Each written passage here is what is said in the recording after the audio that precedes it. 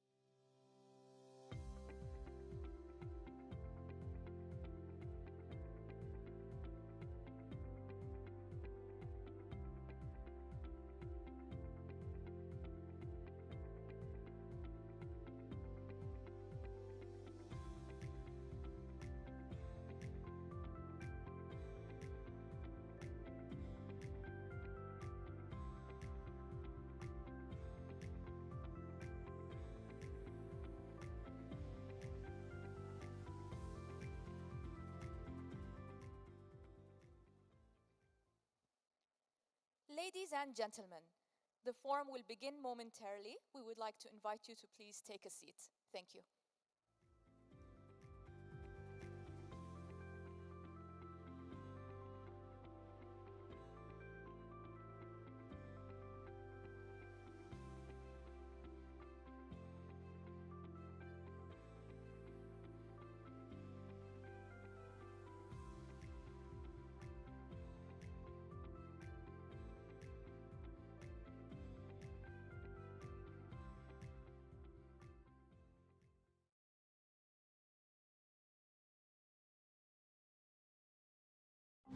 Today's world is rapidly changing and deeply interconnected.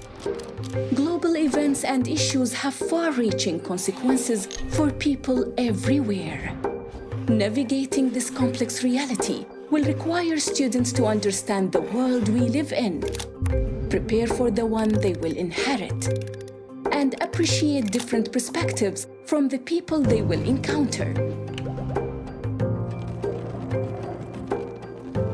Education can shape how we develop global competencies among future generations. Global competence combines knowledge, skills, attitudes, and values across issues and intercultural situations. The UAE's forward-thinking and multicultural approach uniquely positions it as a world leader that champions the global citizens of tomorrow. Thank you for joining us at the Qudwa-PISA Global Competence Forum 2022, hosted by the Crown Prince Court Abu Dhabi, in collaboration with OECD and Bosala Institute.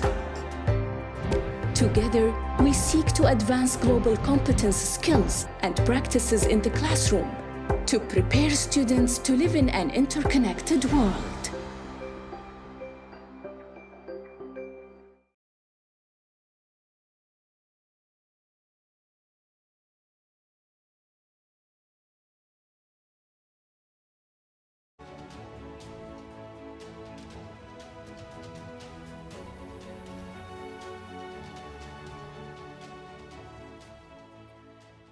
Assalamu alaikum wa rahmatullahi wa barakatuh.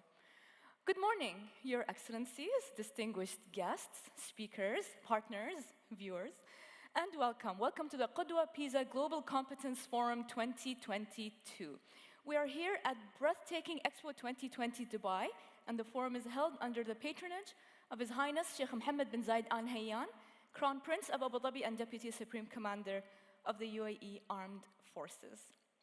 My name is Mary McAleese, and it is my great pleasure to be your MC today. As many of you already know, Qudwa is a UAE-based platform for professional development and knowledge sharing that seeks to shape the future of education. And now in its fourth year, this year's Qudwa Forum is a special collaboration with the OECD and the Basula Institute. It will focus on fostering conversation around global competence in the classroom. Qudwa sees teachers as the change agents of the UAE's education system and draws on their expertise to spur innovation, creativity, and collaboration. In today's forum, we're going to hear from some of the world's most prominent experts on how we can prepare students to live and thrive in an interconnected world.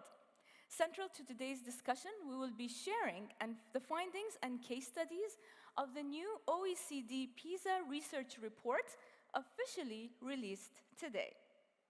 The forum will also take us to a virtual classroom in the UAE where students and teachers will participate directly in the conversation around global competence. And as a country with a diverse population and one whose students are amongst the highest scoring in the world on several measures of global competence, the UAE's teachers can offer unique insights into teaching these important skills in the classroom. Qudwa is all about the sharing of ideas and knowledge. We strive to build a conversation around education and give teachers the skills they need to guide and educate their students. Therefore, I would like to encourage you all to participate in today's forum. We're excited to hear your thoughts, your experiences, and your insights so that we can continue to learn and grow together. After each of today's panels, you will be encouraged to ask questions and to participate in these conversations. And if you're in the room with us today, you will be able to participate directly in the Q&As that we have dedicated after each session. Now, whether you're here in person or if you're joining us online, you will be able to play a role in steering the forum by participating in our interactive polls. On the screens behind me, you will see a link on how to access these event polls. Simply go to www.slido.com and type in Qudwa, Qudwa, on your phone or your computers to gain access. If you're like me and convenience is key, they can scan the QR code to gain direct access to the event poll. On a few occasions throughout today's forum, I will be prompting you to participate in these polls, so please feel free to do so. The results will be shown live during the sessions, and your input will help steer these conversations taking place live on the stage here at the forum. And now, ladies and gentlemen, it gives me great pleasure to welcome our very first speaker of the day. He's behind more than 35 research publications in world-class scientific journals. He has won several international awards as a thought leader in education, and he's the president and CEO of the Higher Colleges of Technology in Abu Dhabi. Ladies and gentlemen, please help me in welcoming to the stage His Excellency Dr. Abdullatif Shamsi.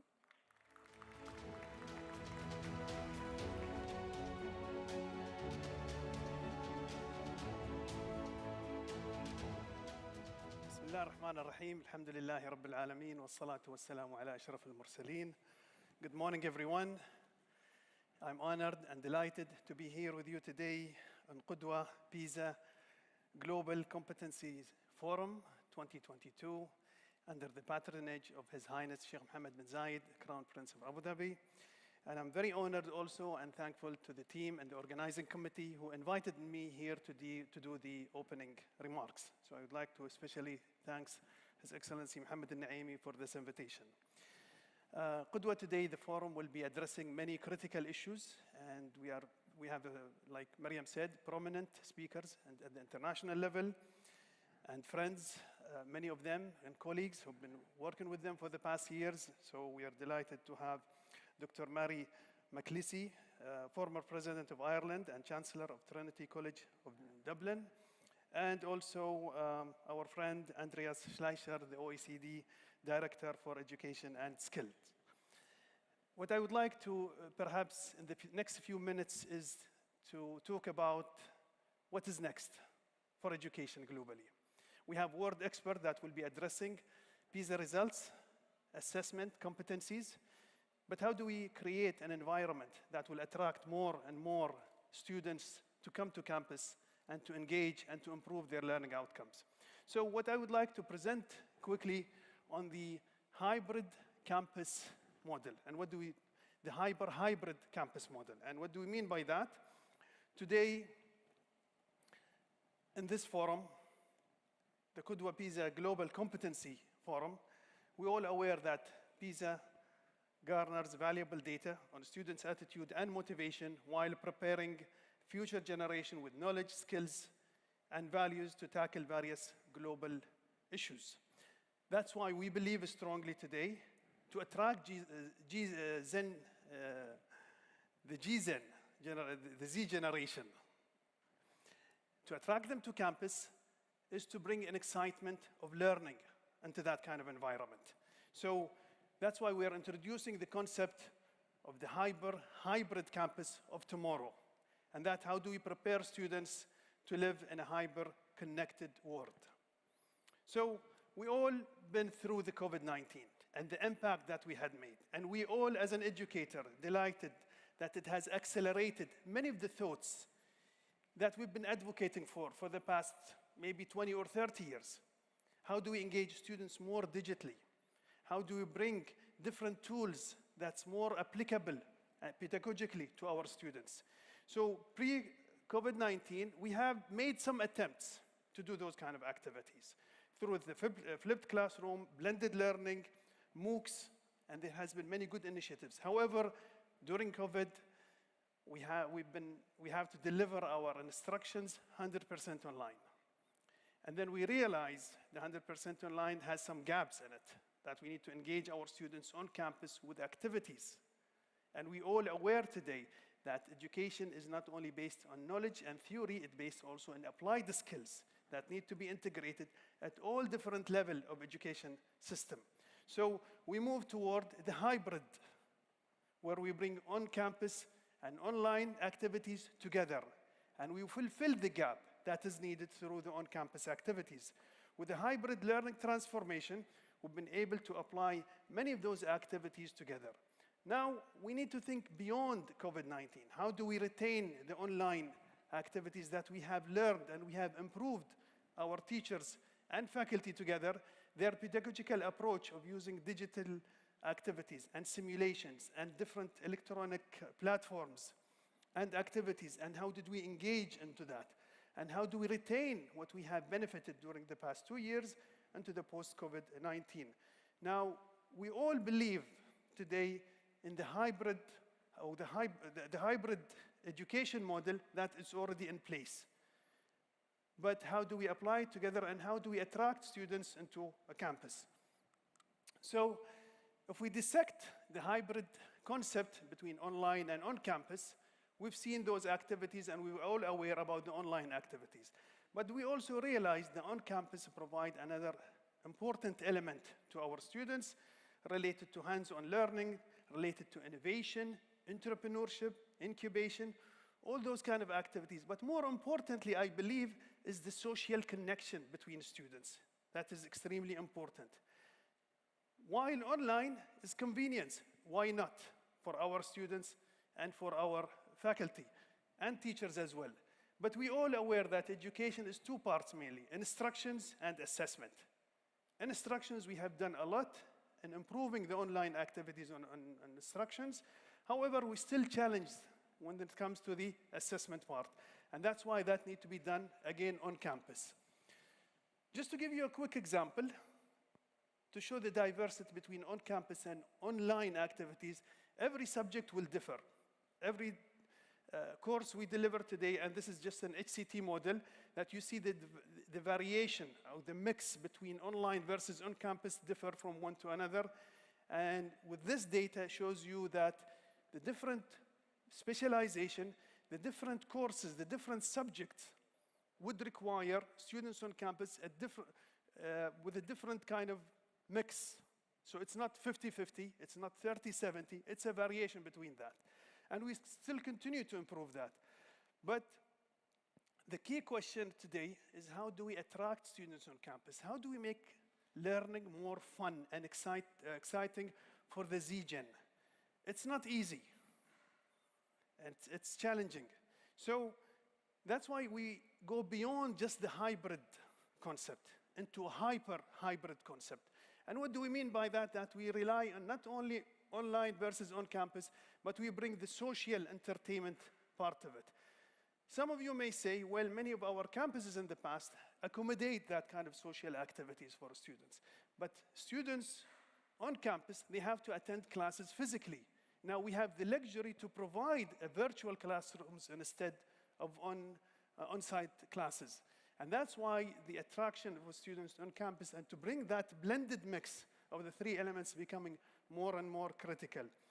So to move from a traditional campus, when we visit, and when I talk about here is not only at the college level, but also at the high school level, we realize our campuses, perhaps 70 or 80% are physical classrooms. Do we need this many classrooms on our campuses today? We need to re-engineer and redesign this thinking to move from a traditional campus into the campus of tomorrow.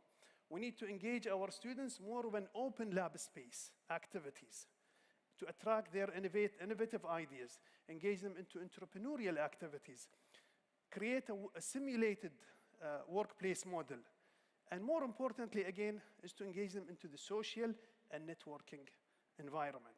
And we have seen that our students today, they can have their virtual classrooms anywhere, anytime, but not on our campuses. So how we bring them back into our campus and engage them into a different kind of activity. That's why when we think about the hybrid campus of tomorrow, it's a more like. Maybe that's a kind of a strange phrase for us as an educator, but we need to think along those lines.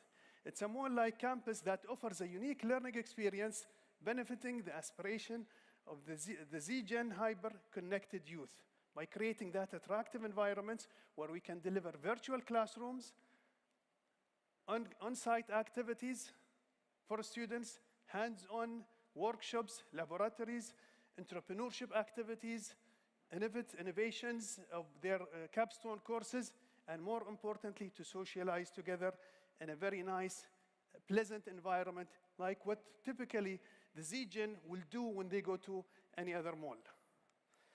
So the outcome of this, we will make sure that our graduates from the high school, from the college level, that they have that kind of persona. We call it the persona 4.0. Because we know we are dealing with competencies that continuously changing, but at least we guarantee the three characteristics of the graduates, having the digital persona, the professional persona, and the entrepreneurial persona. And then we need to create more and more personalized learning environments through using the big data and artificial intelligence, and to customize our programs to fit their needs. And they have different pace of our learners, we are all aware of. And more importantly, create a professional learners, lifelong learning. And we've been talking about this because now our students, they have access and they can tap into the resources differently through the online, and they can continue beyond a certain level of education. So I would like to conclude with this quick slide. We as an HCT, we have taken the commitment at the global level today to put together the concept of beyond COVID-19, a concept that what is the next technical education system is like, and it has already been supported by UNESCO Network Global Initiatives for the Future Foresight of TVET Education. And this is another step that today we are leading in some areas with different countries to put the new concept of education for the post-COVID-19. And this is my last slide. I know I make it longer than I should, but hybrid is a quantum leap in education that will provide a skilled, personalized, and independent learner. Thank you.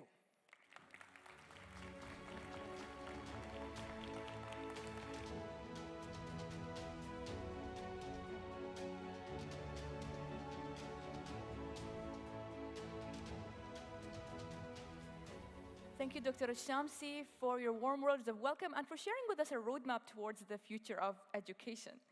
Our next speaker today is a person for whom I have the utmost respect and admiration. She's an education leader who continues to advocate for education reform and modernization. She's one of the most significant voices in the conversation around global competence around the world. She was the President of Ireland from 1997 to 2011, and she is the Chancellor of Trinity College, Dublin. Ladies and gentlemen, please join me in welcoming to the stage Dr. Mary McAleese.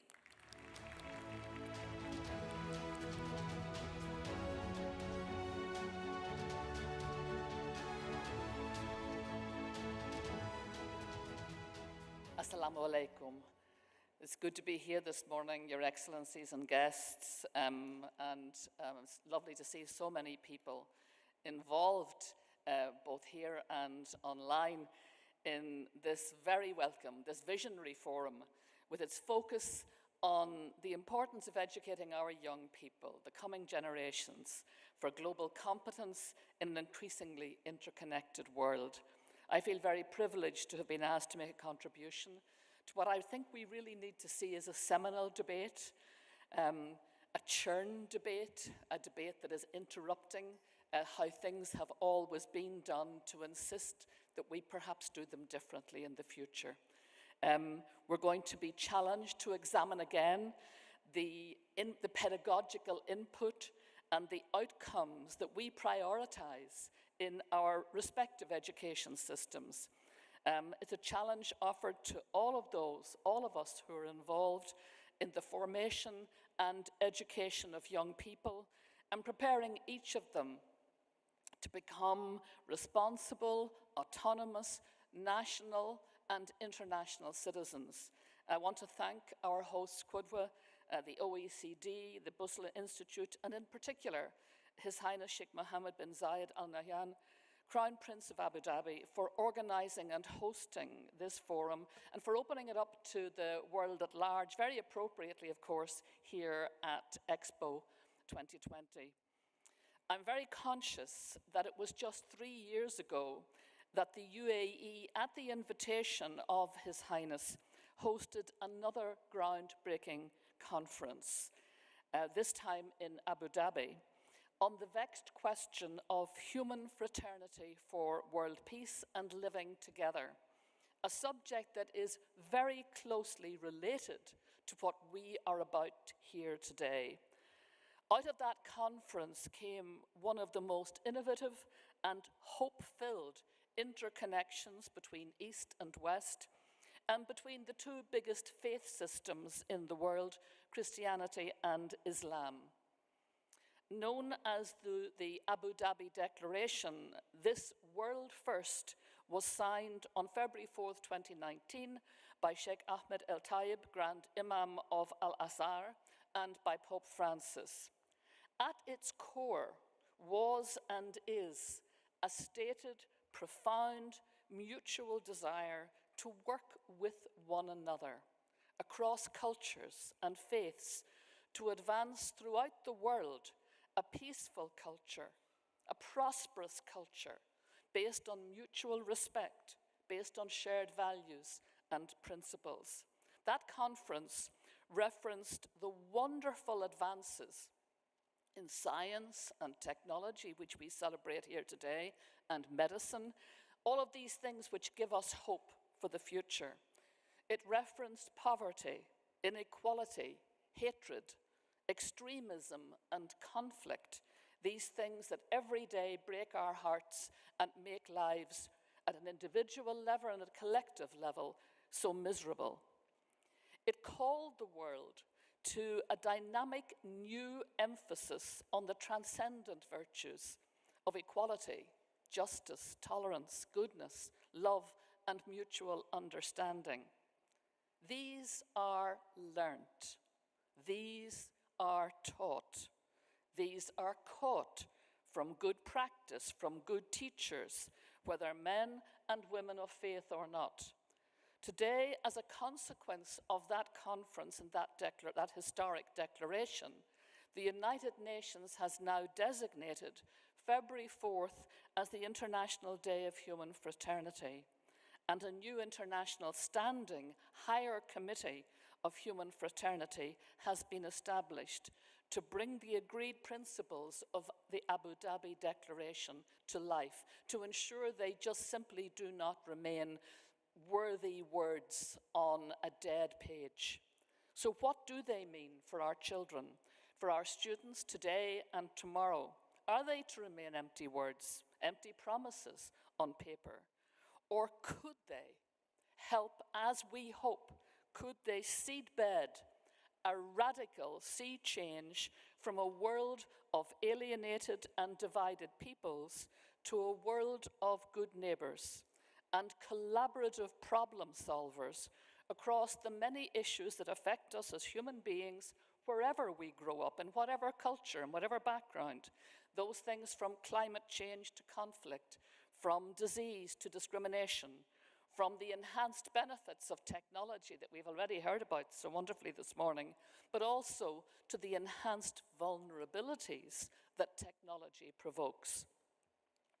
The 1989 United Nations Convention on the Rights of the Child, another extraordinary sea change in how we look at children and their education and formation.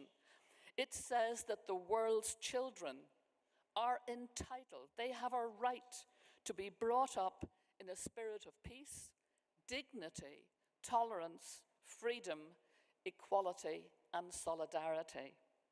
That should be our ambition as men and women who offer leadership to the young. It should be our legacy to them. It could be our legacy to them if here in Dubai we commit with our own hearts and minds to a pedagogy of global competences which engages our students' hearts and minds.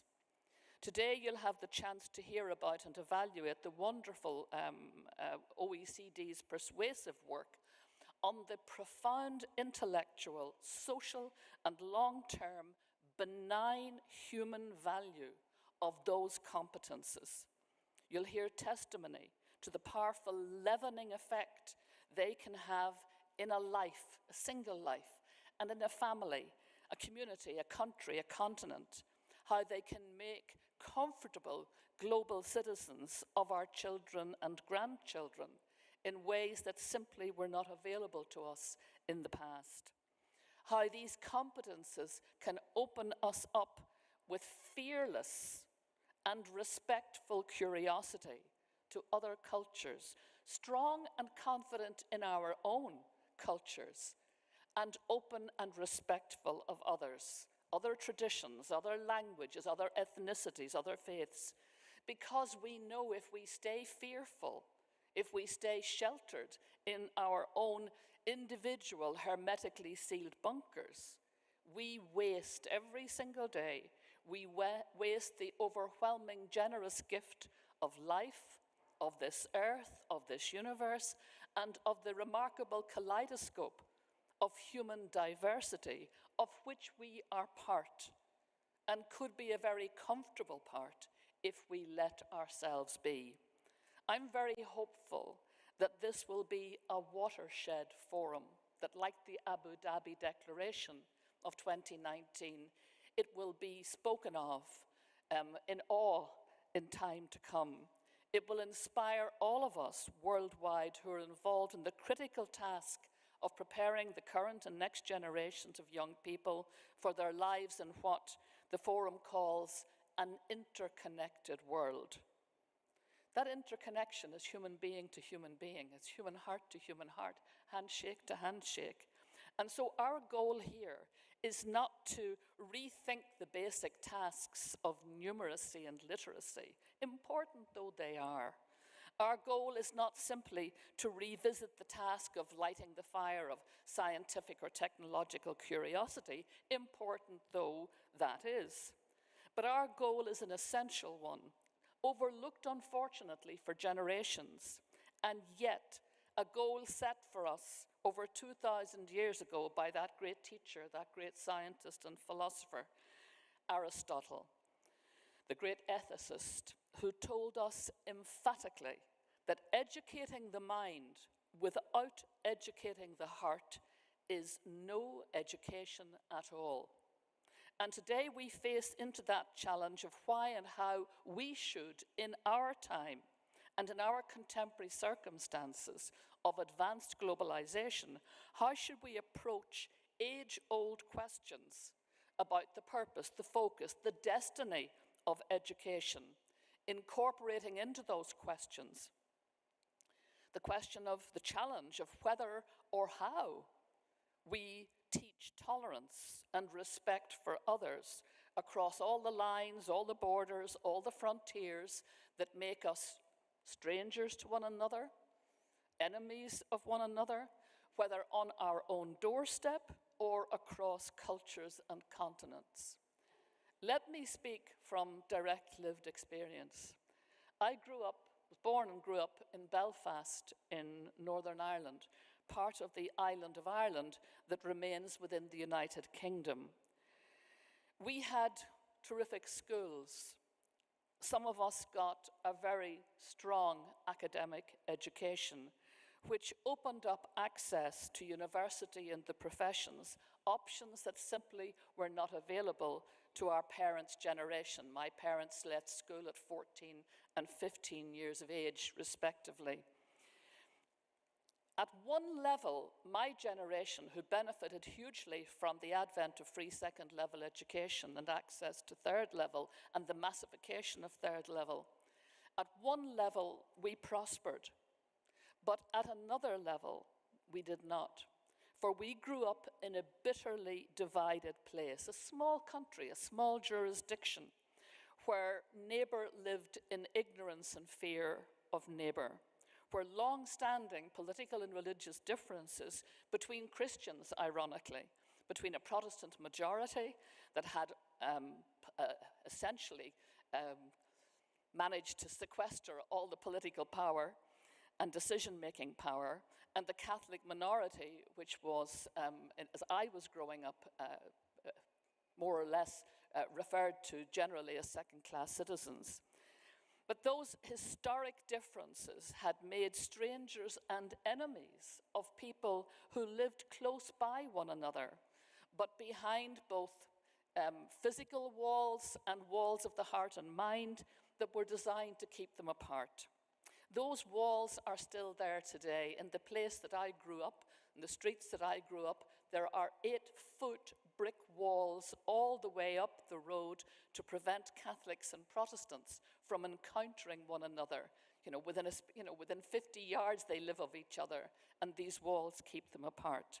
They are very unhappy evidence of the long, long shelf life of the legacy of generation after generation of political and other leaders who failed to invest in the kind of human competences that lead to equality, justice, parity of esteem, that create the kind of cultures where people comfortably work with one another for the well-being of all, who do not see the advancement of a neighbour as somehow an affront to themselves, but rather see that as a wonderful gift to all, where the talent of all is nurtured, seen as a benefit, where cultural diversity is embraced, not repressed, where the threat of violence is seen as failure, not as a convenient tool of social, cultural, and political control. Eventually, in Northern Ireland, after 30 years of appalling bloodshed, the problem-solving people, the problem-solving peacemakers, eventually pushed through to create a new beginning with an international peace treaty that is known as the Good Friday Agreement of 1998. It's very interesting how that was constructed, because the best of brains from Ireland, from Britain, from America and Europe, the best of brains forged that agreement in a partnership, a remarkable partnership. And it was overwhelmingly endorsed by all the people who share the island of Ireland. But that document, again, remains simply dead words unless we learn to unlearn the old malignant, the old malign competences with which we were educated and raised, whether it was in school or the home or the community or the workplace. And those old malign competences, they conduce to fear, to hatred, to mutual incomprehension and alienation. They made life miserable on our streets.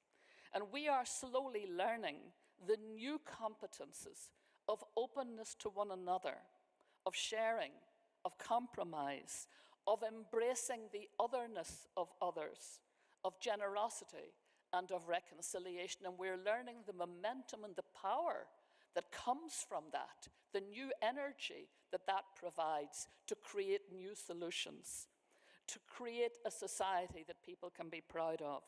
Have we arrived at destination perfect peace? No, we have not. But do we have the navigational tools to get there? Yes, we have.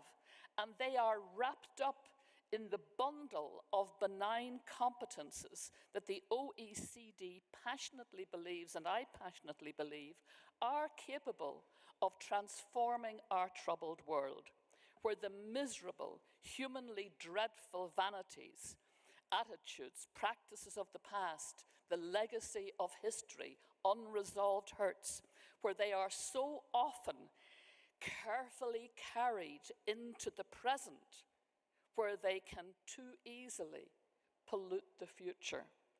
I've been a teacher for most of my working life, and indeed I've returned to teaching since leaving the presidency of Ireland after a few years as a student. Of the two, I think I love being the student best. But I've seen again as a teacher the trust in our students' eyes, the faith they have in us as teachers, the confidence they place in us as guides, as helpers, as mentors, advisors, as people whom they can trust to inform them well, to help lead them to that better place that education can take them to if we let it and if we get it as right as we possibly can. We've seen, thankfully, how the OECD's PISA rankings have become essential global benchmarks in reading, in maths, and science.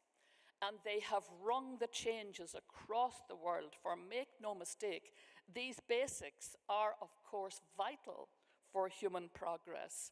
And our commitment to them is beyond debate. But, and it is a big but, the PISA ranking shifted the tectonic plates of pedagogy in 2018 when they began to assess global competences through tests and questionnaires designed to tell us how these bright and beautiful and technologically and digitally accomplished young citizens of the world entrusted to our care as teachers and parents, how they measure up in terms of their multi- and intercultural awareness, their tolerance of people who differ from them in faith, ethnicity, color, gender, politics, testing their and measuring their critical resilience, their analytical skills in a world where too many predators want to fill their minds with fake news and fake views, want to recruit them, make them conscripts to that which is fake and that which would drag us back humanly. It's vital that information that comes to us from OECD and from PISA, this is vital information for today's parents, for tomorrow's teachers, for policymakers, and indeed for all state parties to the Convention on the Rights of the Child. It is the single most ratified treaty in the history of the United Nations. Every single nation, with the exception of the United States, is a state party to the Convention. That means that they are pledged to direct the education of their children to respect for human rights and fundamental freedoms, respect for their own parents, respect for their own cultural identity, their language, their national values, but also to have the confidence to open their hearts to respect for other civilizations that are different from their own. We are about the business of preparing children for a responsible life in a free society where the spirit of understanding, peace, tolerance, equality of sexes, and friendship among all peoples flourishes, regardless of ethnicity, regardless of nationality, regardless of religion, regardless of indigenous origin. We need to know that our young people are taking responsibility for being the kind of citizens who are careful of each other, careful with each other, as careful of the earth also as they are of each other. As a charter for global competences, the United Nations Convention on the Rights of the Child, Article 29, which pledges our education systems and our state parties to respect these fundamental rights and freedoms, as a charter for global competences, it could hardly be bettered. But again, it's only words on paper until somebody takes responsibility for translating it into hearts and minds every day in homes, in schools, in communities. And it's a wonderful thing for me, I'm teaching currently in the Department of Theology in the University of Glasgow, to listen while those who are working in Glasgow primary schools and Scottish primary schools tell me about how from the age of 5, children now in this generation are being introduced to their rights and the rights of others under the Convention. This is radical. This is real change. And it's happening, of course, not just in Scotland, but elsewhere. We're not the first cohort of teachers to ask how best to prepare our students for this very complex world of ours, but we are the first to have the insight and experience of Andreas Schleicher, whom we'll hear from later, and his team, and the wonderful work that OECD's PISA revolution in many ways, its work on global competences, offers us gleaned practical everyday work, credible information gleaned from countries who have engaged with this process, and in so doing have given a great resource to the rest of us and have given outstanding leadership in the journey to that world where our children will be given what they are entitled to, a world where peace and prosperity reigns. Let me return to that great master, Aristotle, who said that the habits we form from childhood make no small difference. Rather, they make all the difference. My maternal grandmother used to say something similar, but a little bit differently. She used to say that what's learnt in childhood is engraved on stone. She should know. She had 11 children and 60 grandchildren because my family thought they had to increase, multiply, and fill the world entirely by themselves. And when my paternal grandfather died, the wording on his headstone over his grave, this granite stone, the wording was misspelt. And I asked the stonemason if he could simply re-engrave, could he chisel out the wrong word and just simply overwrite it? And the words that he said to me have stayed with me a very long time. He said, no, it's too deeply engraved on the stone. The only way to make it right is to take down that headstone and put up another. We don't get that chance with children. We get one go around. We engrave well. We watch as they blossom. We engrave badly. I'll leave it to you. You know the answer. We just do not get that second chance with children. As Nelson Mandela said, education is the most powerful weapon which you can use to change the world. And we are fortunate that we can use it wisely. We have the tools, we have the input, we have the insight and the wisdom and the passion to use education wisely as a weapon of mass reconstruction of our world, from conflict to consensus, with literacy and numeracy, scientific curiosity, technological genius, and problem-solving collaborations across cultures, continents, and problems, sitting alongside those softer human competences of empathy, tolerance, respect, equality. These things also taught, also lived, also measured, also tested, and embedded, handed on conscientiously from one generation to the next, until, hopefully, the first global generation arrives, which awakens to real peace, real prosperity, real opportunity for all. A phenomenon created by the work of your hands, your hearts, your minds as teachers. And how fortunate are we now in this generation to have the tools to help to create that world. Thank you, PISA. Thank you to the OECD for helping us on this journey.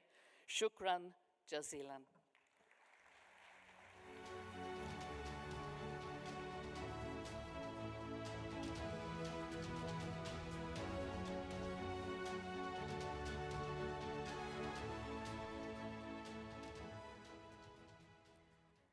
Thank you, Dr. McAleese, for that profound speech, and thank you so much for reminding us that, in fact, the building block to humanities is a good neighbor and the role that we as educators have in raising them.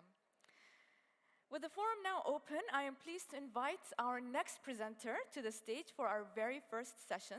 Andreas Schleicher is the OECD Director for Education and Skills. He has spent more than 20 years working with governments, education leaders, and practitioners from around the world to help improve quality and equity in education. In our next session, he will present and discuss with you the findings of the new OECD PISA research report. Mr. Schleicher, the floor is yours.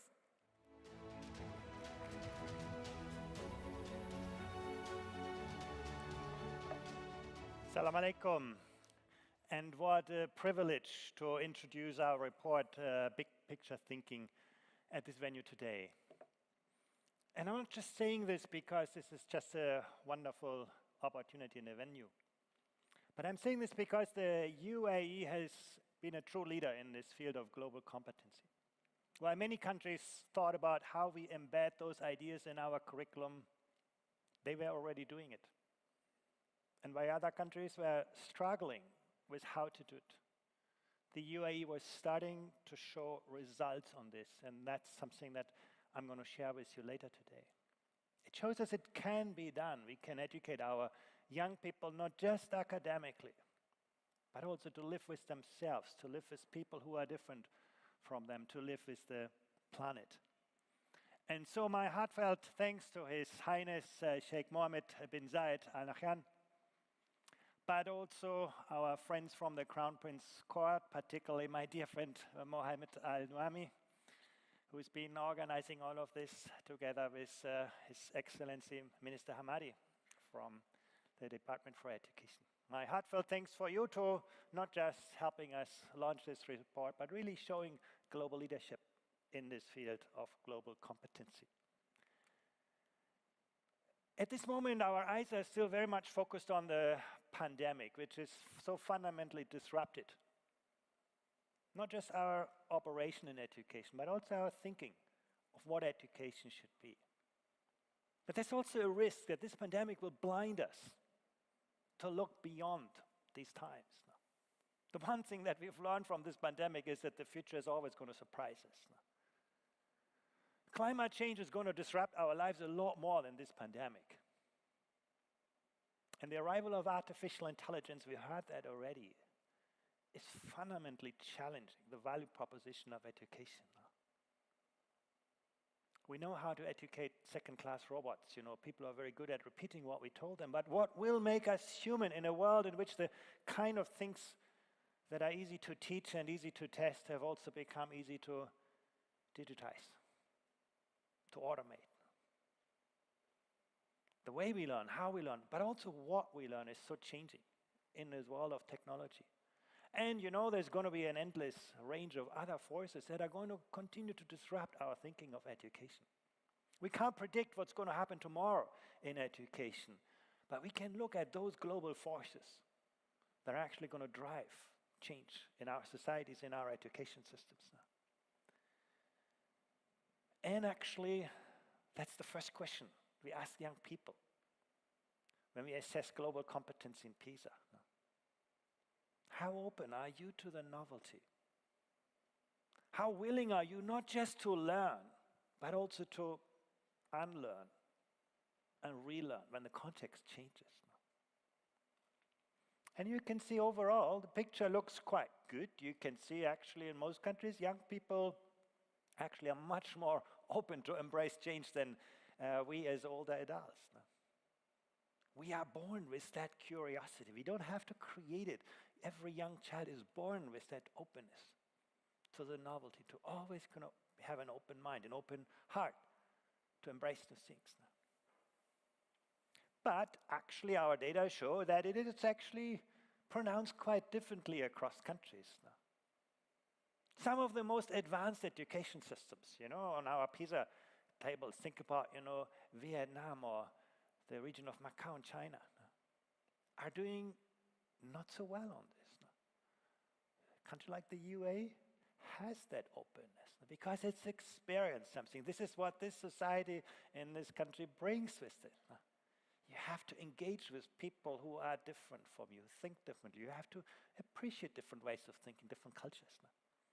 You can see actually we can develop it, but different countries succeed to a different extent on this. Now, that's so important. But let's look forward.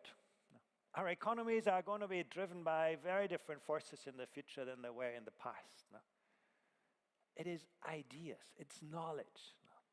That's where you see sort of the sources of our economies coming from. If you look at the past industries, they're staggering along. The people who manufacture, the people produce natural resources, still happening, but actually it's getting harder and harder.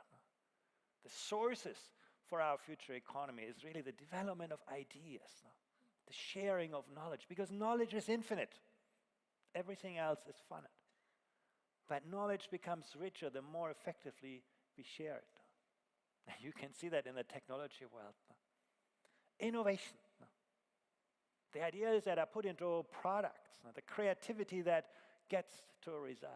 You can see it has risen, but in these last decades, on an almost exponential share. Some countries actually faster than others, but you can see actually intangible innovation is the driving source. The way we work, evolving rapidly. If you look, for example, the skills that we have on the vertical axis is measured by our survey of adult skills. That's our PISA for adults. And on the horizontal axis, you see that risk of automation, the risk that, a robot is going to take over your job. Nobody knows whether, technology is going to destroy more jobs or create more jobs. People think differently about that.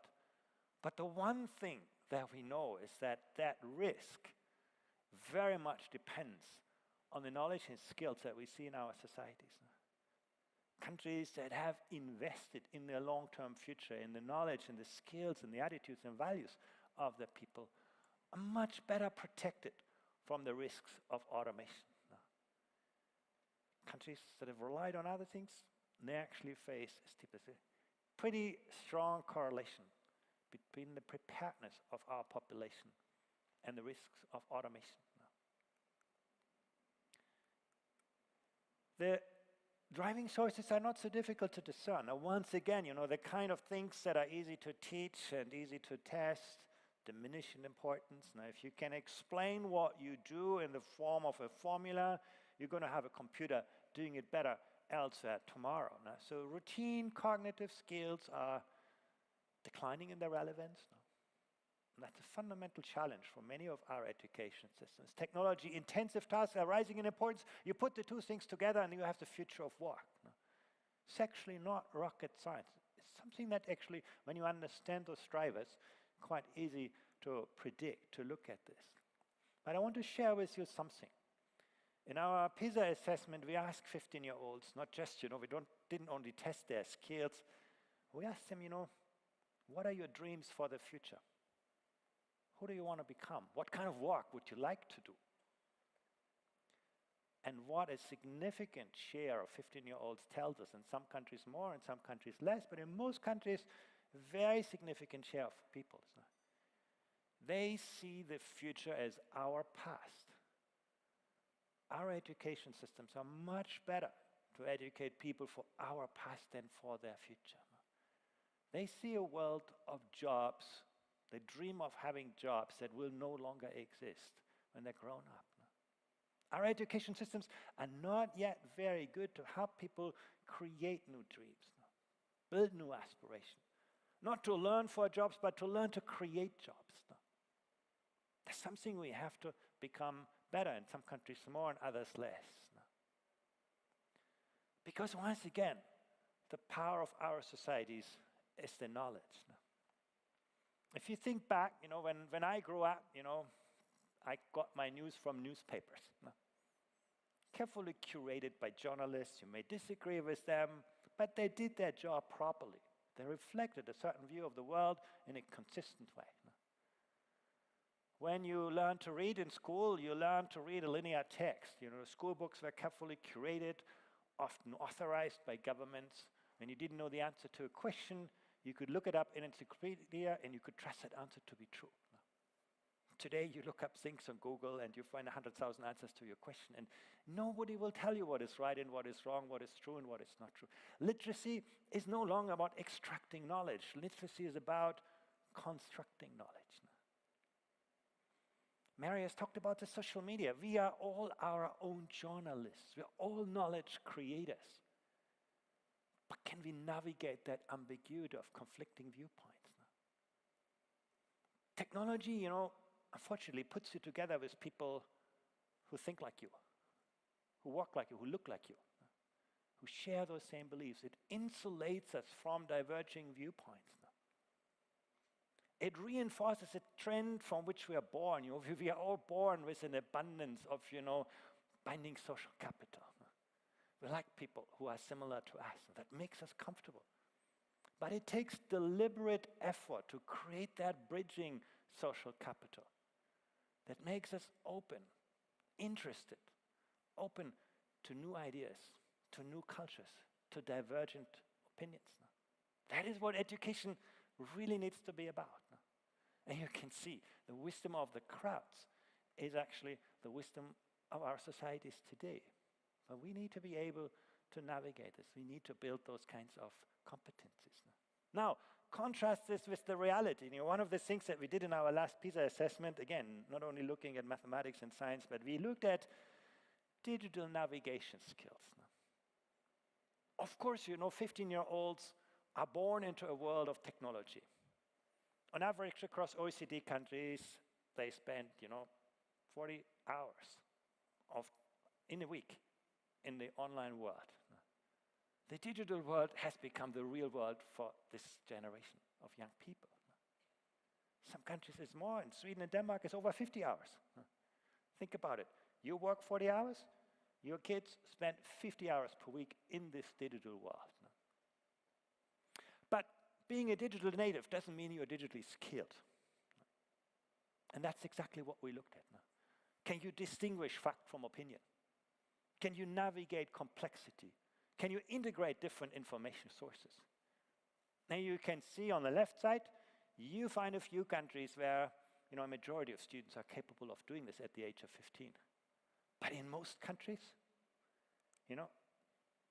students have very limited and sometimes no true navigation skills. Yes, they can operate their mobile phone, they can find something.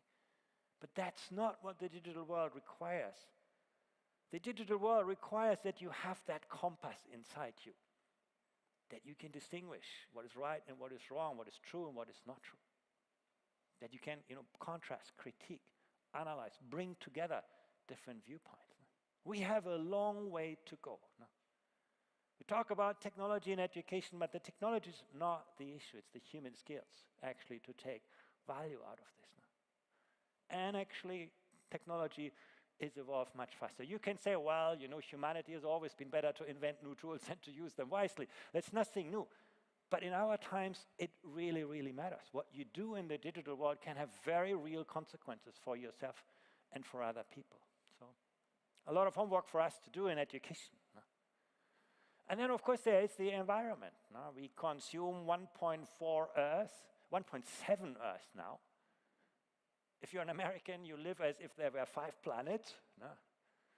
And that is something that is becoming unsustainable. And once again, for young people, this has become an important agenda and an urgent agenda. And one, where education has such a fundamental role. It's not just about, environmental awareness, but it is that capacity that we have to relate the present to the future, to see the forest among the trees, to understand that what we do in one place will have consequences elsewhere.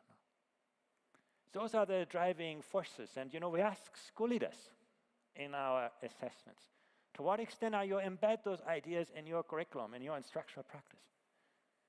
And the picture looks amazing. You can see 9 out of 10 school leaders in OECD countries say, yeah, climate change, global warming is all covered in our curriculum. And you could say the same about, gender equality, international conflicts, poverty, migration, and so on.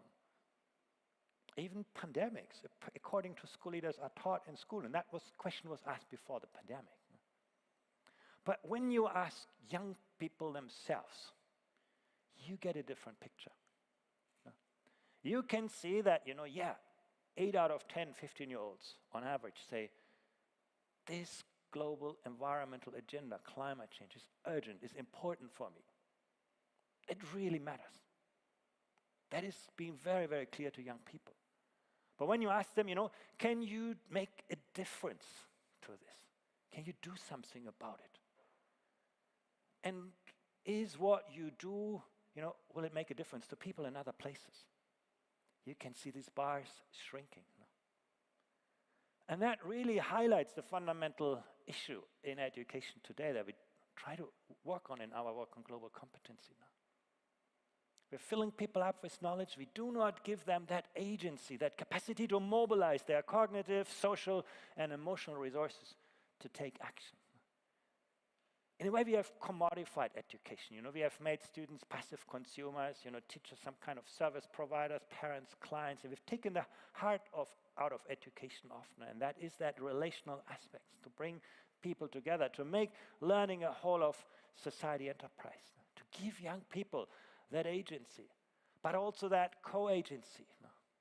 You're not acting on your own, you're acting in dialogue with others, and that collective agency. The sum is always bigger. The whole is always bigger than the sum of the parts. That is what global competence in the future of education is really about. And there's one area in which we try to capture this. People try to predict the performance of an education system with the money that is being spent or the hours that students spend learning. And you can actually not really well predict the PISA scores. The quality of education is surprisingly weakly linked to the resources that we invest. But look at this. When you look at that growth mindset that young people have, to what extent are they the owners of their success? They have that agency. You can suddenly see in an education system like Estonia, where students have that ownership, where they believe, if I try hard, my teacher's going to help me, and I'm going to be successful. The education system is one of the highest performing in the world, also when it comes to academic outcomes. You look at Indonesia, many of the students believe that, success is really about the intelligence I was born with. There's nothing I can do, so why should I invest in education? No. And you can see that mindset, the prevalence of that mindset is related to low performance. No. Success in education is not just about what we say to young people, but it is very much about that mindset of agency that we create. No. And we can see, for example, students with a growth mindset were more likely to be motivated to master difficult tasks. They had a greater sense of self-efficacy. They were less afraid of failure. And think about how important that is in the world in which we live today. If you want, to foster innovation, you need to have people who are really creative. If you want to be creative, you need to give students space to experiment, to do things. And if they do things, they need to take risks. If they take risks, they will make mistakes. If we do not help students to learn from and with mistakes, maybe they're not going to become so creative. And you can suddenly see those things all come together. But let me bring one more aspect to this. And this is once again the digital world that creates the many faces that we have, the many identities that we create in this technology-driven world. You can see the rise of, all those kinds of information sources. But that brings to the heart the question of, who am I? Some people say, global competencies will distract from identity. Some people see global competency as the opposing end of the spectrum of, identity, maybe national identity. Actually, there are two sides of the same coin. You understand who you are by working with people who are different from you. The first time you understand what the idea of language is when you learn a foreign language. Before, you never think about grammar. You never think about vocabulary. You never imagine that you can express things in different ways, that an object has different ways of looking at it. Now, you understand that when you learn that foreign language, and the same is true with global competency. Global competency is our best bet, our strongest tool in the world that we have today to create awareness, identity, self-awareness, awareness of others. So that's what we try to look at in our assessment of global competencies. We first of all wanted to see to what extent are young people aware of the interconnectedness. You drink a cup of coffee here in Dubai, do you understand that could have implications for people who work in different places in South America, planting coffee? Understanding those interconnections. What we do here matters for people elsewhere. But we wanted then to see to what extent young people are willing and able to recognize the perspectives and ideas of others, to make those conscious. We wanted to see whether they can actually act on that basis. That's also so important. Can I really engage with people who are different from me? Do I have that openness, that awareness? And then, am I willing to make a difference in the world in which we live? So we try to look at those kinds of aspects. That's really what our assessment of global competence is about. And then, of course, you can see where countries come out on this assessment. You have a first glance on this and you say, well, Singapore used to do well on everything, so that's not so much a surprise. But actually, when you look at the performance of countries on global competence relative to their academic achievement, you can see amazing difference. You take a country like Canada that does very well academically and is doing even better in this field of global competency. Something natural to people. Not much of a surprise. The Canadians have a strong education system. They're doing also very well on global competency. But you take a country like Colombia. Students struggle with mathematics and science, but they have taken global competency to the heart. They lived in a society that was torn by civil war for decades, and they understood the only way we change our nation is by educating people that global competencies. And relative to their difficulties in the academic subjects, they succeeded. You can do this. That's what we take away from this. And you take a country, like Korea, one of the poster childs in mathematics and science and those kinds of subjects. Global competency is something the Koreans still really struggle with. Why do I show you this? Just to highlight that global competency doesn't come as a natural byproduct from teaching people mathematics and science. It requires something else. It's not going to be sort of something, intangible that we see if we educate people. But no, it requires that deliberate effort, that deliberate understanding. What predicts global competencies? And I can tell you that was the biggest surprise for us from our assessment. It had not to do, so much with the curriculum and the hours of instruction and so on. It had very, very much to do with the attitudes and beliefs that young people have. Again, that question of mindset. You can see, for example, here, where students have positive attitudes towards other people, towards immigrants. They did better on the assessment now. Where they had respect for people from other cultures, where they had more cognitive resilience, that openness to new ideas, to challenge your own beliefs. Those are the predictors for actually performance on this assessment. So that made us to look much more closely at those aspects. And we often take them as things that, that are not taught, but that are caught, as Mary told us earlier. And I really think that is true. Many of the most important things in education are not taught directly. They are caught by who your teacher is and how your teacher interacts with you. And you can see that here. Attitudes, values, very much at the heart of global competency. And that's even true, when you discount for a social background, we've done all of that, so what you see here in these numbers is real. Those are those real effects. So let's have a look at some of this, and to what extent are young people willing to understand, appreciate the perspectives and worldviews of others. Overall, again, I think the picture looks quite positive. If I look at this data, I'm very encouraged. For the majority of young people, they say, I'm willing to understand my friends better by imagining how things look from their perspectives. I try to look at everybody's side before I make my own decisions. That should encourage us. Young people bring those attitudes with them. But, and also their interest in learning from other cultures. You can see I want to learn how people live in different countries. Over half of young people say that's true. I really want this.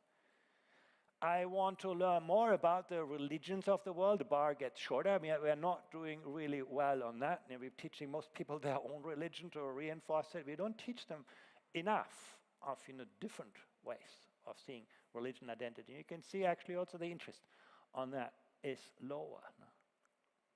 But once again, you can see actually how things play out quite differently across countries. You look at countries like Portugal, like Canada, and in this case, Korea. A positive outlook to people who are different from you. And you see sort of at the other end, at the other end of the spectrum, you see a country like Hungary, where among young people, that attitude to other people is not so positive. It's not just about what happens in the classroom, it's also about what happens in the home. In fact, one of the most interesting findings is that the beliefs that parents have are often strong predictors for the beliefs that children have. So, as education, again, you don't see parents as their clients, see them as part of the education system. How you as a teacher interact with parents and help parents you create a different world, you can have as much of an influence than what you do in the classroom. We often forget that. We have firewalled schools. We keep students inside and the rest of the world outside. That's not good enough. If you want to educate for global competency, you have to bring the world into the classroom. Very, very important. And those things are connected. Now, the capacity of students to take perspectives was actually strongly related by the respect of young people for other cultures. And that, in turn, shaped the attitudes of young people to immigrants and their cognitive openness, resilience, adaptability, and then their interest in learning from other cultures. We're beginning to understand how those pieces interrelate, and therefore we can design more effective instructional systems to take those things to heart. So let me come to one last aspect, and again, that is the ability to engage in open, appropriate, effective communication with people who are different from you. And actually, again, the first thing that we ask ourselves is, to what extent have students contact with people who are different from them? Because the one thing that came out very clear is, what your teacher tells you is important. What you hear is important. But actually, the people who you meet are the best predictor that we have actually on those outcomes. And of course, in the UAE here, that's natural for people. That's the natural capital this country has, that it actually brings together every day in the classroom, in society, people of different worldviews. You can see how much that actually matters. You can see contact with people from other countries relates very strongly to actually that interest in learning about other cultures. Is what you experience, not just what you hear. What really drives those kinds of outcomes where we need to make a difference. And making school a more open environment where people actually can experience cultural differences. I already mentioned language. Another very, very important source of global competency. And you can see actually there are just a few countries, largely English-speaking countries, where students are not so much engaged in the learning of languages. But in most countries in the OECD area and beyond, you can actually see students learn 2, sometimes 3 languages. That is something that has changed. Unfortunately, we often learn them too late. The best way to learn a language is in kindergarten. The older we become, the harder it is actually for us to embrace it in our brain structures. Language learning is something that happens best early, but you can see schools try to make a difference in this. And once again, when you look at the results, you can see how that matters. Speaking 1 or 2 more languages relates positively to respect for people from other cultures. It creates that openness. Some people say, why do you need to learn a language? You have Google Translate. That's so much more effective and so much better. Yeah, on the communication aspect, yes. But it doesn't create that openness, that appreciation of another culture. And that's true with many of the technologies that we have. You can have Google Maps, which tells you where to go, but you lose your sense of orientation to find out for yourself. So the more we rely on those technologies, the more we are at risk to lose those human capacities. And then, where do we learn about other cultures at school? And this is a really interesting analysis. When you actually look at the kind of passive learning experience, a very widespread. For example, in our school, students learn from different cultural perspectives on historical and social events. We talk about this. You can see, 8, almost more than 8 out of 10 school leaders say, yeah, this is something that we embed. But when it comes to experience, in our school, we take initiatives. We actually make people experience other cultures. The bars get a lot shorter. Immigration is a good example. We basically have a lot of diversity in our classroom, but we often treat it as a problem. We think about, how can we make these people like everybody else?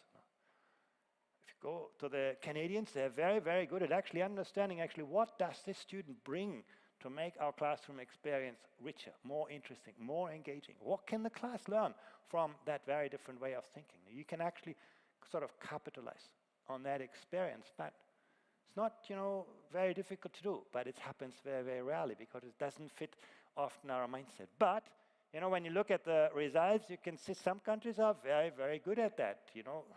Some not surprising, like Singapore, a country that is like the UAE, always been open to the world, integrating the world. But then you can look, country like Panama, Brazil. very, very much trying to bring the world into the classroom, to help people understand different ways of thinking. In other countries, it's much, much less pronounced. Learning is much more abstract. But what you will have learned by now, it's really the experience that counts, not so much the kind of abstract teaching that happens. And you can see very clearly in our data the number of learning activities. We looked at a lot of learning activities on global competencies, relates positively to students' attitudes to global competency. And remember from the beginning, students' attitudes are the best predictor for the results. So actually, once again, you make it real in the classroom, and later on today, we're going to talk very much about this, not about the idea of global competency, but how to make it happen in the classroom. That's really also where the report that we are launching today is what this is about. And I'm so happy that Veronica Bergsman-Silla, who is the mastermind of this piece of work, is with us today, actually to share, how to build global competency into instructional practice, that idea, how we can make it to life. Now, we have a really interesting framework for this, and not just a framework. For me, the most interesting part of the report are the 28 case studies. How it is actually done in different contexts, in different cultures. How do you actually teach it? How you make it happen? Some people say, oh, global competency, every day they come with a new thing. Yesterday it was, health literacy, then come financial literacy, then come digital literacy, and now global competency. Everything gets loaded on top of the system. Not another thing. We've already made our education system a mile wide and an inch deep. Now we teach a lot of things at superficial depths. But if you read these case studies, you get a very, very different impression.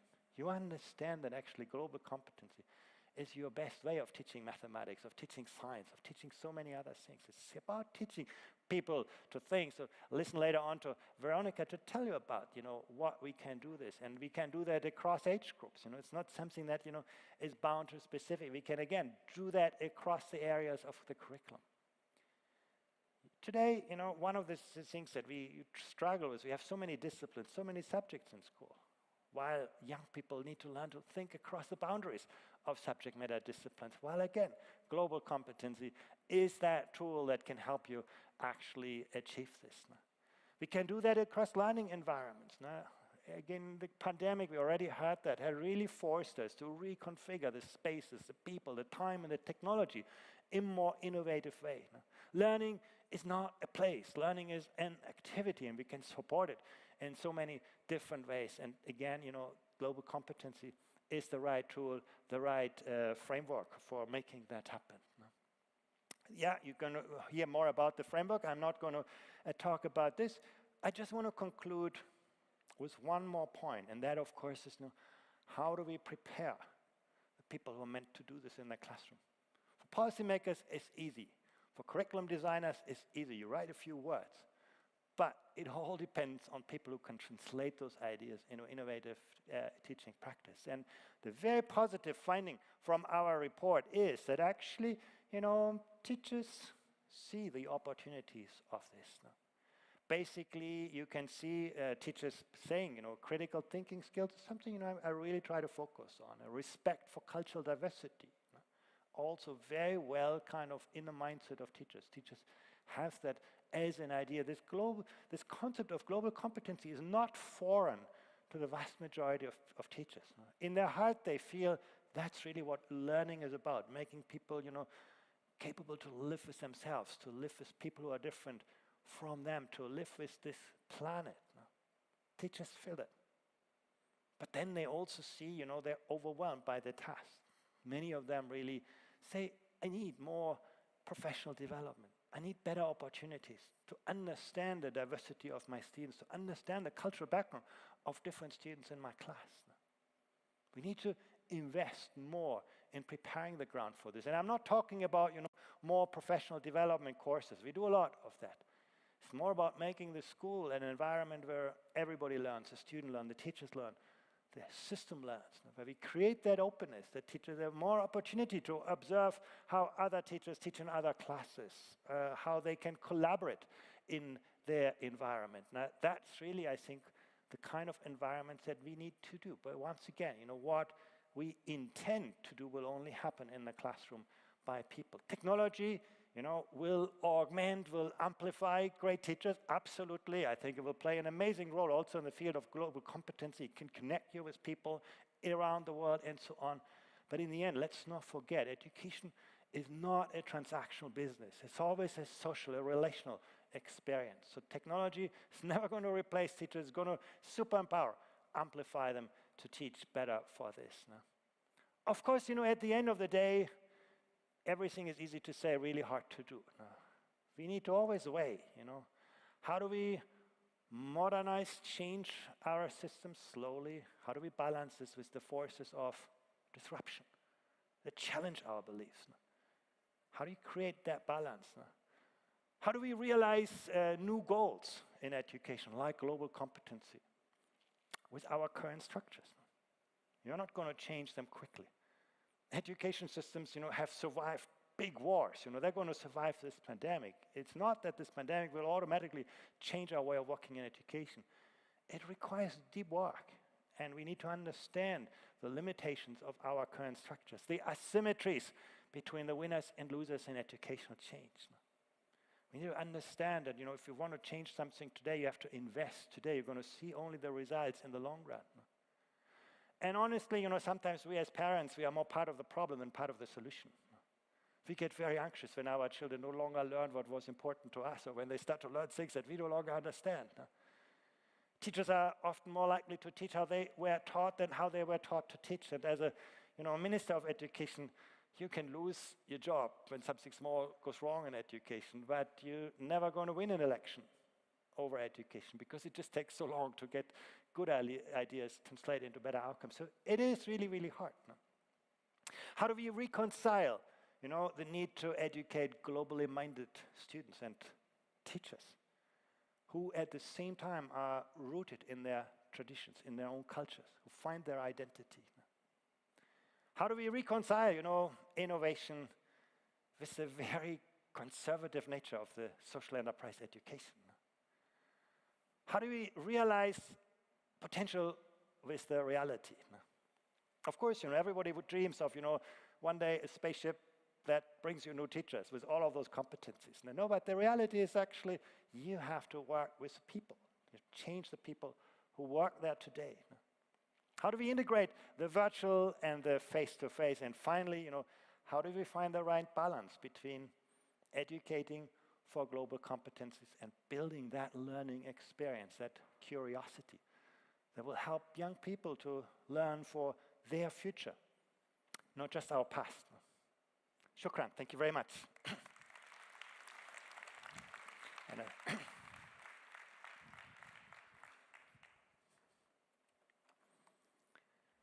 And I think we have the MC coming for the Q&A. Yes. Thank you very much, Mr. Schleicher. Thank you very much for sharing your insights, and a big thank you, of course, to the OECD and to everybody who contributed towards the study and for making this valuable contribution to the conversation around global competence.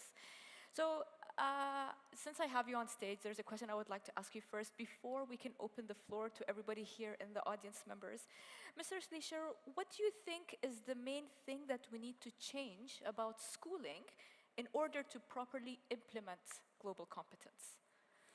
Well, actually, I think maybe and this is one of the areas where the pandemic has helped us more than anything else. I see a lot of young people going back to their teachers and saying, well, during this time, I actually learned to learn on my own.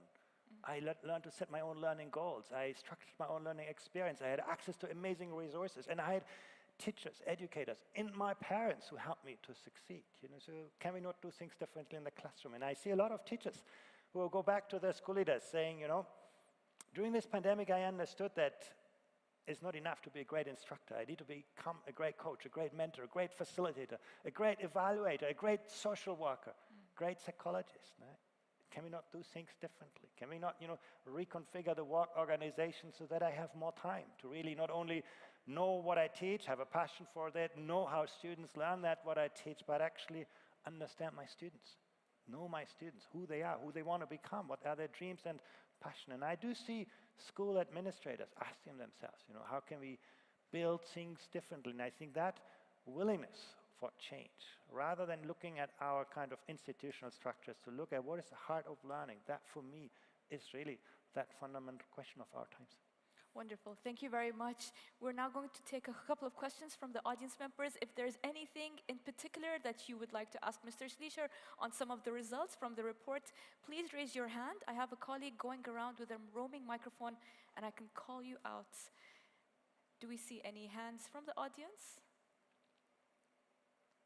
All right. We have a question back here.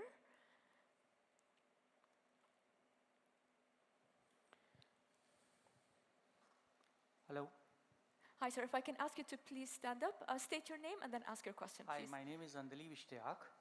I'm very much interested to know if Mr. Schneider could shed some light on the document which was recently shared by OECD about 4 scenarios of the future. Yeah, actually, that's a question very closely related to the agenda here today. What we ask ourselves is actually not, what do we know about the future, but can we build alternative futures? The better we become to think in terms of alternative versions of the future, the more agile we become to see different futures, the better will we be able to actually deal with the future that eventually arrives. It's not about, I have one vision of the future, I pursue it, but it's about being open to different forces in the future. So in these scenarios, we looked at different ways of education. One is, an evolution of the status quo. Education systems will just gradually evolve from where they are. It's not actually an unlikely scenario. Another scenario is, technology is going to totally disrupt, education. It will sort of throw away, the space, the people, time, technology is all going to become fragmented, and people, take more ownership over what they learn and how they learn and when they learn and where they learn. A third scenario is, and that actually is one very close to this, is that actually it's not so much about, devolution and, technology empowerment, but it is about a more deliberate use of school as a space for social interaction, as a hub for learning experience that brings society together to actually reinvent, what we learn, how we learn, that makes school a place of many voices of society. We see actually all of those scenarios playing out in different parts of the world already. That's the interesting thing, This third scenario is one that is actually, in the Nordic countries in Europe already, working towards. The second scenario, technology, is the one where we saw a lot of interesting experiences during the pandemic. And the first scenario is, I think, one which we will be stuck with if we don't really, act on this. But that's just sort of a way of working to think about alternative, multiple futures to help us, explore what those futures actually mean for the learner, the teacher, the institution, for public policy, for the future of our countries. And then to help us, think those things through and also think about the future that we want for education. I think we shouldn't just assume that, things happen to us, but actually education has that possibility to, build our future. Our schools today is going to be our economy and society tomorrow, that's for sure. Thank you very much. We have a couple more questions here from the third row in the center. We can start here, yes. My name is Khalid Timsah from ESA. I know as an outcome of the PISA, it did force many countries actually to reflect back on their practices, on their curriculum, on their standards. And we moved into some sort of harmonized international yardstick to measure their performance. Do you see OECD participating in anything related to teachers' practices, teachers' licensing qualifications, because they are the agent of change at the end of the day? Do you see this coming any time? Yeah, absolutely. But as a first thing, our way of looking at this, looking at PISA, is actually not so much to create a harmonized kind of way of thinking about education. It is more about making you see the differences in the world.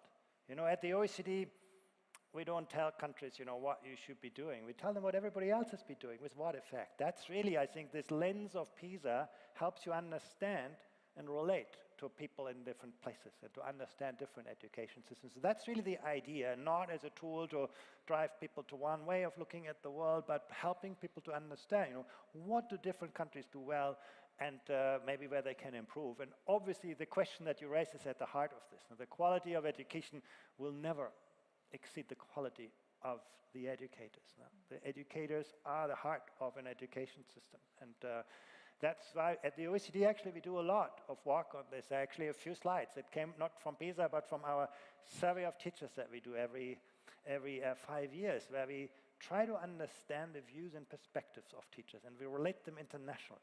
Because that mindset that teachers have actually is hugely influential for what they do and who they are in their classroom. So we're trying to, again, in the OECD, make different perspectives available to people. And what I find really interesting is that the work of teachers varies so fundamentally across countries.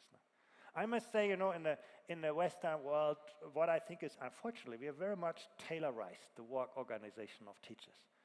We say, well, you're going to be a teacher, you teach, then I hire a social worker to deal with social work, a psychologist to do something else, and everybody is busy doing their thing, and nobody looks at the child as a whole. If I go to East Asia, now one of the things I learned really there is that teachers get so much more space to look at the students from different angles, perspectives, engage with them out of the classroom. They teach less, but they often work more. They have more time to work with their colleagues around the needs of individual students. They have more time to actually learn with their colleagues to design new pedagogies or new technologies and so on. I do think that role of the educator in different systems is one that can hugely inspire us. Again, there's no golden answer to this, everybody doing things differently, but what we try in the OECD is help you understand those differences. And then you can navigate the kind of educator you see for your country. But we're not doing really well in education generally on this. I'm educated as a scientist. For me, it's natural. I can talk to physics experts anywhere in the world, understand the language, understand what they work on, because we share common concepts, ideas. In education, we still have a long way to go on this. I don't say that, we should make education less of an art. It is an art, but it needs to become more of a science so that teachers can actually work in a more predictable and shared way and create their own practice. Now, the good practices are not owned by any government. It's not that you can write a curriculum and teacher guide, instruction guide, and then get people on the assembly line. No, the good instructional practices are really owned by the profession. And what our comparisons really try to do is help you see those differences. Thank you very much. I think we had another hand go up just on this side of the aisle.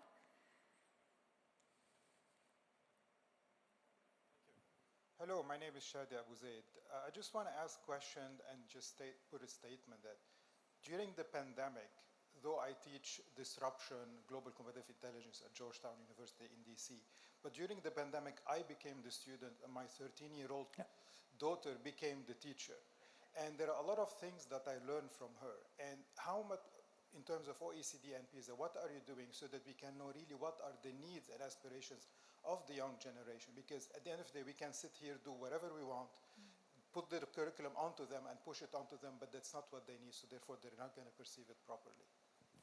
I very much share your perspective. The biggest threat to our education today is not its inefficiency and all of those things. It's actually that it's losing its relevance, its purpose. And that is really, I think, during the pandemic, as you say, we moved towards co-creation. Learners became actually co-creators, co-designers of their own learning environments, well supported by their teachers, their educators. And in a way, what we need is education systems where not just students learn, but parents learn, teachers learn, and most importantly, what the OECD really is trying to do is to help systems learn. An education system is not about institutional structures. A system is about making good ideas, good practice, and making good practice the culture of how we work with each other. And I think that's really, where we often struggle. We have, learners of the 21st century, we have, educators of the 20th century, and we have actually a design of schooling from the 19th century, and that no longer adds up. So again, I think our work at the OECD is very much about that system learning, and then we provide the tools to help educators learn from and with each other. By the way, this is also an area where we can learn a lot from each other. If you go to Shanghai in China these days, teachers have a shared platform already today where they learn every day from their colleagues, with their colleagues. If you have a great lesson, you put it up, or a lesson that is developed by your students, you put it up, and the more other teachers download your lessons, criticize your lessons, improve your lessons, the more you gain in reputation. And at the end of the school year, your teacher will not just ask you, how well you teach your kids in the classroom, but how did you make a difference to the lives of your students?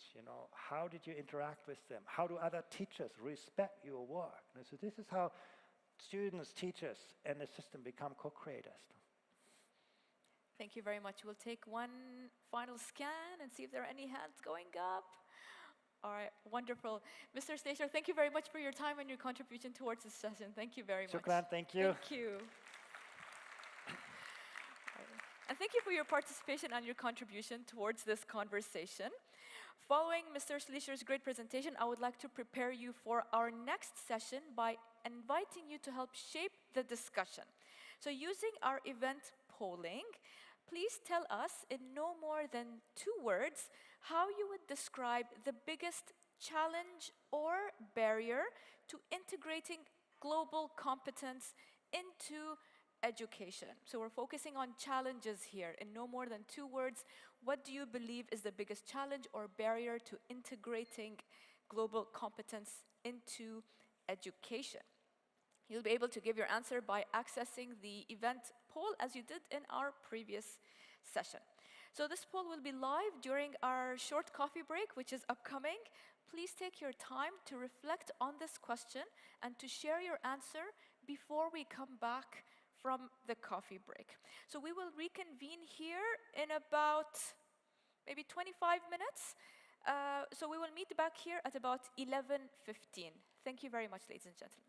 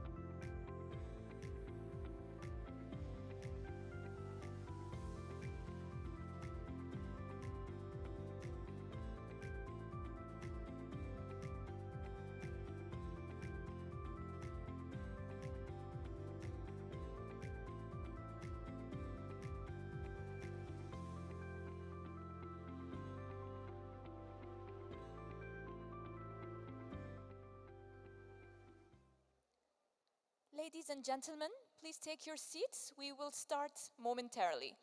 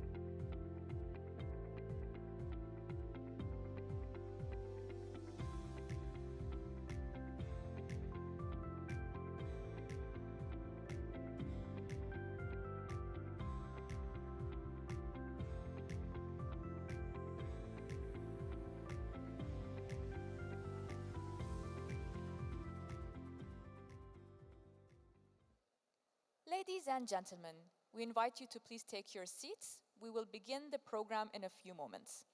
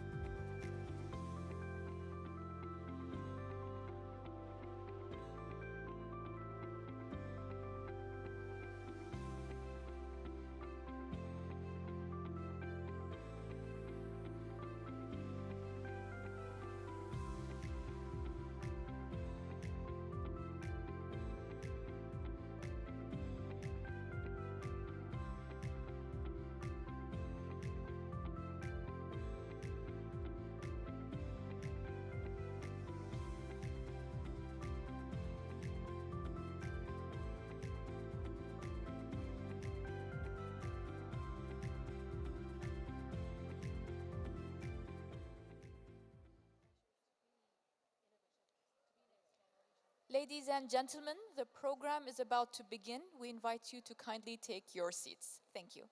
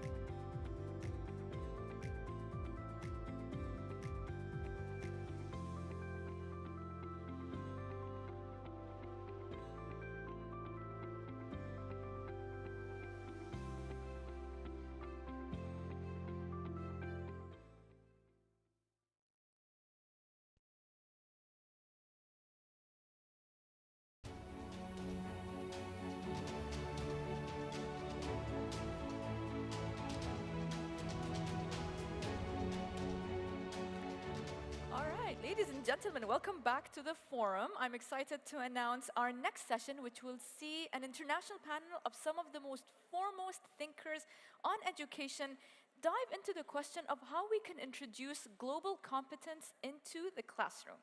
And before I introduce our panelists, I'd like to see how you have addressed this session topic. Let's put that up on the screen. So the question was, in no more than 2 words, how would you describe the biggest challenge or obstacle into integrating global competence into the education? And it seems that time is the front contender. We have time, we've got time shortage, parents, an interesting one, taking perspective, literacy, and fixed mindset. Wonderful. Now what's going to happen next is our panel discussion will take your answers into consideration and see exactly how this would steer and guide the conversation moving forward. Ladies and gentlemen, it gives me great pleasure to invite back onto the stage our moderator for this session, Mr. Andreas Schleicher from the OECD.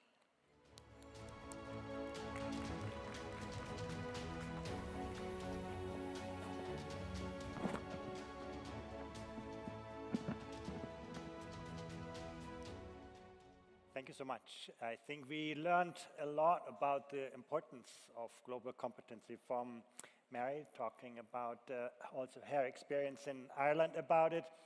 It's time to think about how do we make it happen in the reality of the front line, in the classroom, in our systems.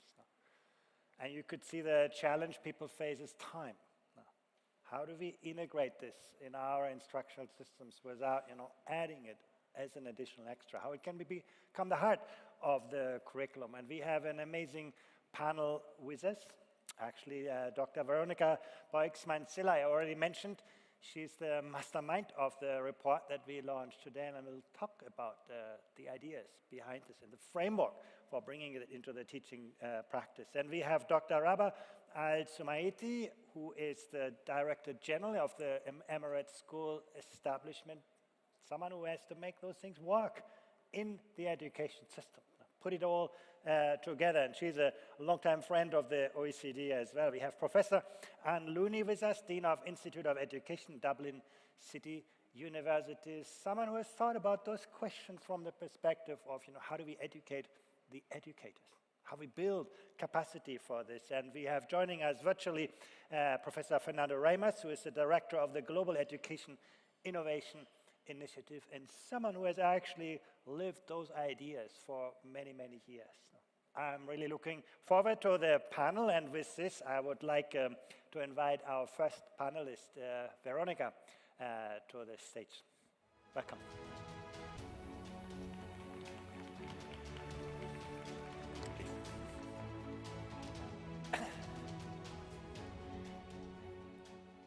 morning.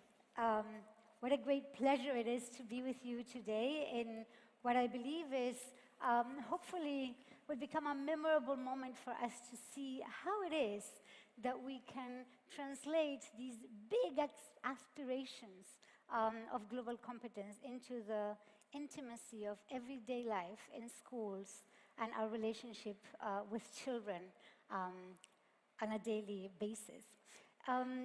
So my work here, if I, let's see, there we go. My goal this morning is to convince you that this is possible, is to persuade you that this is beautiful, and to persuade you too that that bringing global competence into schools on a daily basis is probably one of the most important agendas that we can have as educators of the early 21st century. So I'd be quite brief.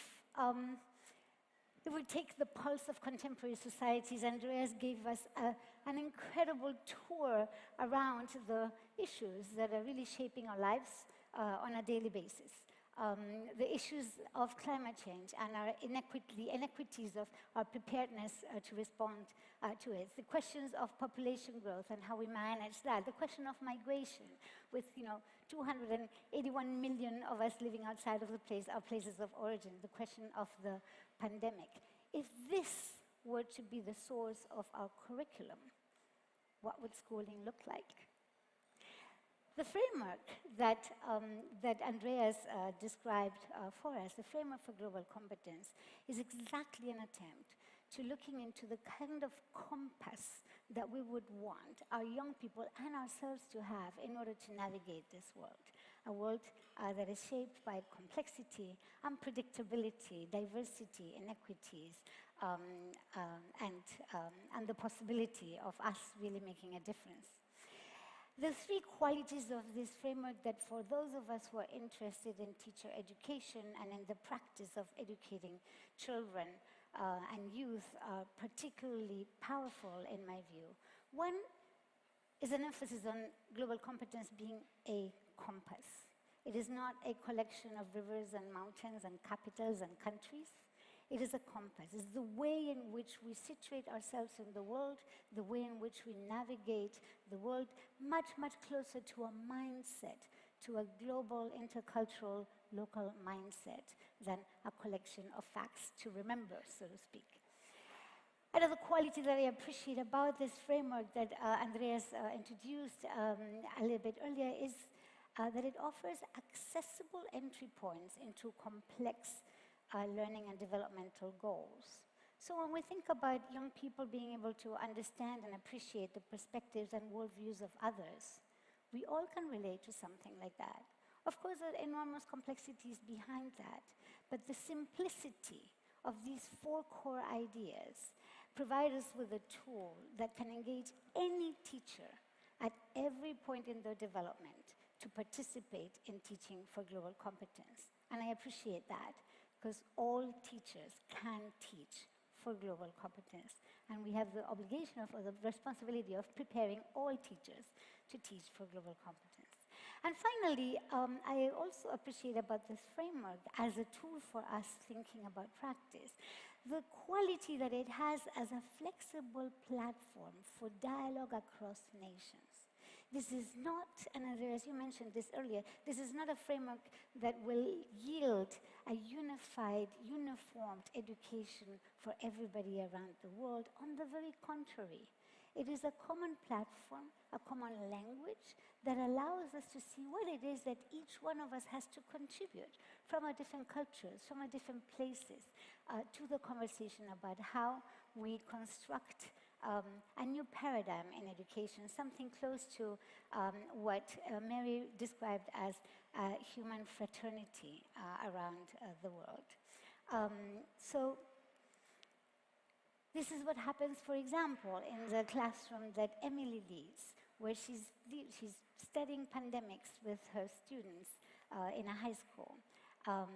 And she does not know much about SARS as much as we did not know much about SARS before we started learning about it. In this particular classroom, the students have been studying pandemics for some time, different generations of kids. They had studied Zika.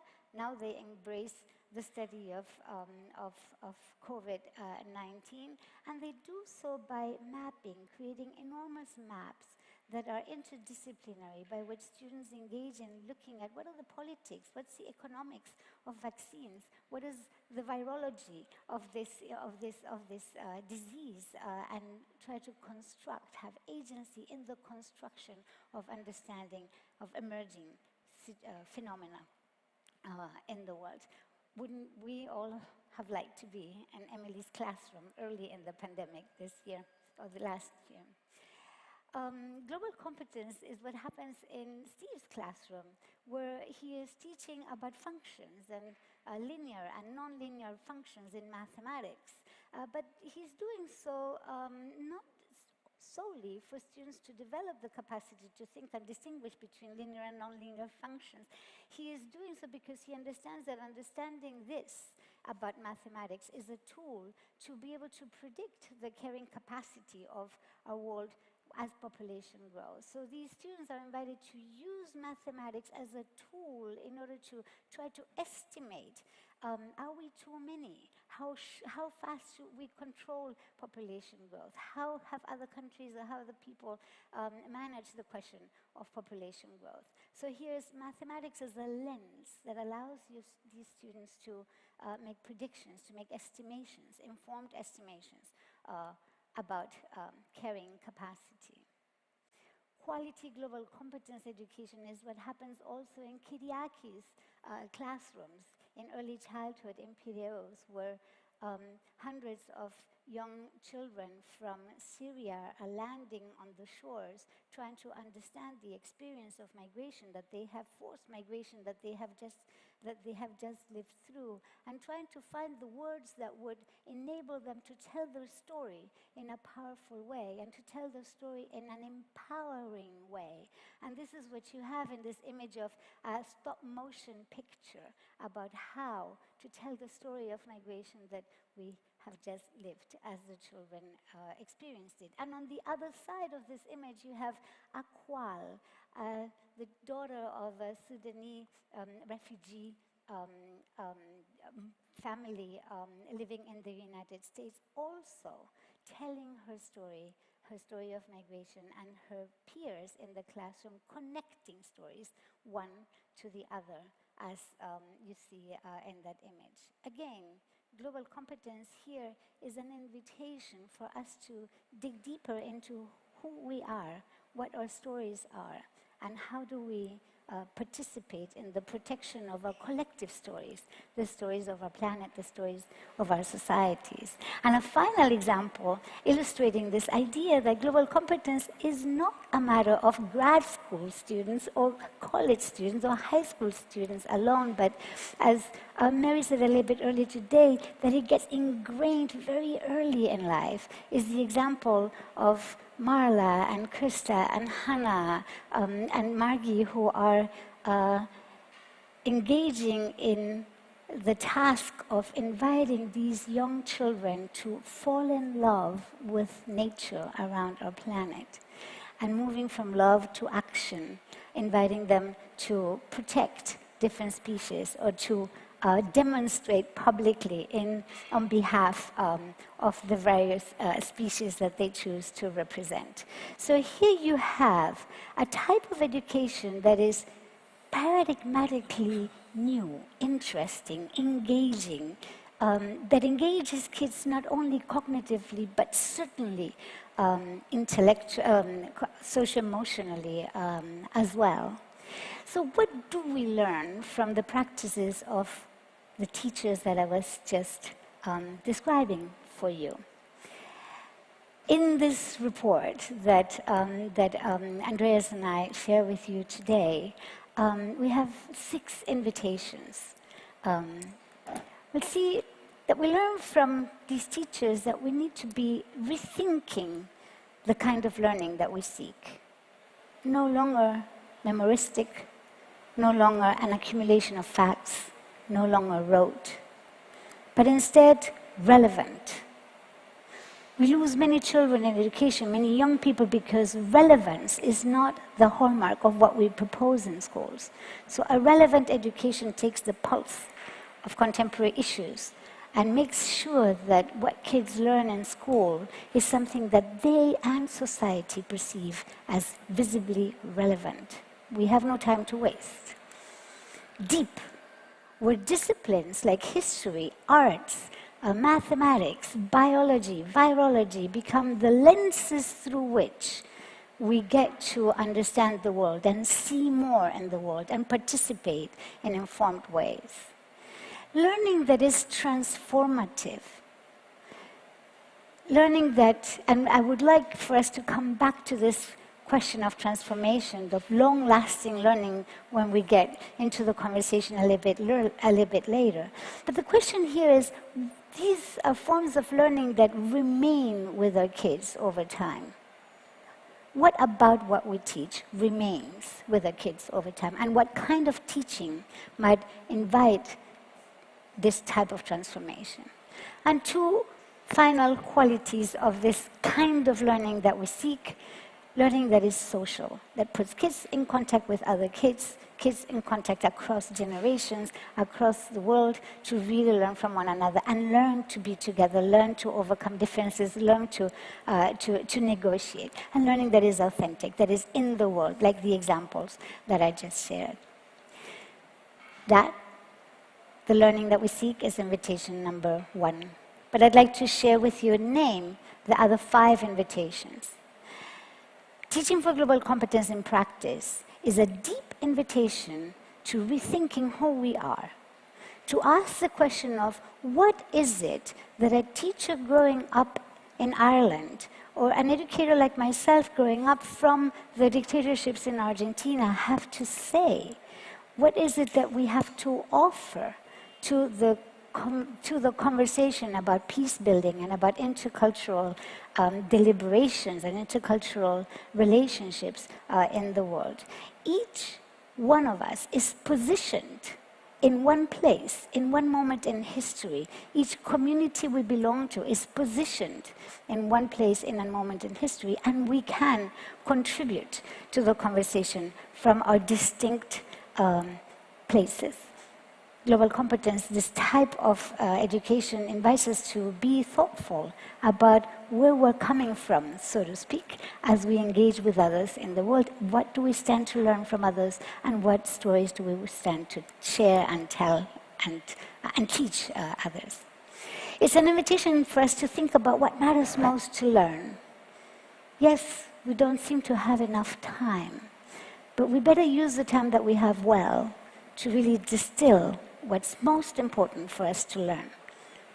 And you'll find, that perhaps learning about these contemporary issues that we're trying to deal with might be of the essence. Global competence education in practice and of quality invites us to think about learning experiences and environments. How do we reframe learning so that it is very experiential, as embracing the whole student, the whole child, and therefore paying attention to the kinds of environments that are, in the end, the air that the kids breathe, so to speak, as they grow with us. It's an invitation to deeply rethink assessment. We have large-scale assessments like PISA, but then we also have smaller, intimate assessments, strategic assessments like portfolios, and the instruments, the tools that we already have in the education world that we could put to use as we think about this type of work. And finally, just to finish with this, the rethinking of our professional development and the question of how do we bring the human being into the dialogue, into the conversation about best teaching for education for global competence today. So with that as an overview, I look forward to the conversation, and thank you, Andreas, for this invitation. Thanks so much, Veronica, and I think your call for learning to be relevant, to be deep, to be transformative, social and authentic is, I think, really something what we need to take to heart. Please join me here, and I'm asking Dr. Rabba to join us, who can talk about this from a systems perspective. I think that is, of course, the next question. How can those learning environments become a reality? And maybe Dr. Rabah can also give us some insights into the secret of how the UAE actually succeeded to make some of those things happen. Please join us.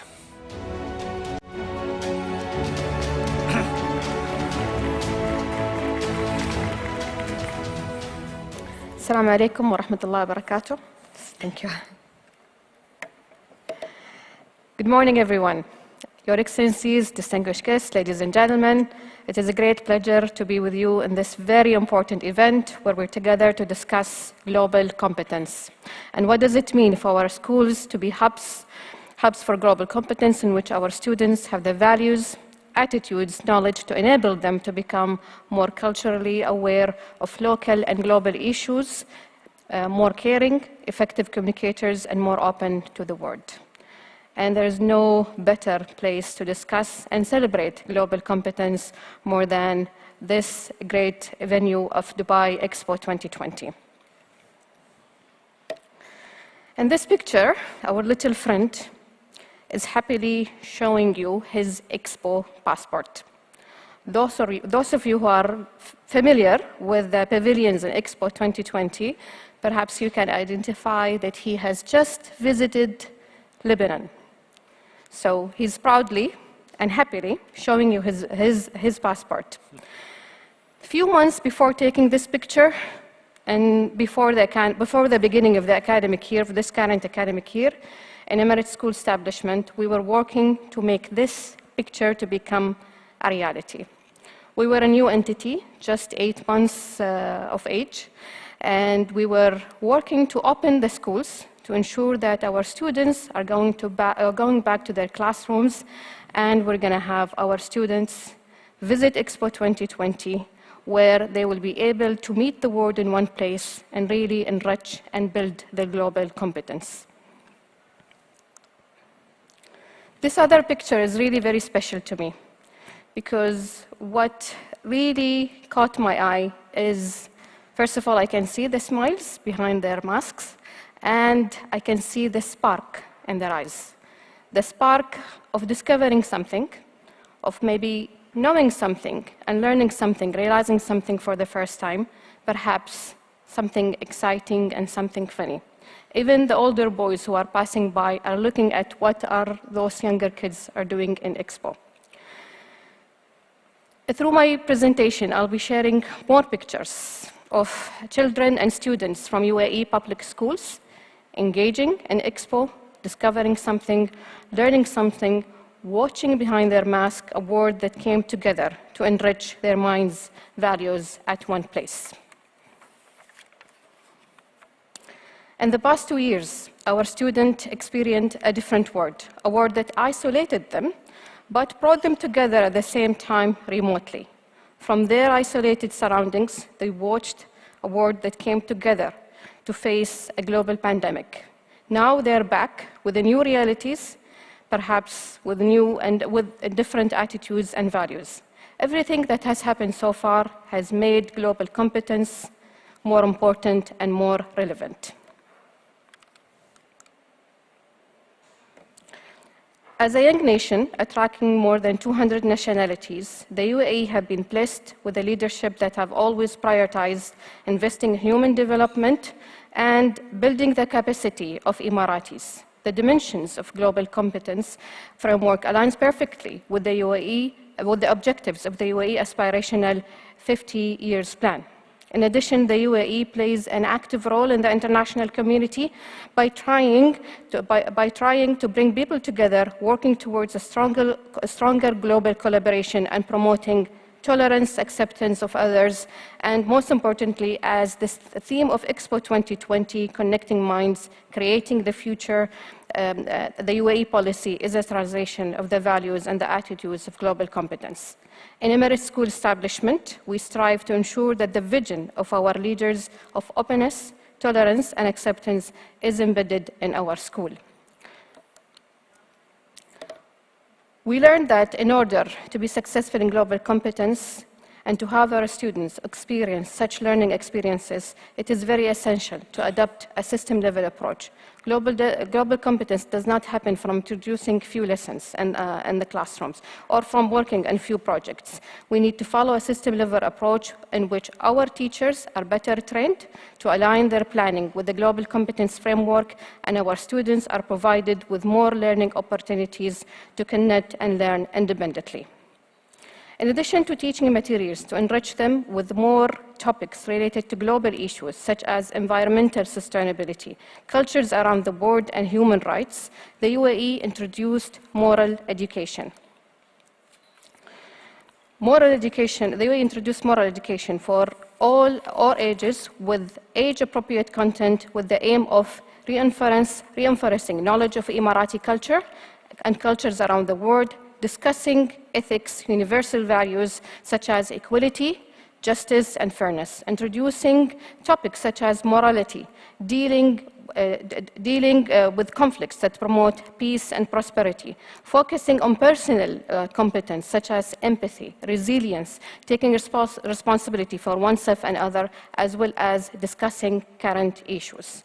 What we're always proud of in the UAE public system as well is our diverse teachers population. More than 40% of our teachers teaching task force in our public schools are not from the UAE.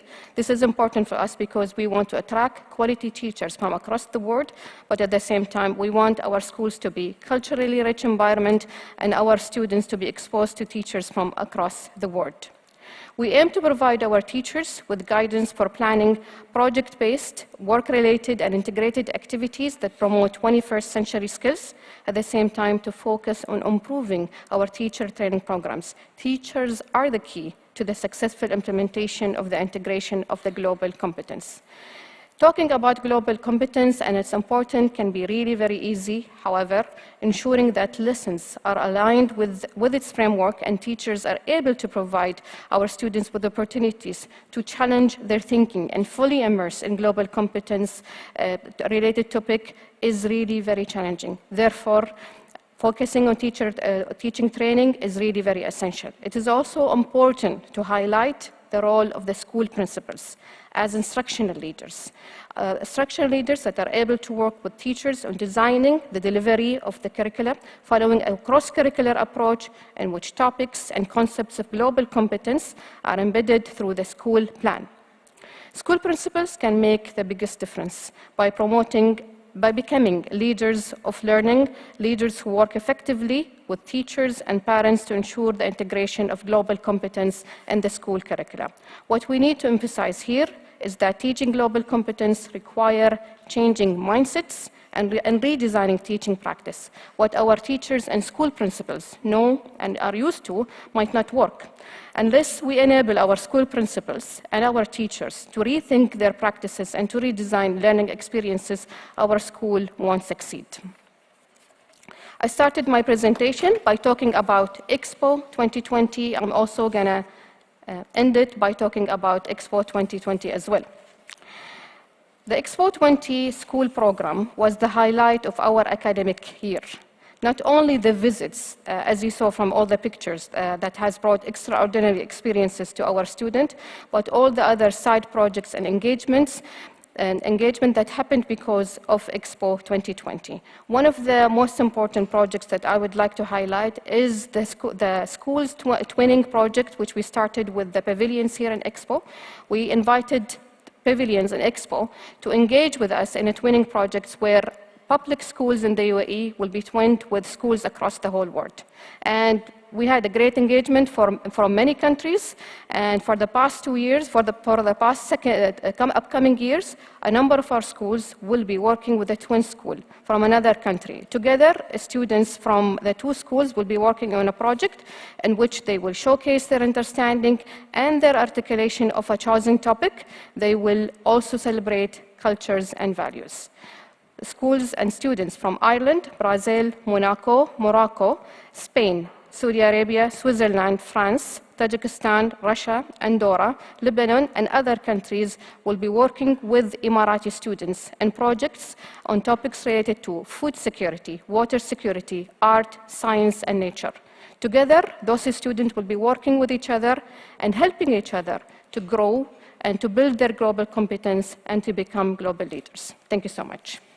Thank you so much, Dr. Abba. And I must say, I visited the school program at Expo, and it's just amazing. And if you don't host Expo as a country, you can still do it. I mean, that is actually what technology allows us to do these days, that we can actually bring different students from different places, different countries together. Really amazing. I also was impressed, you know, how you implement your vision of openness and tolerance through this ecosystems approach, because I think this is what we are all struggling with. How do we bring the different pieces of the system really together? I think very, very impressive. Our next speaker is Professor Anne Looney, and I introduced her earlier as the Dean of the Institute of Education in Ireland's Dublin University, but actually she is also the President of the International Professional Development Association. I think in that role, I think she really understands better than anyone how we can actually lead the profession, the teaching profession, into this space and make these policies and practices happen in the classroom. So, Anne, the floor is yours. Welcome.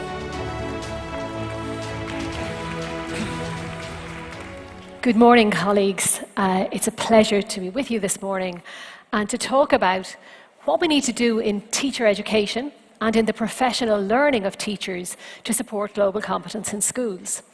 And I want to start with an unusual point, which is I want to talk about what we should not do. You already said this morning that the biggest challenge in introducing global competence and focusing on global competence is time. If we see global competence as another piece in the jigsaw of initial teacher education, if we see it as something else to add to the program, another element of teacher licensing, something else we must evidence in teacher standards, we should forget about it. Because it's also showing that we don't understand what global competence really is. Because everything we are coming to learn and understand about global competence tells us that it requires a more expansive and holistic approach. If we teach tomorrow's teachers global competence for an hour on a Wednesday afternoon in one semester of their program, and the rest of their teacher education program remains exactly the same, then we are failing our teachers, and they in turn will fail their students. So, first point, the model on this slide of just change one thing, that is not enough. And it's not enough because everything that we're coming to learn tells us the challenge is greater. Pressing a button and something happens.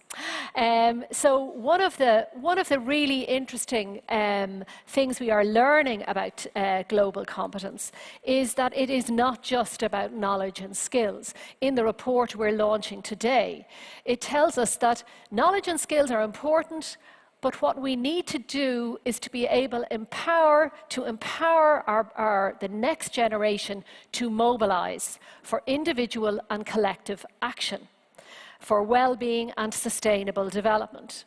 And to do this, and Andreas, you already mentioned this morning, if we are to enable the next generation to mobilize, then we have to do what Dervin suggests. We're going to have to unlearn the usual, and we are going to have to question the unquestionable.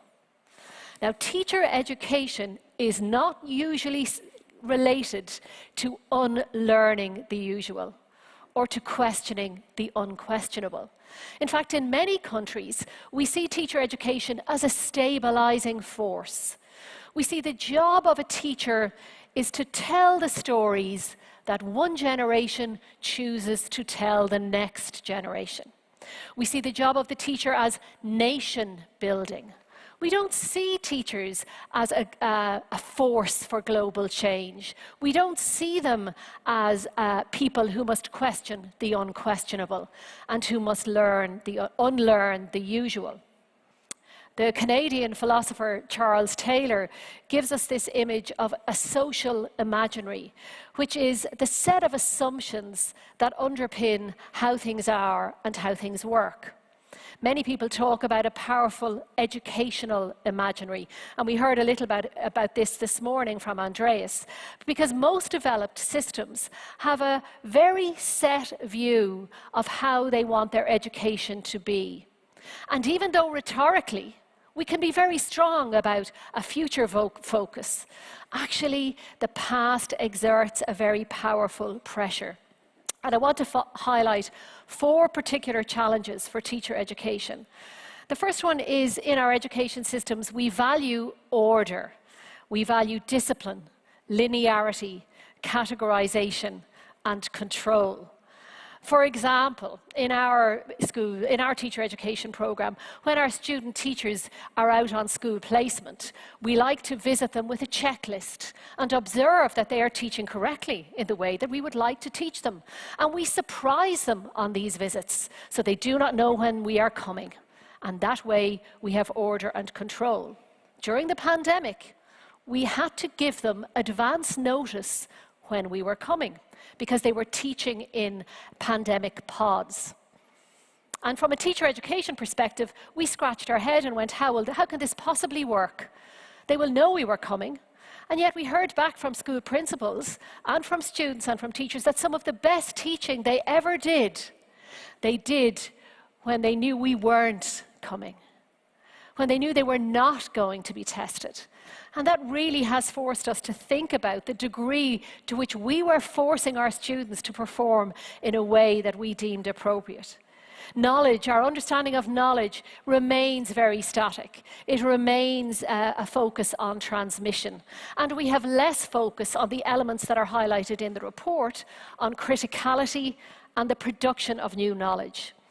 And we continue in all our education systems to see success as the result of compliance and diligence. And even though we value and promote growth mindset, which talks about really being creative and critical, nonetheless, we really value transmission. And you've already alluded to, Andreas, that challenge of parents and the pressure that parents can place on a school system to say, yes, I would really like you to innovate, but could you do it with somebody else's children?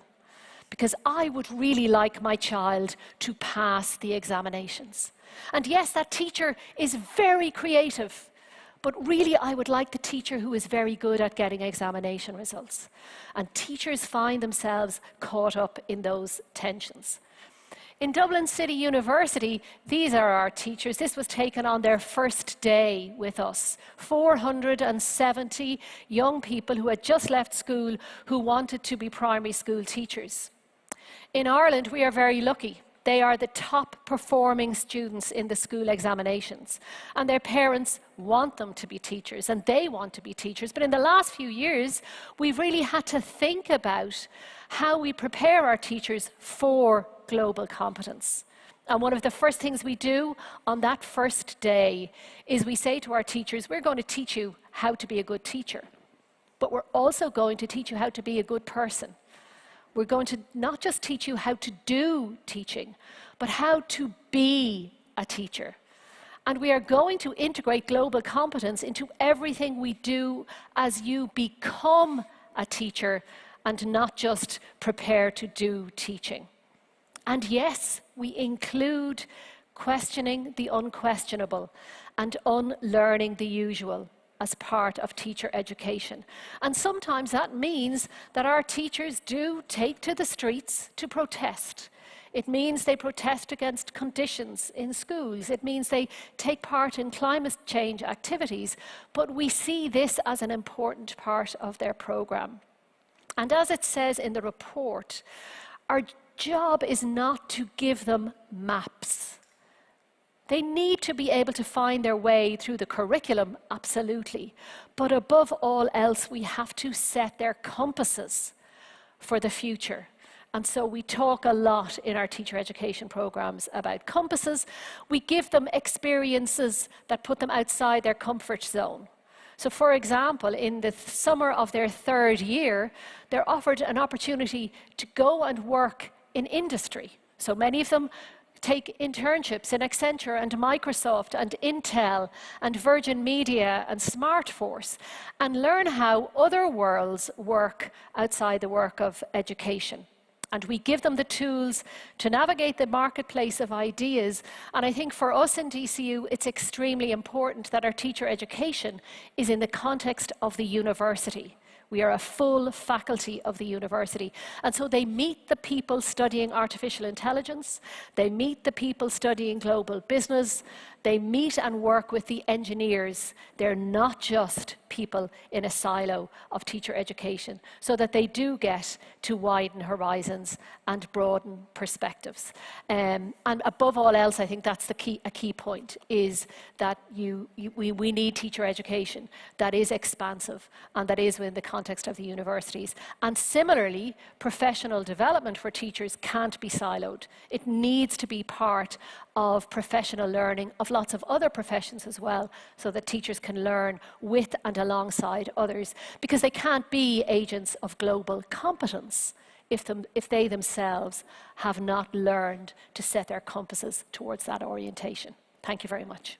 Thanks so much, Anne. And I must say, I think you have helped us, see how we can help teachers navigate those real tensions between, on the one hand, teachers are nation builders, but they are also change makers. And I think the way you actually make them experience different worlds themselves, gives them the support, the tools. I do think these are those important ways of doing this. Our final panelist is Professor Fernando Reimers, who will join us virtually from the United States. And actually, he became one of the most significant change makers during the pandemic, because he's not just professor at Harvard University, as I introduced him, but he is actually the director of the Global Education Innovation Initiative. And I think, as many of you experienced during the pandemic, he really became a very central reference point, and not by accident.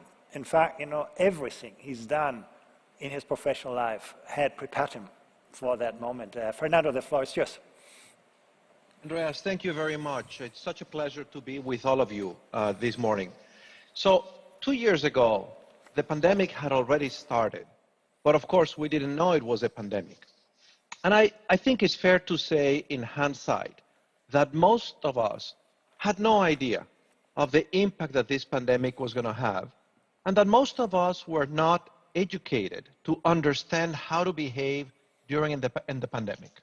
And the consequence of that is that we had a lot of people who did not follow the guidance of public health authorities.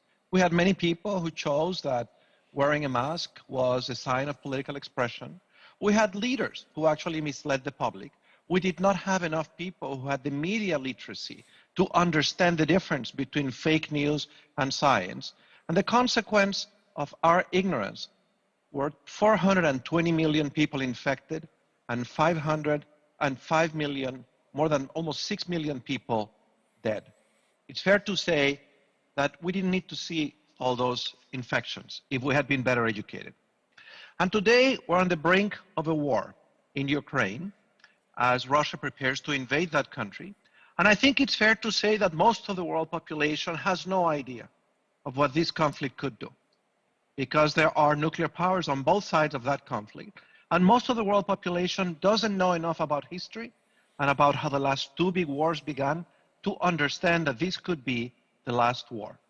So I think it's very appropriate that in this meeting we ask ourselves, what is it that we should do to educate our students to understand better the world in which they live, and to understand what actions they need to take to make this world more peaceful, more sustainable, and more inclusive. And I'm going to talk about what it is that school leaders in particular could do in schools. Now, the first thing to recognize is that school leaders don't teach directly.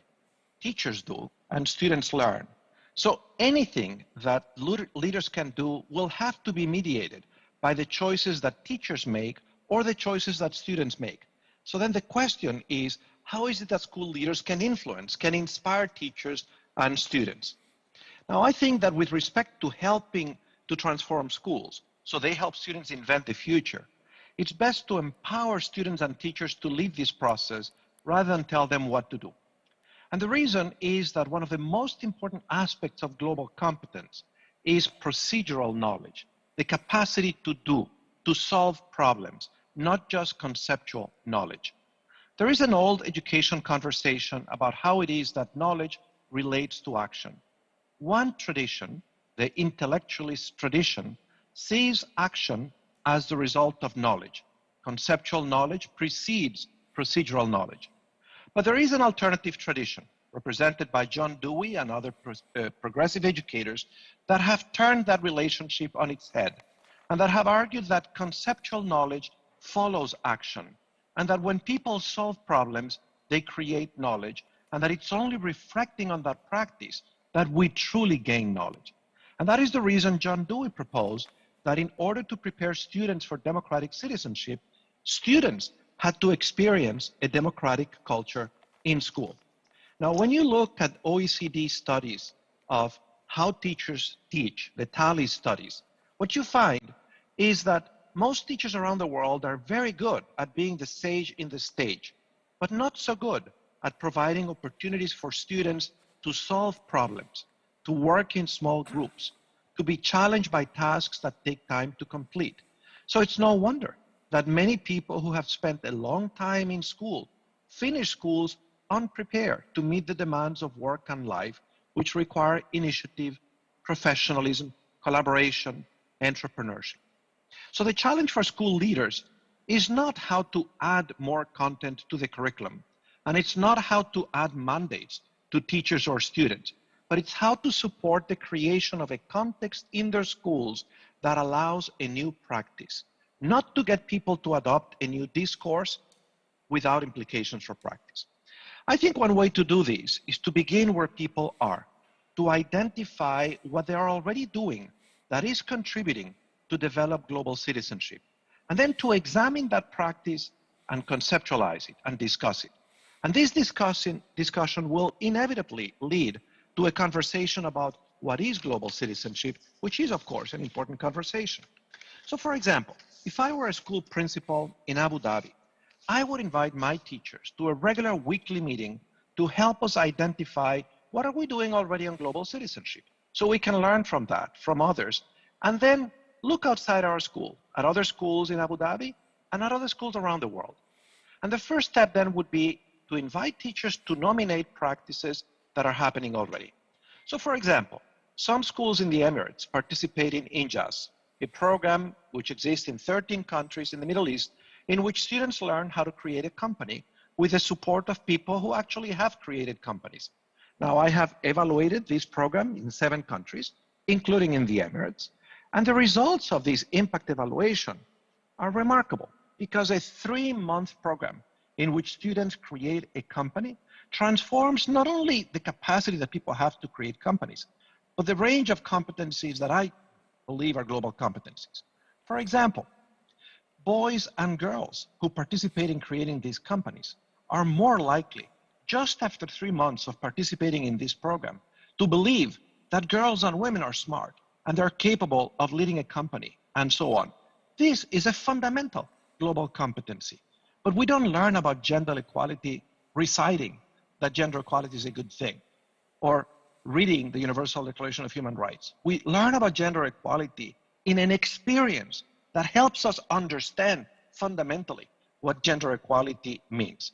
So if a teacher in my school explained that their students have participated in INJAS, and as a result, students are gaining important and critical attitudes about gender equality, this would lead to a powerful, grounded conversation on the importance of this value and on the kinds of experiences that cultivate those attitudes. Similarly, around the world, in 70 countries, teachers participate in a global network called Teach for All, in which people who graduate from a university come and work in a school that serves disadvantaged students for 2 years. And these teachers are in communication with one another across the 70 countries. They learn from one another, they collaborate with one another, and in that process, they learn essential global competencies. They learn what it means to take responsibility for group work. They learn what conscientiousness means. They learn that if you show up an hour late, the team has left the station. And it doesn't matter if you show up an hour late, you're no longer part of the team. These are all critical capacities to function in the 21st century. Lastly, I would hope that the opportunities that the teachers would examine are opportunities that are led not just by teachers, but by students. Let me give you an example. At Harvard, our last president, Drew Faust, decided to get all of our students to do a little bit more, not just to understand the Sustainable Development Goals, but actually have the capacity to do something about them. So she instituted something called the President's Innovation Challenge. Every year, at the beginning of the school year, she said, I'm going to give away $100,000 to 3 teams of students who spend the year creating a solution to one of these challenges. There are only 2 conditions. I don't want any professor on those teams, and you're going to get extra points if the students who participate in those teams come from different schools. And that simple act transformed the culture of education at Harvard University, which is one of the oldest universities in the Americas, at least. And notice, Drew Faust didn't call the faculty. She didn't tell us try to change the curriculum. She basically told the students, why don't you do this? And in the process of becoming interested in finding solutions, you are going to change your professors. So the process of examining what schools are doing would be an opportunity then for a conversation on what is a global citizenship, a global citizen. And I think there are at least 3 ways to understand that. One is to think of a global citizen as someone who's personally responsible, someone who recycles, someone who doesn't consume too much meat, someone who's mindful of our own impact in the ozone layer. Another way to think about a global citizen is as a participatory citizen, someone who engages in the opportunities which are available for us to participate. But there is a third way, which is a transformational global citizen, someone who takes responsibility to create what doesn't exist. In the words of George Bernard Shaw, most people see things as they are, and they ask why. I see things that never were, and I ask why not. And educating global citizens, and citizens more generally, is about educating people who can ask the question, why not? And who can take responsibility to create new companies, to create new scientific products, to create new organizations, to challenge existing social structures. So the next step, after examining what we're doing in our school and having these conversations, would be to invite teachers to look at what other schools are doing, both in the Emirates and elsewhere, and to discuss those experiences and decide whether we want to experiment with them in our schools.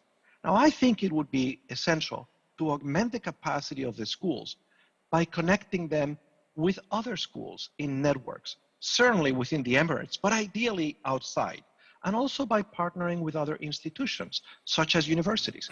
If we're going to be serious about teaching about climate change, most teachers are not equipped to understand the best science of climate change. That science resides in physics departments, in chemistry departments, in universities. And so connecting these institutions can create the capacity that schools would need to do an adequate job, helping students understand climate change.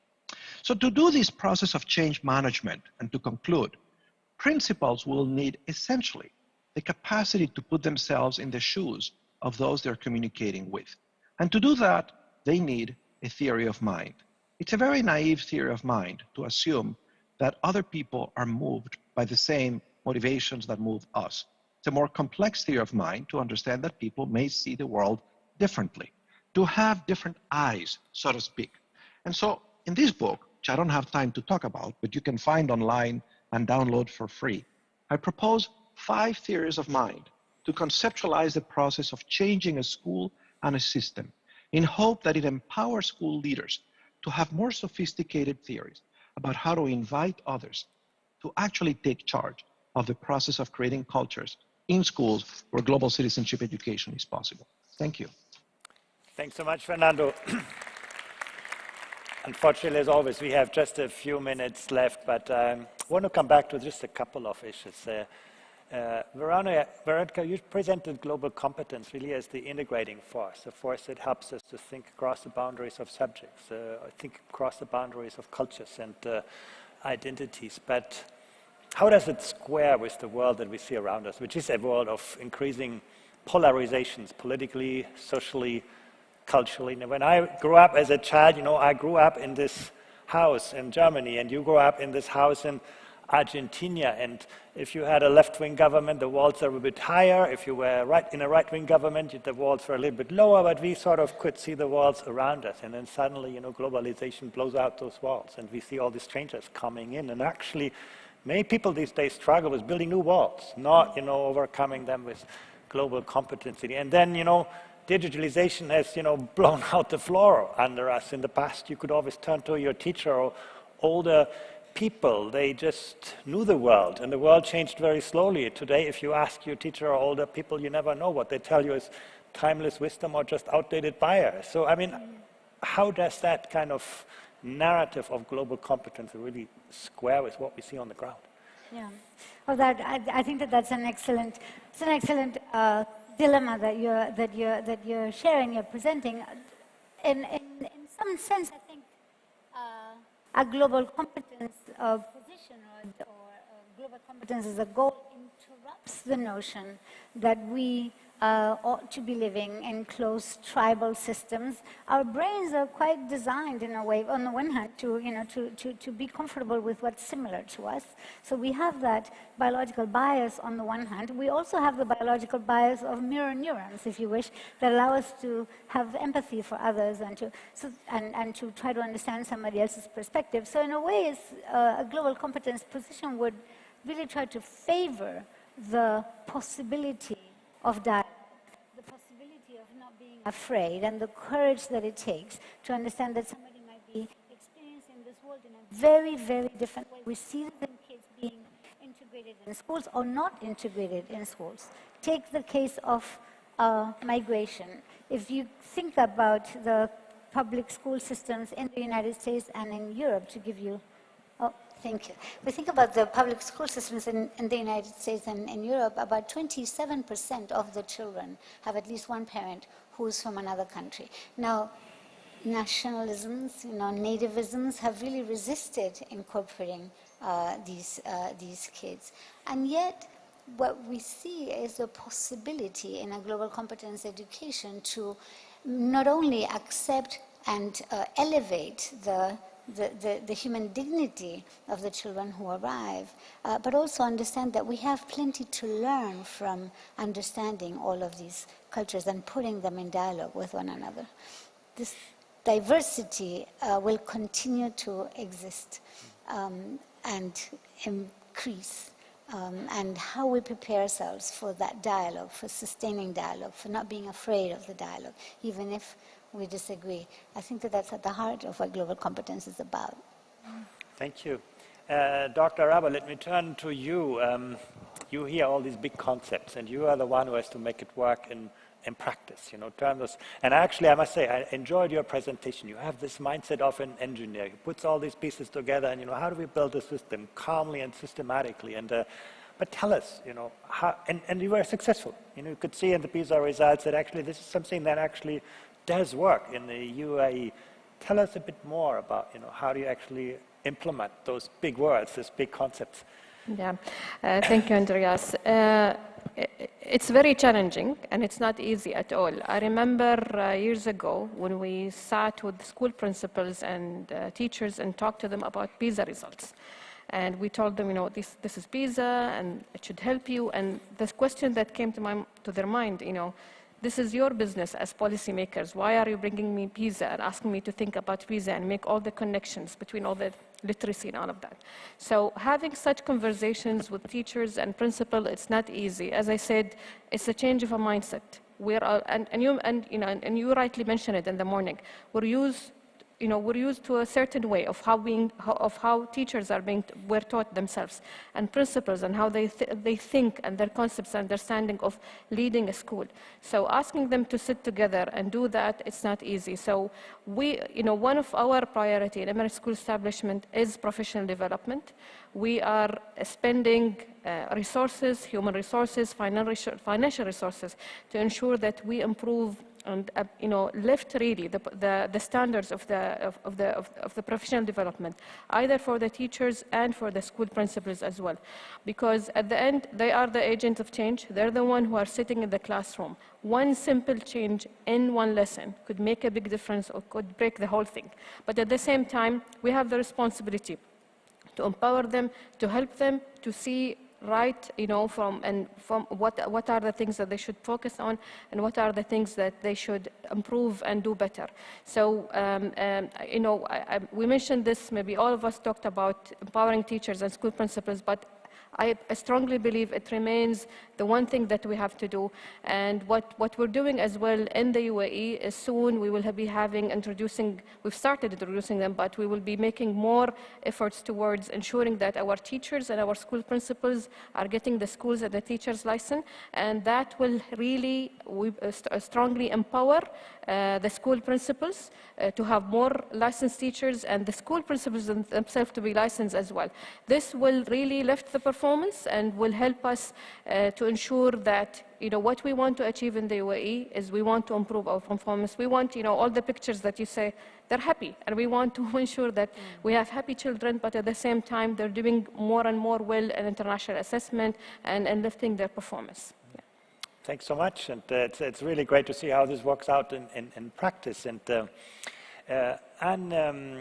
you talked about the tensions. That tension between what, policymakers and the curriculum tells teachers and what the reality and exams and parents expect from them. And what can we do to help teachers navigate those tensions, to manage and resolve them, to sort of teach fewer things at greater depths, which we all know is the hallmark of a successful education system. So what can the system do to help the people at the front line?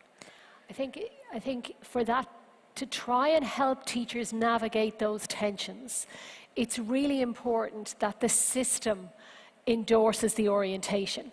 It's not enough that voices or single voices in the system say this is a direction of travel, global competence is important.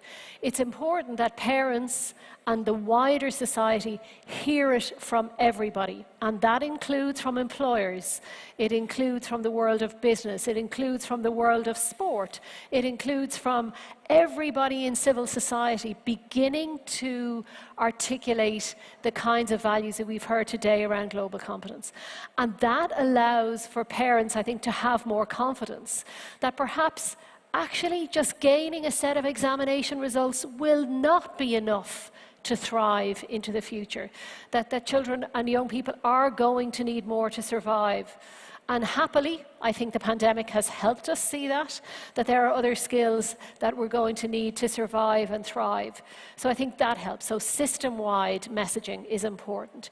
I think too, for teachers, I completely agree that licensing and credentialing is really important, but so are role models.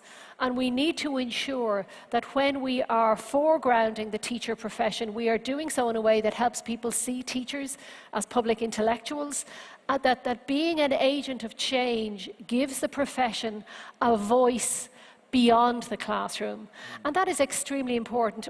From an Irish perspective, we have highly competitive entry into teacher education programs, Andreas, and so we have a constant stream of visitors from around the world who come to the university and go, how is it that for those 450 students you had, for every place there were 4 disappointed students for that one program, and we have 8 different teacher education programs. And the answer is, I think that in recent years, we've always held teaching as an important public project, but we have really tried to give teachers voice. We have tried to recognize teachers, and I know that's a big theme here in rewarding and acknowledging great teaching and calling it out. So I think those help resolve some of the tensions. I also think there's a really simple line, which is, what is the alternative to global competence? And it's probably global incompetence. And we've all seen examples of global incompetence, whether it is poor leadership, poor responses to the pandemic, the things that Fernando mentioned about poor messaging. There is no alternative now. There is no alternative. And I think that is a powerful message that many parents and almost all young people now believe. So I think those kind of imperatives can help the teaching force. Yeah, and maybe we can just hope that, from this pandemic, we will have enough learners who have had different learning experiences and experienced that empowerment, and we will see enough educators, as you say, who have taken that energy to actually relate to their students in different ways and look not just to the next teacher, but look outwards to the other kind of approaches. I do think this pandemic really provides that momentum. We just need to use it. So let me turn to you, Fernando. I was really struck by your notion of global citizenship and how we need to create not just systems for that, but a culture of global citizenship. Can you speak some more to that, or how we can make that work in our systems? I'm happy to do that, but before I do that, let me just say how pleased I am that the OECD, under your leadership, has decided to begin to assess global citizenship. And I'm very happy to have seen the 2 reports you have produced, the first one produced last year, and this one, new one with Veronica, you're launching today. Because I think these reports offer an opportunity to every community of educators to read the report and discuss in their schools, what does that mean for us? I think what this is, I remember the first time the first PISA study was conducted on literacy and how it generated some controversy. You know, was the bar too high? Is this what literacy means? And so on. And 20 years later, people forget those controversies. But the good thing is that we all became a little better at understanding that preparing students to participate in knowledge-based economies and in societies that require participation requires a higher definition of what literacy is. And I'm hoping that 20 years from now, if we're still around, and we survive this conflict that has just begun, we will all look back and say, what a wonderful thing that we began to look at global citizenship. And I think that one of the most valuable things that the report you are presenting today offers, I think, is this notion that global competency is, of course, related to other competencies, literacy and so on, but it's also distinctive, that if you control for performance of kids on those 3 basic literacies, there is still something additionally that shows that a country like Colombia, where students perform on average not very well on the other 3 domains, when you control for that, their performance in global competency exceeds what you would expect. And I'm hoping that that would make people curious about what is Colombia doing in the curriculum, in supporting its teachers? What is Colombia doing in the classrooms? And the report shows some of that with these wonderful case studies and vignettes that gives us a taste and some good ideas on pedagogical and programmatic interventions to do that. But I think if this report causes nothing more than to get educators to be curious about what other countries are doing and to bring that information into conversations about what they could do, it would have been a great, great contribution.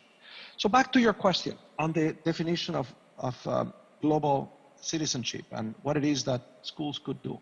Look, I think schools could use these challenges. To me, you know, it's very simple. I have an approach. I have this postcard, which I give to my students every school year when the school year begins. And I said, let's all talk about these things.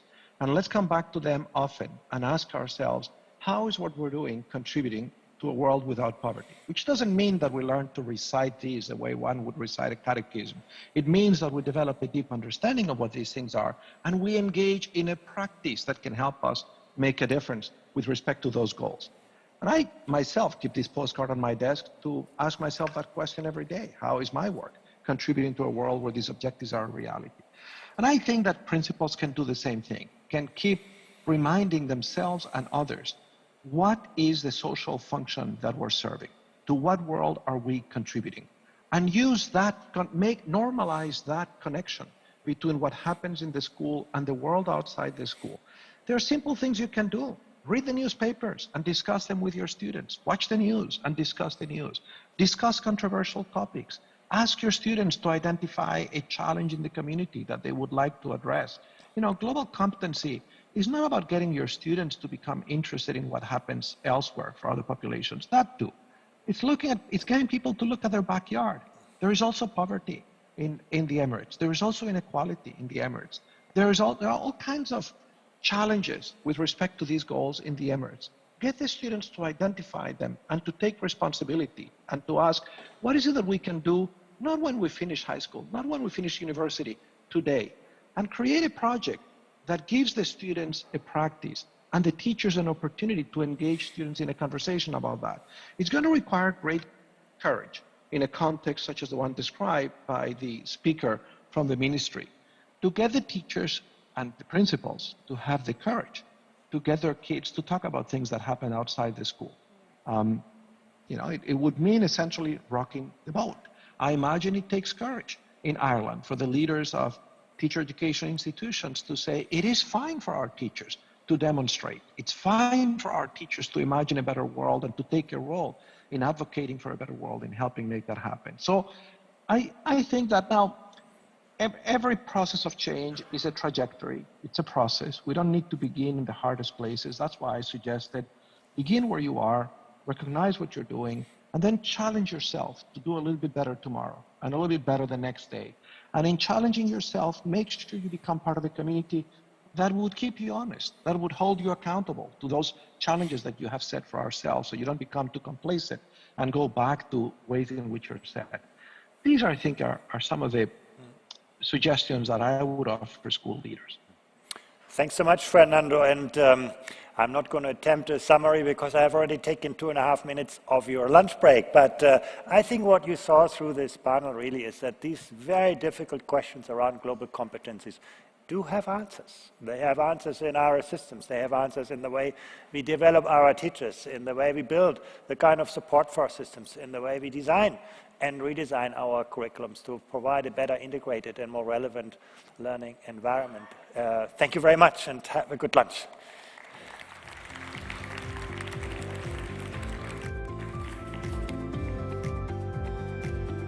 Thank you very much. Thank you to our panelists for sharing their insights and their expertise. It was very inspiring to see how everybody had a very uniquely different angle at the topic at hand.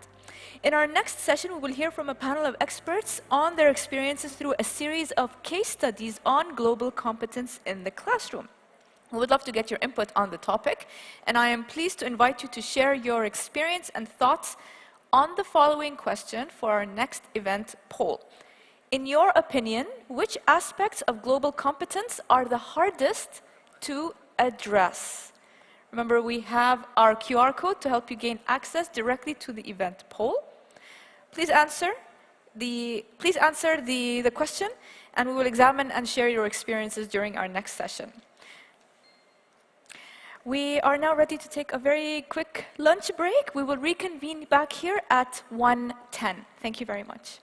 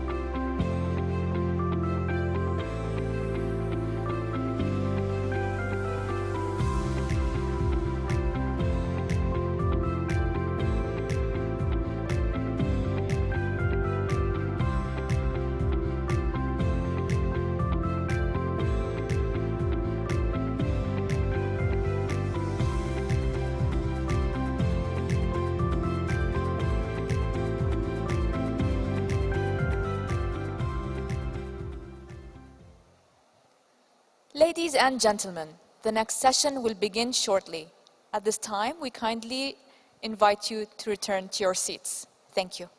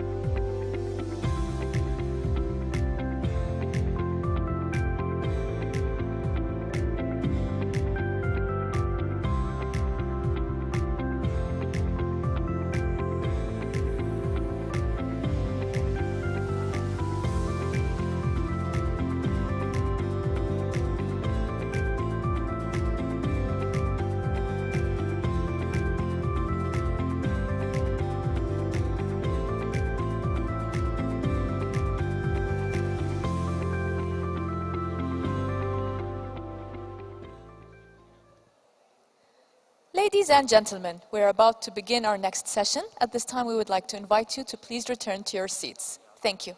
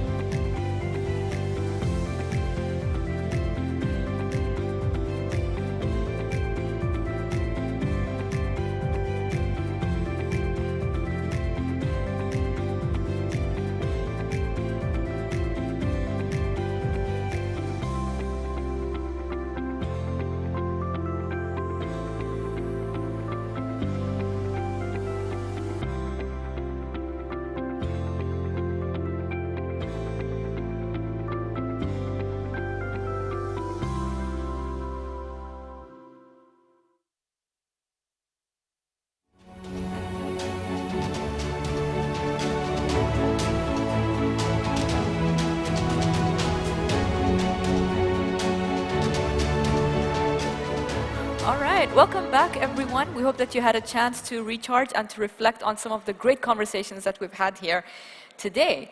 I'm excited to see the results of the poll that you were taking during lunch break, or perhaps just before that. Let's put the results up on the screen, please.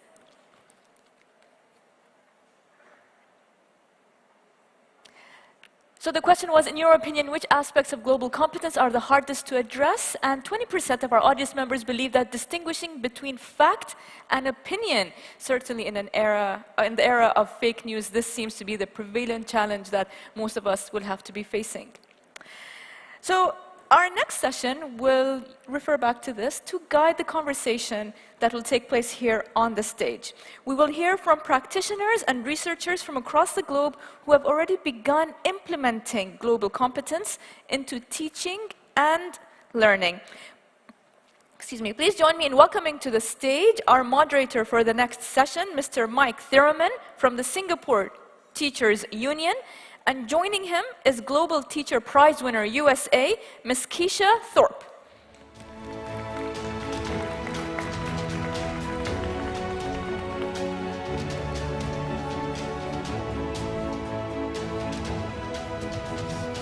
Hi, good afternoon.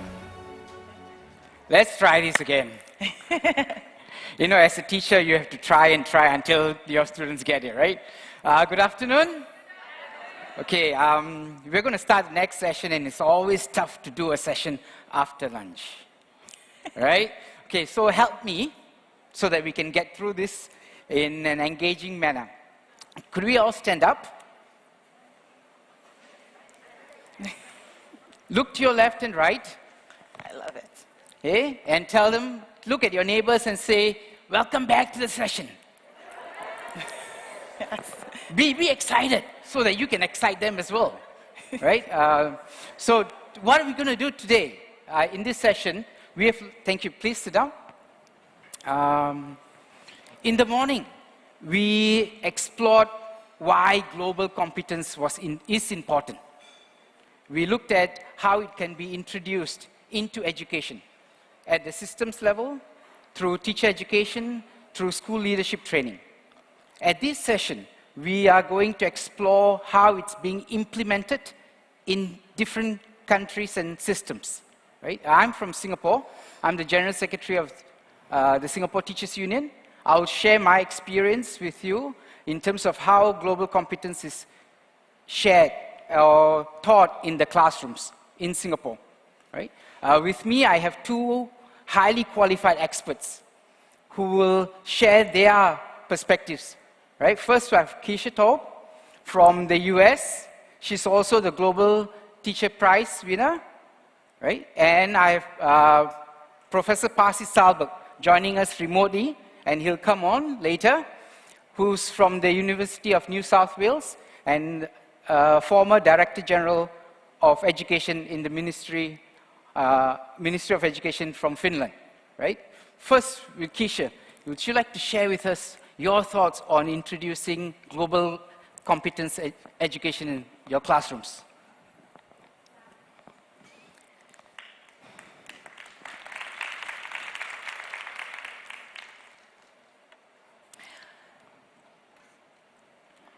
Good afternoon. Good afternoon. There we go, there we go. Thank you, this is just like my classroom. All right, so my name is Keisha Thorpe, and I'm the 2021 Global Teacher Prize winner. I am a global citizen. I am a native Jamaican who resides in the United States. I moved to the United States as a teen to pursue my higher education. And as an immigrant, I faced many different challenges which I had to overcome, which are social and cultural barriers. Over the time, I was able to really overcome some of those barriers because, after all, I had to become globally competent. Years later, my passion led me to the classroom full of students who are immigrants and refugees who not only have to overcome other social and cultural barriers, but linguistic challenges as well. As an immigrant, I realized that no matter where we are in the world and where my students come from, we had many commonalities. Their stories are my stories, and so we bond. So today I want to share with you 3 points of global competency. First, my classroom has students from over 20 different countries, and we have to embrace global competence. The International High School at Langley Park, where I teach, has students that come from across the globe who speak many different languages. All my students are English language learners, first and second generation American immigrants, refugees, and 98% of them are considered low income. Because of my students' struggles with their language and cultural barriers, when they first arrive at school, they naturally feel isolated and alone. My first task then is to make sure that before any deep learning can take place, is to make them feel welcome and safe and that they belong. It is why I designed my curriculum from a global perspective. It is designed through the social emotional learning and social justice lens. This kind of cultural responsive teaching can better connect students to their lives, to what they're learning, and allow them to be able to transfer those skills that they learn in the classroom to the real world. Promoting an understanding of global and cultural issues is what my classroom is all about. My classroom has no choice because it's a diverse population. Global competence for us then is a way of life. We live it and we breathe it. My students all have to learn the art of effective communication to be able to have open, appropriate, effective interactions with their peers from different backgrounds. It teaches them cultural competence and appreciation for cultural differences, social and cultural awareness, tolerance and respect for each other, and how to collaborate and solve problems together. The key is to recognizing that education is not a one-size-fits-all proposition. I ensure all my students are represented in the curricula and integrate lessons and text that represent their culture, their backgrounds, and individual ways of learning. This approach results not only in developing globally competent students, but increased students' attendance in my class, more student engagement, improved grades, and also helps me to develop authentic relationships with my students and also learn to communicate well with their parents. Secondly, pushing global competence makes my students feel welcome and no longer outsiders. It gives them their most important superpower, confidence. So change is very difficult to accept, and even more a struggle for students who are immigrants and refugees, which makes it more uncomfortable for someone to adapt to and embrace other cultures. However, by being exposed to a really diverse range of views, experiences, and stories from around the world, and to see how much they have in common, it builds their level of empathy and how they begin to feel comfortable in speaking, listening, and understanding multiple perspectives in my class.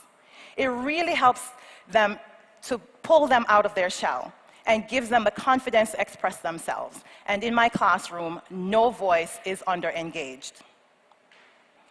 Learning firsthand from themselves and from each other really opens up the world to these children in a powerful way. No child in my classroom feels like an outsider for too long.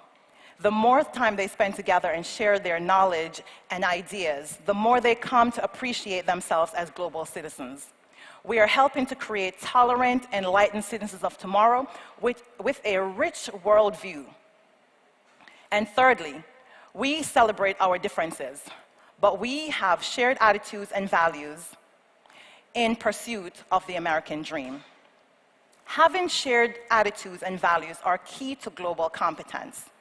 The value we instill in our students is that they should always move forward, even if they've had an impoverished start, and to seek opportunities for higher education at the end of their school days, becoming lifelong learners. This can boost employability, open doors to a rewarding career, and greatly improve their life chances. So regardless of their background and where they started, they all carry the same level of optimism about life. So they can also help to chart a path of success for future generations. In a sense, this melting pot of cultures, combined knowledge, viewpoints, innovative ideas, and interconnectedness are all the essence of the American dream.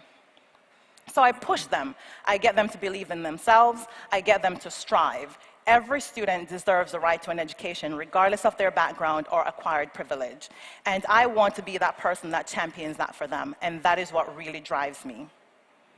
And if we are to continue to be world leaders in the 21st century, our young people will need a great understanding of how different parts of the world operates, are closely related, and are interdependent of each other.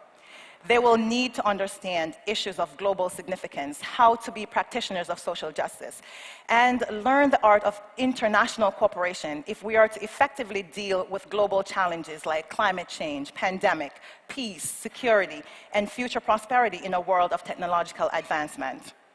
But beyond the classroom is the real action. Global competence means young people do not just understand, but they also act. We think beyond the classroom to consider the wider world at every occasion. We use culturograms to learn about other countries and their economies and way of life. I introduce new language exchange programs in my classroom in partnership with other schools from different countries. I incorporate social justice elements in my classroom redesign to include exploring students' identities, analyzing racial tension, and fostering civic responsibility. We explore the role of men and women in society and analyze how literature teaches us about life and the human condition. We explore just and unjust societies, research identity and struggles of minority groups, and focus on social justice from a different perspective.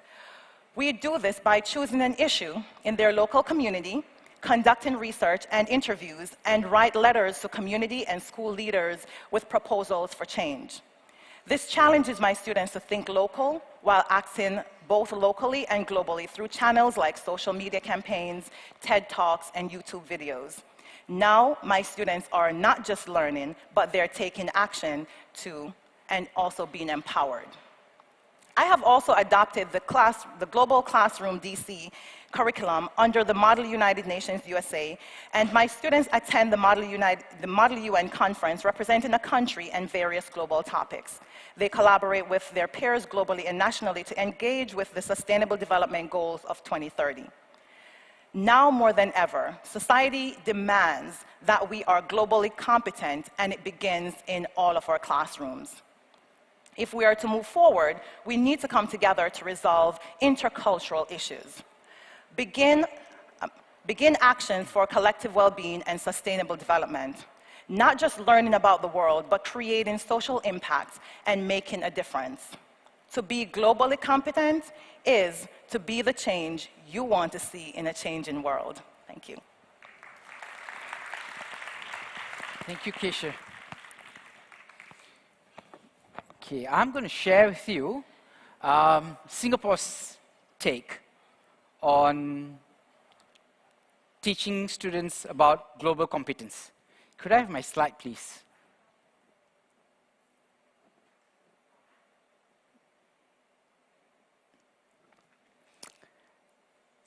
Something that we need to remember in education is, in terms of policy planning, to be intentional.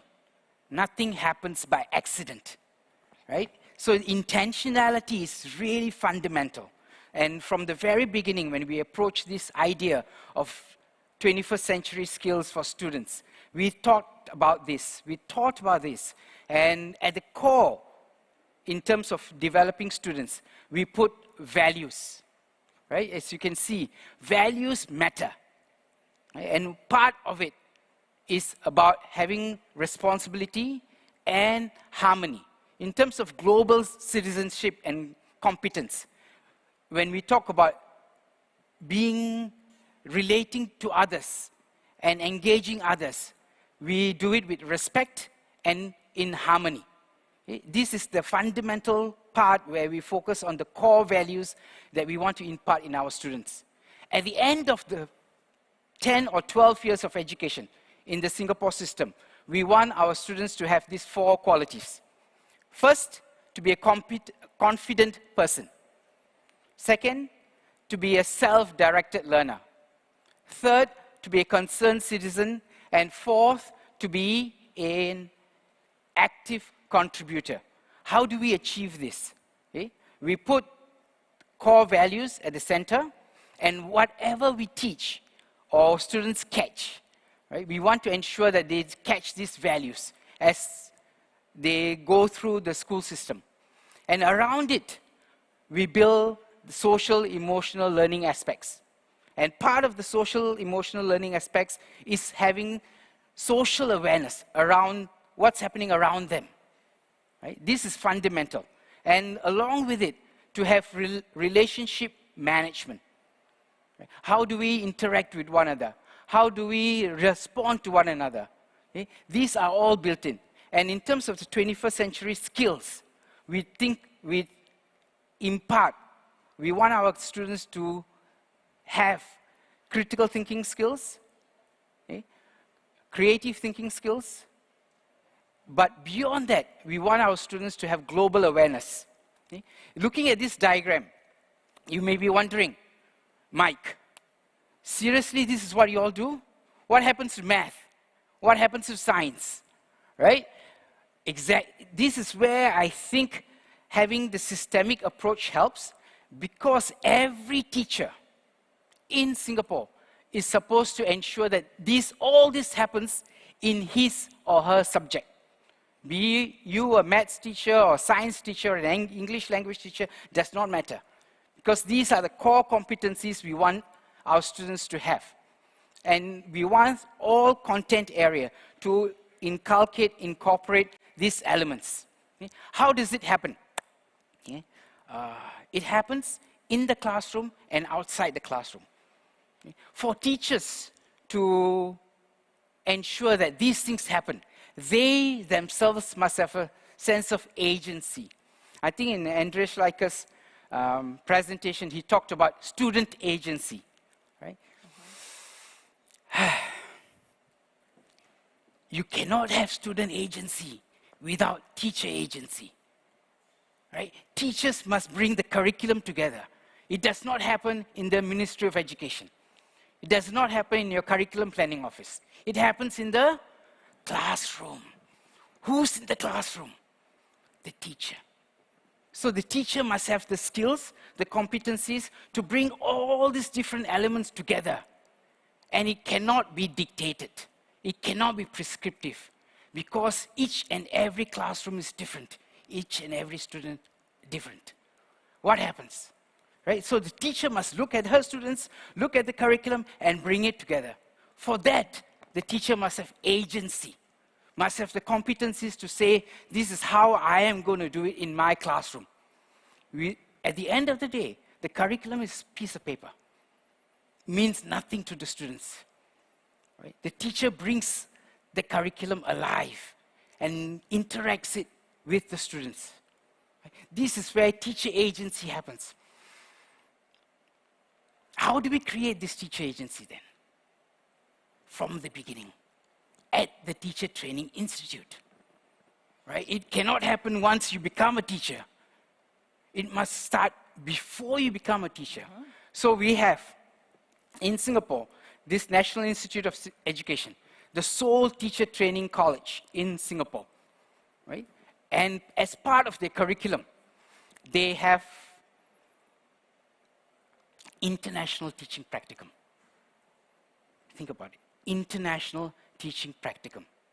So that student teachers experience teaching outside their context. Right? Once you are in that environment, you have to think about how you're going to share and interact with students who are not from your background. Right? It puts them in a different perspective. It makes them think that how do I eventually get the curriculum to my students? How do I interact with you? Right? And then when they get into their own classrooms, they have to share this experience. Because they have experienced it, they can share it. Another program within the teacher education college that we have is group endeavors in service learning. Right? Where student teachers go through service learning projects. Okay? Putting all these values into action themselves before they get into their classroom. Once this is done, the teachers themselves then will realize, yes, this is important. The issue is, at the core, at the values level, we think of ourselves as us versus them. Right? That is fundamental, it's about survival. Right? All of us actually have it. It's us because we have a community, we have this sense of belonging, it's us versus them. How do we then break this barrier and say it's us and them, and then eventually we? Okay, it's a transformation, it's a journey. Okay, and students from very young have to experience this. Okay? So students at grade 5 in Singapore actually have an internationalization program where they go abroad for a week or two, they homestay with somebody else. Okay? And students from abroad come into their homes as well and homestay with them. I've got 3 sons. All my 3 sons speak Mandarin. Okay, Mandarin is not my mother tongue. I'm a Tamil speaker, right? My boys speak Mandarin, and my youngest boy is also learning Spanish. Okay? And this is how we inculcate, because language is not just surely a functional aspect, it's a window to somebody else's culture. Right? So students go through this process. And at grade 5, as I said, they go overseas, they experience this, and again at grade 9, they also have an internationalization program. Okay? All this does not just happen in the classroom, obviously outside the classroom, in the school community. So one of the things a teacher has to be is a community builder. Right? To build a sense of belonging, to be a community builder, and to ensure that these perspectives are being taught and carried out in the classroom. Okay? So we have CCAs. You might say, actually Andreas actually said this. You would expect Singapore to be at the top. They're always good at things. Not naturally. Singapore is 75% Chinese, population-wise, 14% Indians, 14% Malays, 9% Indians. Very diverse, multilingual, multi-religious. Okay, and even within the same community, we have multi-religious people. I mean, you could be Indian Muslim, you could be Indian Christian, right? And we are very diverse. So how do we make this work? If you visit Singapore, you will think, they seem to be coexisting very well. Again, not by chance, planned. And as it happens in the school. So one of the things that Singapore schools will have, school uniform, right? Because we are all the same. You could be from a different background, socioeconomically, you could be Indian, could be Malay, could be Chinese, school uniform, right? And the other common factor that we have in Singapore system, although it's 75% Chinese, Chinese is not the main language of communication. English is, right? So it was a deliberate effort to bring the communities together. And this is how we have made it work. It requires intentional thinking and deliberate action from systemic perspective, from teacher training, looking at their curriculum, and how do you integrate all that, right? Through school leadership training, right? This matters. So do not think it happens by chance. Okay? By chance, it's us versus them. That's a natural way to think. Right? But in this day and age, you cannot have that kind of thinking. Our students cannot have. They're going to grow up and work globally. Okay? They must be able to respect, understand, and appreciate. Not just tolerate. I think tolerate is a pure baseline. Right? To go beyond that, it must be inculcated in the school system, through the school system, and you must have teachers who are able to do this. Like Keisha shared, right? Teachers can make the difference. provided they have this agency and there's systemic support. Okay? That's Singapore's perspective. Now we're going to cut across the globe to Professor Pasi Salberg, who's now in Australia, but he was the Director General of Education in Finland. Professor Pasi, your thoughts on global competence in Finland and elsewhere? Thank you very much, Mike. Good afternoon, ladies and gentlemen, Your Excellencies, colleagues, and thank you for including me remotely in this conference. I definitely would rather be there with Keisha and Mike having this conversation, but it so happens that I'm here in Australia right now. Perhaps it is good to mention what my perspective to this conversation is first. I speak to you from Sydney, Australia, where I have lived through past 3 years now. This place I live in here is Aboriginal land called Gadigal land. And I would like to acknowledge the traditional custodians of this country and pay my respects to elders past and present. And I would also like to extend my respects to all First Nations colleagues in the audience today. I am here as a researcher, as you heard, as a public intellectual, and also as a parent. The same role I had in Finland before moving here about 3 years ago. So if you allow me, I would like to briefly reflect on some macro level experiences in teaching global competencies through the following 3 points. As you have heard from Keisha and Mike, there are interesting micro level things, but since my role as a system level observer and researcher and leader, I would like to take this privilege to look at the macro level things. So I'm going to offer you 3 things to consider from my own experience. First, I do think that teaching global competencies is highly contextual or situational, if you wish. That is to say that what teachers teach and what students learn about global competencies is significantly influenced by their social, economic, and cultural environment, namely their school and their community.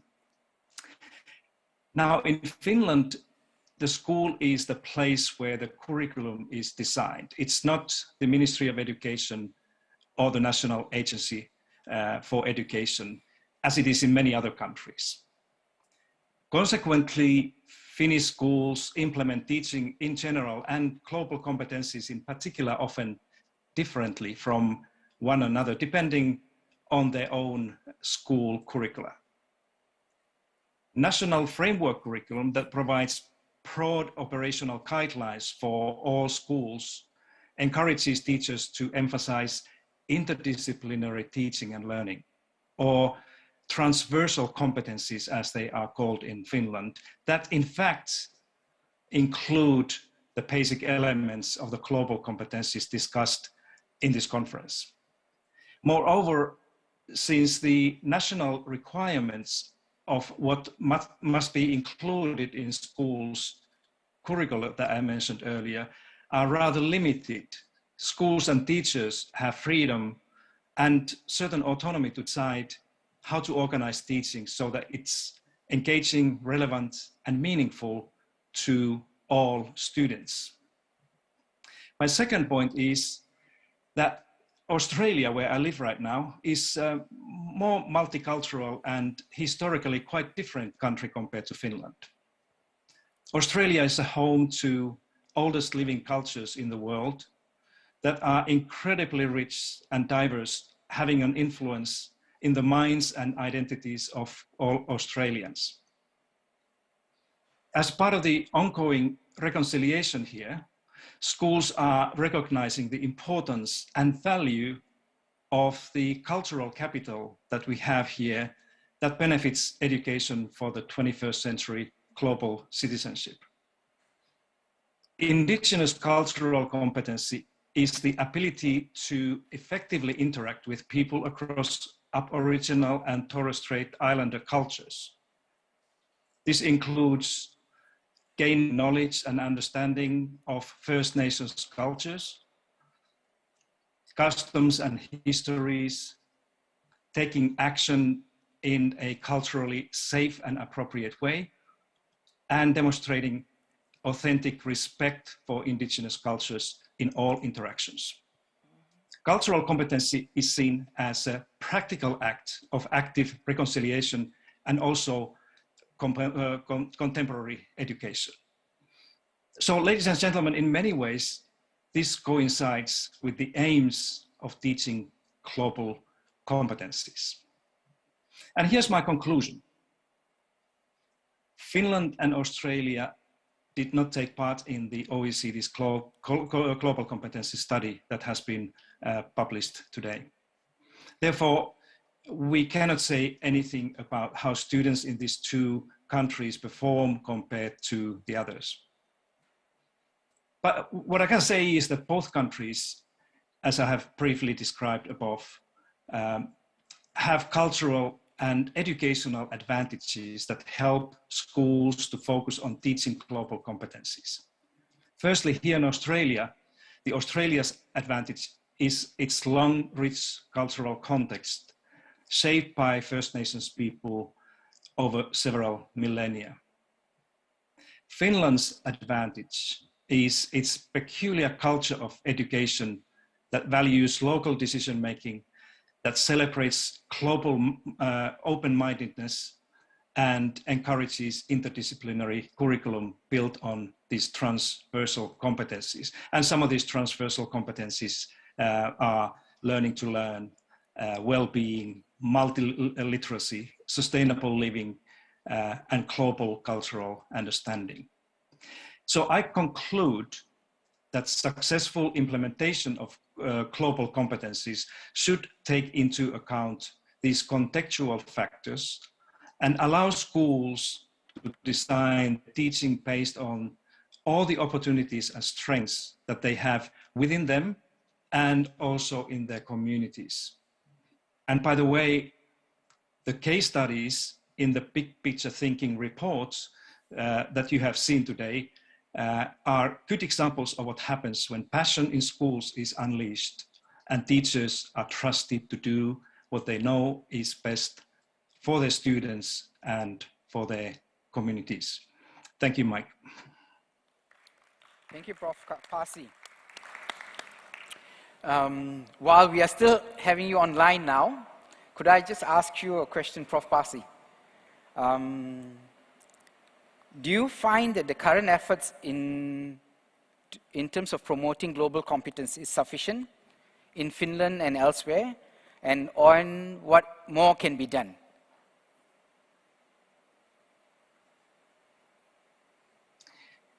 Yes, thank you, Mike. It's a good and important question. My brief answer is that everywhere I think we can do more to make sure that the global competencies are taught and learned as well more in our schools. But if you allow me to take a more general brief response to this important question, I think that the way I see it is that we probably need to work more in order to remove some of those elements, or probably all of those elements in school education that work against teaching global competencies well to all students. And by this, I mean things like minimizing the current dominance of standardized tests in many places, not so much in Finland, but many other countries, yes, and the high-stake exams that often unnecessarily narrow the curriculum to teaching only the subject-specific knowledge. And as you have heard here, global competencies calls for interdisciplinary or even anti-disciplinary approach. The other thing that we need to, or we could do more, is to join our forces to combat the increasing student disengagement in school. And this is a serious thing that we need to do. You know, if our students are not engaged in schools, teaching global competencies or anything else becomes very difficult. And thirdly, the thing we could do in terms of removing some of these barriers is to make sure that we lower the walls or remove the walls between the classroom and the world in all the schools, because we can only learn global competencies if we don't have these walls between us. So in brief, Mike, probably the three things could be considered. The first is to develop the interdisciplinary approaches to the national curriculum or school curriculum as much as possible, and they emphasize the whole person approach that is seeing students and all of us beyond the academic domains and intellectual. The second one is to build active links between school and their communities. And actually, I would see this in a way that the school, that we should take school to the world and not always the world to the school. Both are important, but this taking school to the world in the community is such an important thing for these global competencies. And finally, Mike, I think we need to also rethink the current student assessment practices that we have. We need to be assessing broader range of student learning outcomes, not just the basic numeracy and literacy, if we really want to make the teaching of global competencies more effective and more inclusive in all the countries. But that's let me stop here, because there are so many other things I want to hear from you as well. Thank you, Prof. Pasi. Kesha, turning to you. Prof. Pasi mentioned about bringing communities and involving communities. In your perspective, how difficult has it been in terms of introducing perspective taking from other people to your students, to the parents, and even society at large? Well, I've definitely prepared a few notes to help better answer this question for you. So, you know, upon arriving into the US, my students are really tossed into this melting pot, which is the US, and they're forced to overcome these huge barriers to adjusting to new culture, a new way of life, and even the different perspectives around them that they're not really used to. But they have no choice. They have to be, it's as if they have to be globally competent to be able to adjust to these different challenges. They have to also embrace everyone around them. It's as if they have to somewhat assimilate, but really also embracing other people's identity. They have to have empathy. They have to learn different cultural norms. They have to learn tolerance. They have to understand other values of other people who they are new to, and just begin to learn how to overcome their linguistic barriers in a country where the language is different. And so for me, I think that they're definitely more globally competent than their parents were as well, because sometimes their parents also have a hard time adjusting to this new world, new environment, new society. And most of their parents actually only have a functional education. And so most of the parents are just trying to survive at this point. But our students who are dreamers are really looking to the future and trying to figure out their place in the world and how they can make an impact and really leave their mark. And, you know, this allows them to become a lot more globally competent because they want to compete globally for jobs. They want to leave their mark on the world. They're also growing up in a different age than their parents. And as the world flattens, I think that they're realizing that it is so important to become globally competent and to become more global citizens, because they're able to better participate in the economy.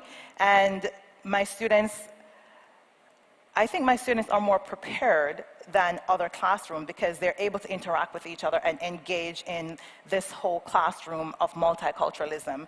And for most of my students, they speak many different languages, and they're now also adding one more, which is English. I'm an English teacher, so they're adding that to their perspectives as well. And they're learning each other's culture. They're understanding the importance of global issues and how it impacts them, how it impacts their identity, and how it impacts others across the world. They understand the importance of interdependency and connectedness because they're from different cultures coming in, and so they have to integrate themselves. They also understand the value of hard work. As immigrants in my classroom. They also understand collaboration.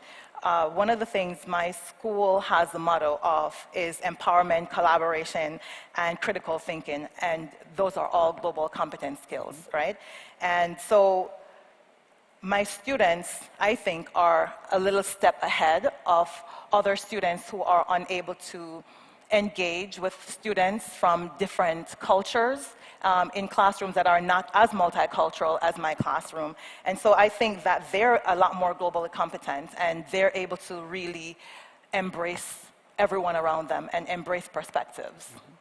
How supportive are the parents of your students in this endeavor? You know, the parents are very supportive. I think a lot of the parents, especially, like I said, my students are immigrants and refugees, and so their parents want a better life for them. So they're very supportive because for them, most of them only have a functional education, and so they're not able to participate in the society as much as their children would, and so they push their children. And the more we open up our school and our classrooms to inviting parents in and allowing them to understand that they too are welcome because they're also a part of the learning process, they're also a part of our community of learners, they also come in and they want to learn more.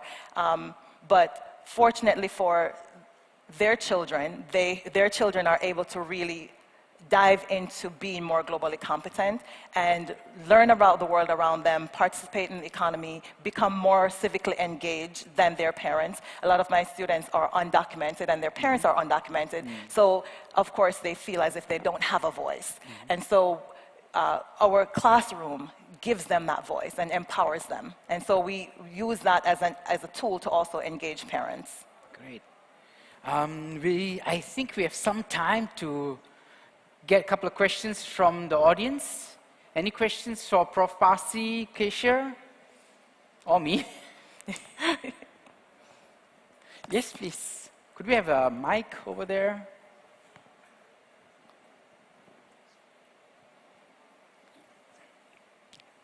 Here. Right in front. Thank you very much. It was a fantastic session. And I would like to ask the following. I'm Anna Diamantopoulou from Greece. In your classrooms, and generally in classrooms where are children from different nationalities, there are 3 different tasks. These children have to stay with their own culture, with their own language and their own families. They have to be included in the societies, the American, the Singapore, and the Australian society, and they have to be global citizens as well.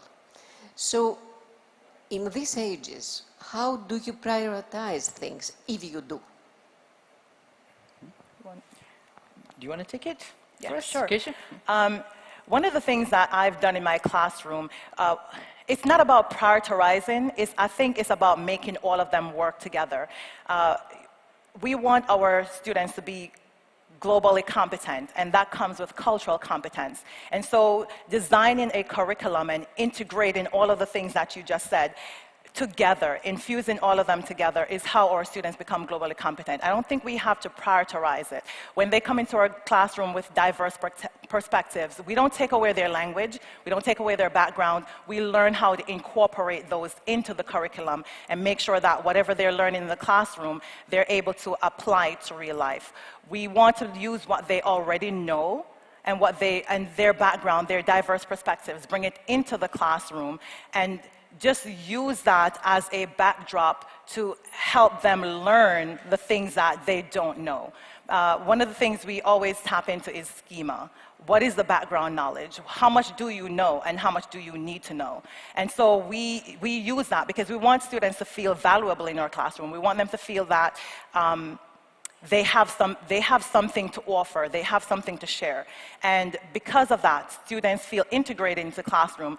There's a process of inclusion, there's a process of belonging. So I don't think we take away anything. I think we take everything that they have and we meld it together and make it one, and make them better. We don't take anything away, we just bring it together to make them better. Professor Pasi, your thoughts, whether it be in Australia or Finland, because the background's quite different, and how do we encourage global competence and assimilating into society?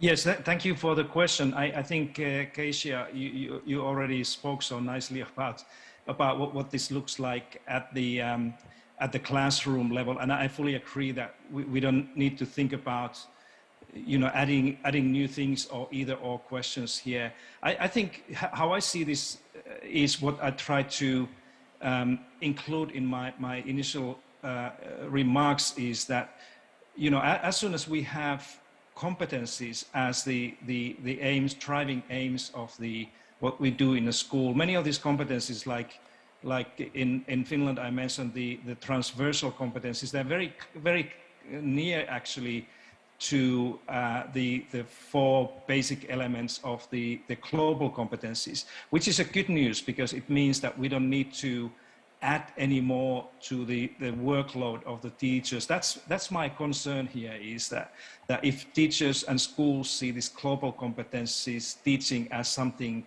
an additional new that they need to do on the top of all the other things, that we are going to see many teachers and many schools who will refuse to do that simply because they don't have time or energy to get into this.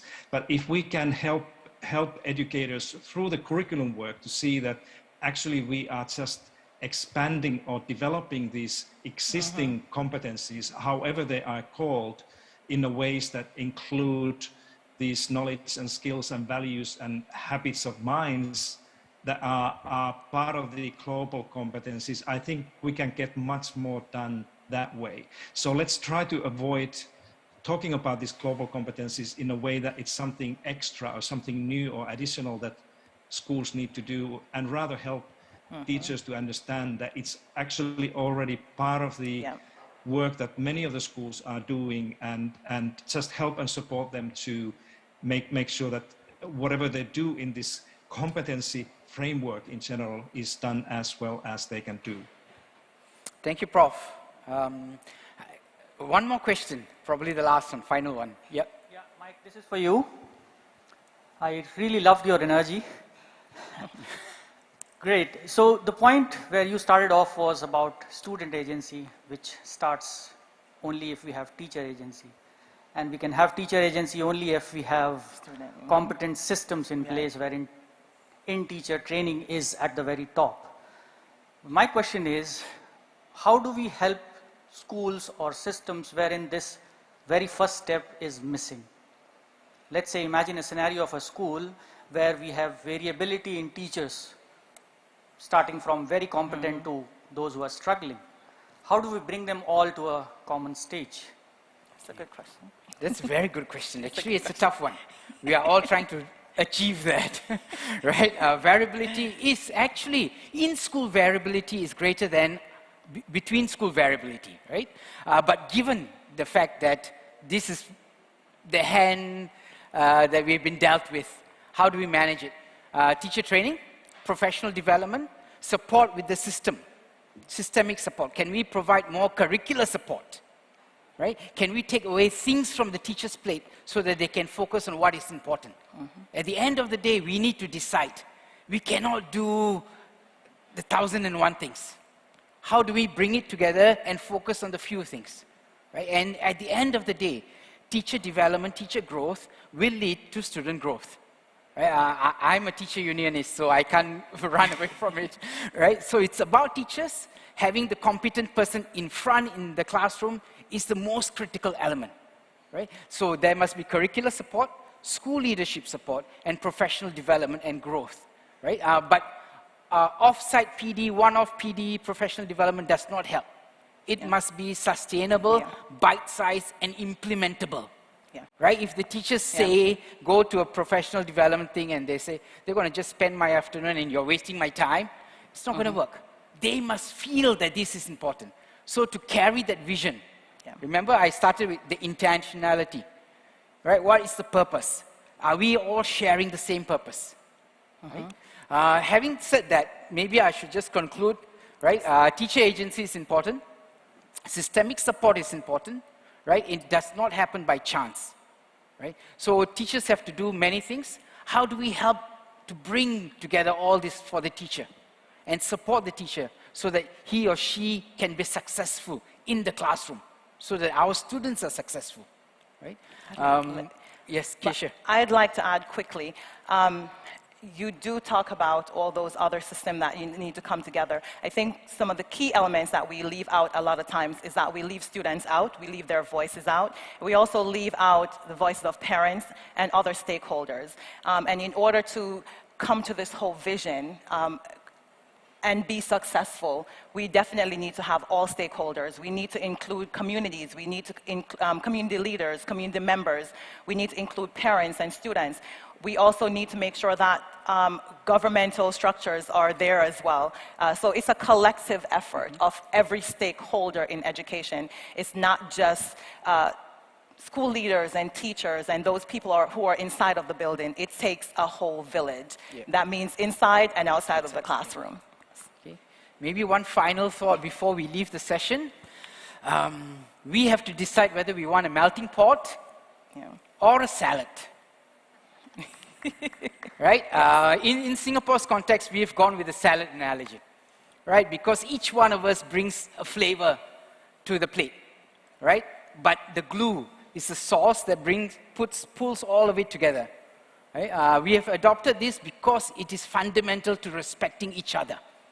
We cannot be the same, we will never be the same. Let's understand that, and let's look at the commonalities. And when we look at the commonalities, we realize, you know, the salad is much better than just the mango on its own. Right? Thank you very much. Thank you, Prof. Parsi, for joining us from Australia. Kesha, thank you very much. Thank you. Have a good day.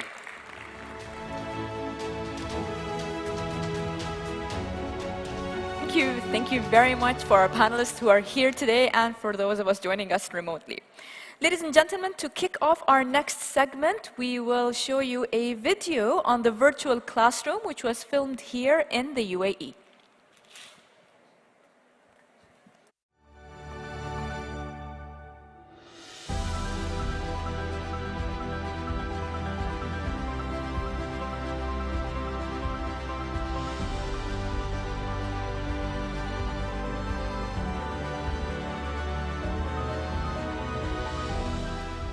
Welcome everyone to Qudwa-PISA Competence Forum. My name is Reem Harith. I'm a school principal at Hamdan bin Zayed School located in United Arab Emirates, Abu Dhabi.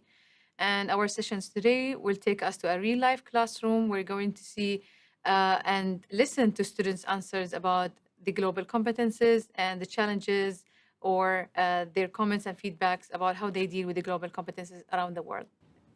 And today in these sessions, we're going to have two experts, Ms. Miyoko and Ms. Veronica, and they will give us some questions as well and comments about the global competence around the world. My name is Veronica Boitman-Sia, and I am so excited to be here with you today to visit your classroom with Miyako. I was born in Argentina, in Buenos Aires, and I live in the United States. I work at the Harvard Graduate School of Education in a research institute called Project Zero. At Project Zero and within this project, I spent most of my time trying to understand how it is that young people can become better global citizens and more globally competent. I'm particularly keen and excited to hearing what you have to say today and our conversation about what it means to become better global citizens, more globally competent in our schools. Thank you for participating today. I'm so excited to have this opportunity to talk with you directly. I'm Miyako Ikeda. I'm Senior Analyst at the OECD, and I'm leading a team of analysis and reporting of the PISA project. So PISA project started in 2000, and since then, every 3 years, we assess 15-year-old students' ability to apply their knowledge they learn in school in the real-life context. Thank you. So I'm going to ask a set of questions for our lovely students. And let's start with, how often do you think about issues affecting the world as a whole? For example, climate changes. Which issues do you think of the most? Yes, I think about many issues and how it's affecting us. It makes me anxious sometimes to think about how COVID and how scary it was when it first started. So I think about global warming a lot. There is almost always something about this issue news on the school topics. It seems like sometimes there is no hope in terms of damage that has been done, but sometimes I hear there is a scientific breakthrough to help with pollution. I worry with global warming whether there will be enough of the planet left for us when we are adults and we have our own families. I see many young people taking action like Greta, and I think that every step now leads to a brighter and it will change the future. I do get anxious when I hear about what COVID has done to people, but after seeing how my family got through it, I'm more hopeful that we can get through this. Maybe Alia? Yes, Alia. As for me, I worry about social justice and equality for all. I see many places in the world that are suffering and in need for help. And all I want to do is take action, but I'm not really sure how. But I try my best to read about these people and learn. Do you take any actions to solve such issues in your local context or in your local communities? Like, what do you do to fix these issues? In the past, as elementary or high school students, we had the ability to organize food drives and donations through school. Since COVID hit and all the restrictions, my family is worried about health. So that had taken the forefront of most activities. When I was 13, I was in the UN Global Citizen and we had a lot of fun community-based activities. I'm in grade 11 now, and because of COVID and online school, I couldn't be able to participate in those activities like before. So do you have any other ideas? Like, how can you participate then? Well, we could participate in volunteering in our own community, helping people out, helping our classmates, just anyone in our community, really. So girls, is it important to understand and engage with people from other countries? Is that important for you? Maybe you could take an answer from Casey. It is very important to meet people from other countries. I'm from China, and it was very hard for me at first to make friends and talk to others. But as I improve my English, I learn a lot from my Emirate friends, and I enjoy teaching them about China. It's important to me to learn about other cultures and other countries and other people. I really enjoy reading books, especially Japanese manga. I learn a lot about the Japanese community, and it encourages me to study the Japanese language, so I'll be able to host Japanese students here. I have spent all my education in trilingual school. We have celebrated a lot of Chinese celebrations like the Chinese New Year and many more. Being able to speak Chinese means that I can communicate with people from China and they can communicate with me and we can learn from each other as well. Girls, do you think it's important to maybe understand the perspectives of your classmates, of your colleagues inside the classroom, and why? What do you think is that? I think it's very important to always listen to my classmates and be kind to them, because sometimes people may feel like they are not accepted by their classmates or like being bullied. So I always want to make sure that my classmates feel like they can always talk to me. Yes, it's very important to understand other people's views. I don't really agree with my classmates, but I always wanted to listen to them and make sure that I'm not being mean or rude. Sometimes I think that when I talk, people do not listen, and that doesn't feel good, but I don't want to do it to others. Being in the school where we all know each other and grow up together like sister, even though we are close. I think it's important. I think it's important to listen to their views and make sure that I am understanding and kind all the time. Back to the question again. So do you already regularly talk to people from other countries? Well, luckily for me, I've been able to travel a lot with my family in different countries, and I've explored like many cultures, and I've met many people. Being able to travel really like opened up my mind to people and understand them and their that how similar we are, and also how diverse and different we are, but yet we are all still human. I have always tried to access the world through my social media platforms like Instagram, Snapchat, or Twitter, other than my Western teacher. I haven't exactly spoken to a friend from another country, but I grew up with Chinese friend and Western teacher. So I feel like it is so normal to always be talking to people from other countries. What does it mean to you as a global citizen, from your own perspective, from your own opinion? This is actually something we study a lot in school. To be a global citizen for me is to know about all the different issues around the world, and social justice and famine and many other things. At the moment, I want to focus on learning about these global issues and find a way to somehow contribute solutions for the future. I think that it is important that we young people understand that what affects one group of people will for sure affect the rest of us. Luckily, in the UAE, we have a government that cares about these global problems, and they create this ability for us to help others. For example, let's take the Red Crescent, where we can donate and volunteer to help others. And that is my opinion of a global citizen.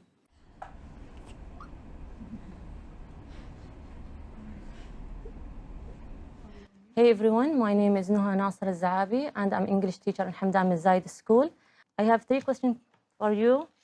How did COVID-19 affect the school system in UAE? How do you think it affects our lifestyle? It really did affect our education with having to do online learning for almost a year and a half, and also it really did affect our grades. Discuss the different reasons why people become refugees. You know, there are many reasons that make people leave their countries. Will you mention some of them? It's mostly because their country's at war and they don't feel safe anymore, so they have to go somewhere else to feel safer. Poverty is one of the major reasons of the global refugee crisis, and people move to other countries and become refugees to support their families and themselves. So Ms. Miyako and Ms. Veronica, do you have any questions for the students regarding the global competence? In listening to you, I was very impressed by your capacity to talk about cultural differences and your curiosity about other cultures. And it made me think that you live in a very unique environment where you live in one of the most intercultural, multicultural societies in the world.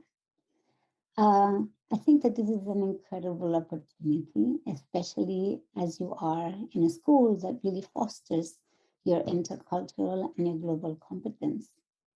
So I was wondering what you would say to other young people your age who live in other parts of the world, who may not have the same experience that you have of interacting with so many different cultures on a daily basis.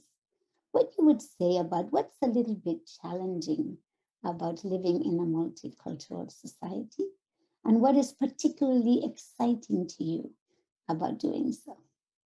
It can be really challenging, but it's also fun because you're gonna meet people from all around the world. You're gonna interact with them and know about their culture and about the place they grew up in.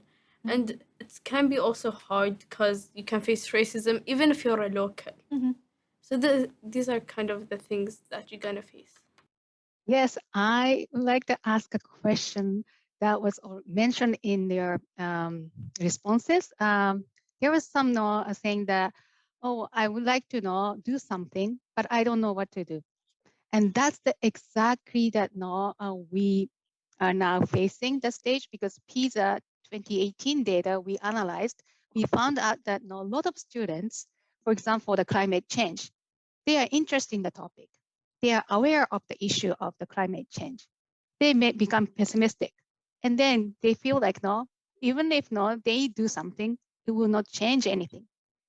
So what we really want to know is how can we make this culture or understanding you are informed, and then you want to take action.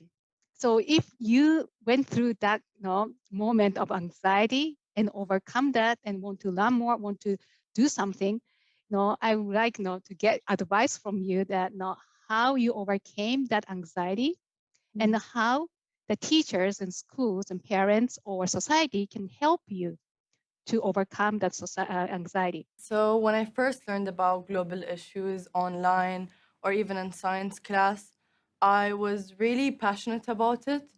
And as I started learning more about it and how it's been going on for so long, I became very pessimistic, saying, why do people not care about this?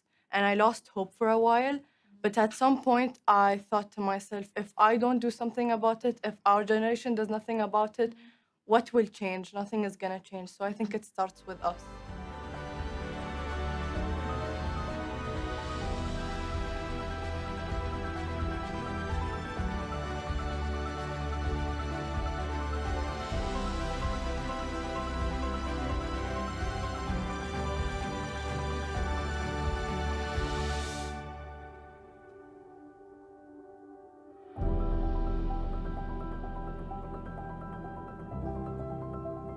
We visit school virtually. And Reem's student did such a wonderful job to share their voices. And today we invited Glenda Clark, far left. She is a moral education teacher in English College, Dubai. She has a lot of experience teaching in England and Dubai. So we are so looking forward to hearing and sharing everybody's view. Thank you for joining today. And the first question, I would like to start from Veronica and then Reem and then Glenda. What's your reaction to this video? Okay, start with Veronica. So first, can you hear me? Can you hear me well? Okay. So thank you, Miyako. I'm imagining that you two fell in love with these girls. They're connected. And Reem, it was such a pleasure to watch you encourage them. The little bits that you did not see from this recording is the ways in which Reem so beautifully encouraged each one of them. As soon as they anticipated something that they would dream of doing, she would say, I am sure you will be a great doctor. I am sure that you will be working for justice for a long time in your life. So I think that gave me also a snapshot of the culture in which these girls are growing up.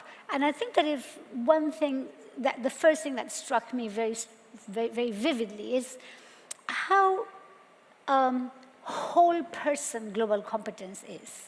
So these are young women who are able to articulate the causes of migration or elements of climate change, but they are feeling the world. It's an emotional response to the world. It's an emotional commitment to the world, to trying to make something better, even if it's challenging. There's an ethical commitment to being kind, to being respectful, to not bullying, and to being available for friends. So if we map the development as human beings, we see the cognitive dimensions of global competence, we see the social-emotional dimensions, the ethical dimensions, the civic dimensions, and I think that they presented in that way such an integrated picture of what a globally competent young woman can be. Thank you. And Reem, please. Assalamu alaikum. So good afternoon, everyone. I actually almost have tears into my eyes, every time I saw the students, talking and bringing all the expertise that they have inside the classroom. So as you all see from the video, when the students interacted to the questions, we can see that they are really the future generation, that they are the way forward to be our global leaders, inshallah. Thank you. Glenda, please. I think I really loved their honesty. Even when they were saying things like, sometimes I don't think people listen to me. It was like, they obviously feel the classroom is a safe space to be and that they can be honest. And I think that's really important, that when you're having these types of discussions, the students need to feel like, I can be honest, I can say what's really important to me. I think the other thing that struck me was that they were saying, oh, I've been on the UN group, or I've done this, that, and the other, and they didn't really seem to understand how vitally important that is, that they are globally aware. They just seem to think that was normal for them, which is fantastic if that's what students think is normal. Yeah, I agree with you that students are very honest about their fear or anxiety, but it was nice to see that they have hope still. They know how to make first step. So here I would like to ask a question, maybe starting from Glenda and then Reem and then Veronica.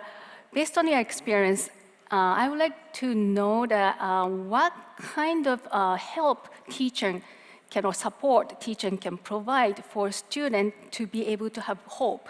Some research said that just not telling the issues, global issues, intercultural issues, that's not enough. That will lead to just a fear and anxiety. But giving the strategy to approach those issues, how to solve those issues, that kind of skill set to solve the issues, that will lead to hope. That is something that research is saying. So based on your experience, is there any example that you would like to share with the audience?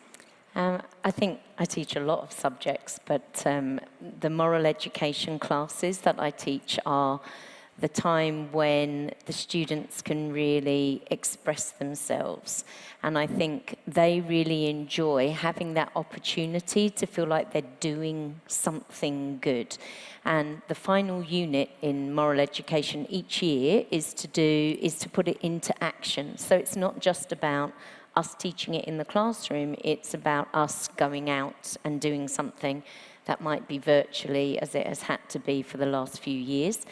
But we have also gone out and done things. And it's, for me, I learn so much because the students come up with these amazing ideas for things that they can do. And I think that gives me a lot of hope, seeing that they have these ideas and they think, we've got solutions. We can find a way forward. And it may only be a small step, but each of them combined makes a whole big change. Reem, do you have any example in your school? Yes, definitely. Back when I was a teacher, I do believe that building on listening strategies for the students is very important. So students are really trusting us as teachers. And they are really trusting the whole sum of the teachers inside the classroom. So when they talk, they know that they are trusting the teacher. They know that they are putting their trust in someone that they will really understand and give them feedback about it.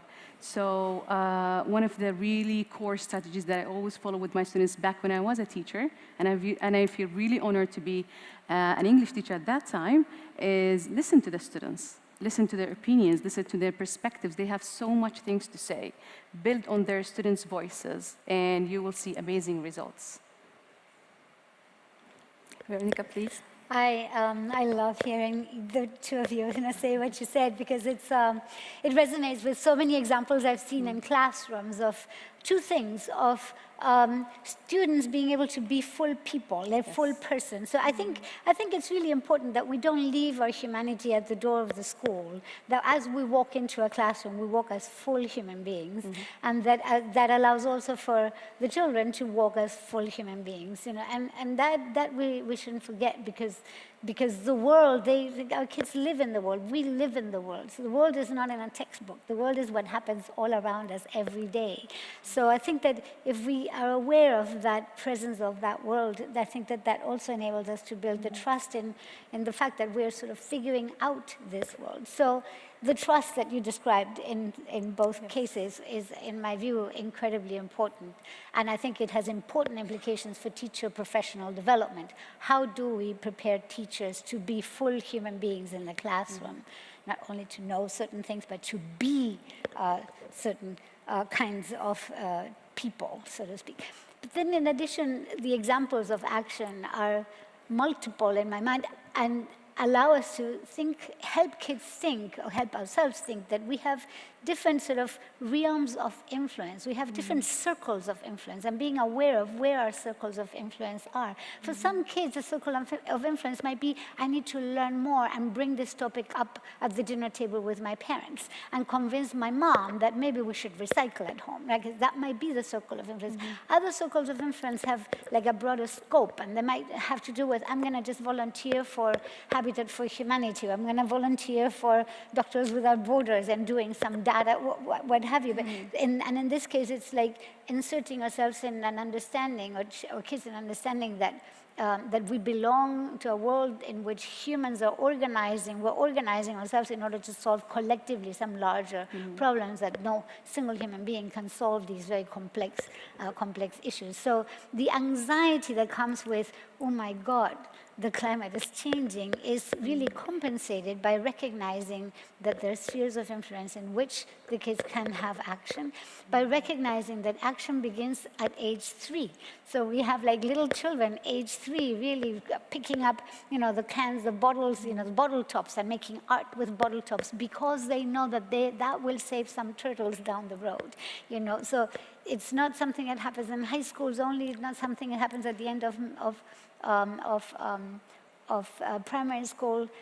Being an active, globally competent citizen is a habit of mind, a habit of heart, a habit of hands that can be nurtured from the moment that we have one-year-olds in our classroom. I can share a few examples later on if you'd like. Yes. So student and teacher's relationship are very important, and teacher is human, and then trust is important. So also the PISA data shows that the school environment that where the discrimination is not spread, students tend to discriminate other cultures. So it's really important, not only just focusing on students, but as a school, it has to be changed. It has to embrace the diversity and then the global competence. And as a teacher, Glenda, did you have the moment, we have been talking about this, unlearn and relearn, going through this teaching of the moral education, did you change yourself that, I have changed some awareness over the last past years? I think because I'm very old, that makes a difference as well. The students see me more as their mum, maybe their grandma, some of them, but yeah, they see me as older and wiser, and I certainly share with them stories about my own children or my own life. And I think they feel, oh, she shares with us what's happened with her, so we'll share with her as well. And I do think sometimes, I remember a child calling me mum when I was first teaching, and he blushed, he was so embarrassed, and I was like, I'm only old enough to be your older sister, what do you mean, like this, And it's like now there's a different rapport, I think because I've had children and they've grown up, and therefore that makes me a different teacher to the teacher I was when I first started teaching. But I think I've been very lucky in that in the UK I taught religious studies, so everything I've always done has been about acceptance of other beliefs and ideas. Very interesting, this different context, and then you have to change the teaching approach. And Rim, I would like to hear that, do you do anything to embrace the global competence in school? Do you organize something, or do you talk with teachers, or do you have any discussion session with teachers, or can you share some examples? Yeah, of course, definitely, Miyoko. But before that, backstage, Veronica and I, we were speaking about, like I asked Veronica a question and I told her that how challenging it is to share such a concept of a global competence among your teachers, among your students, among the whole global community.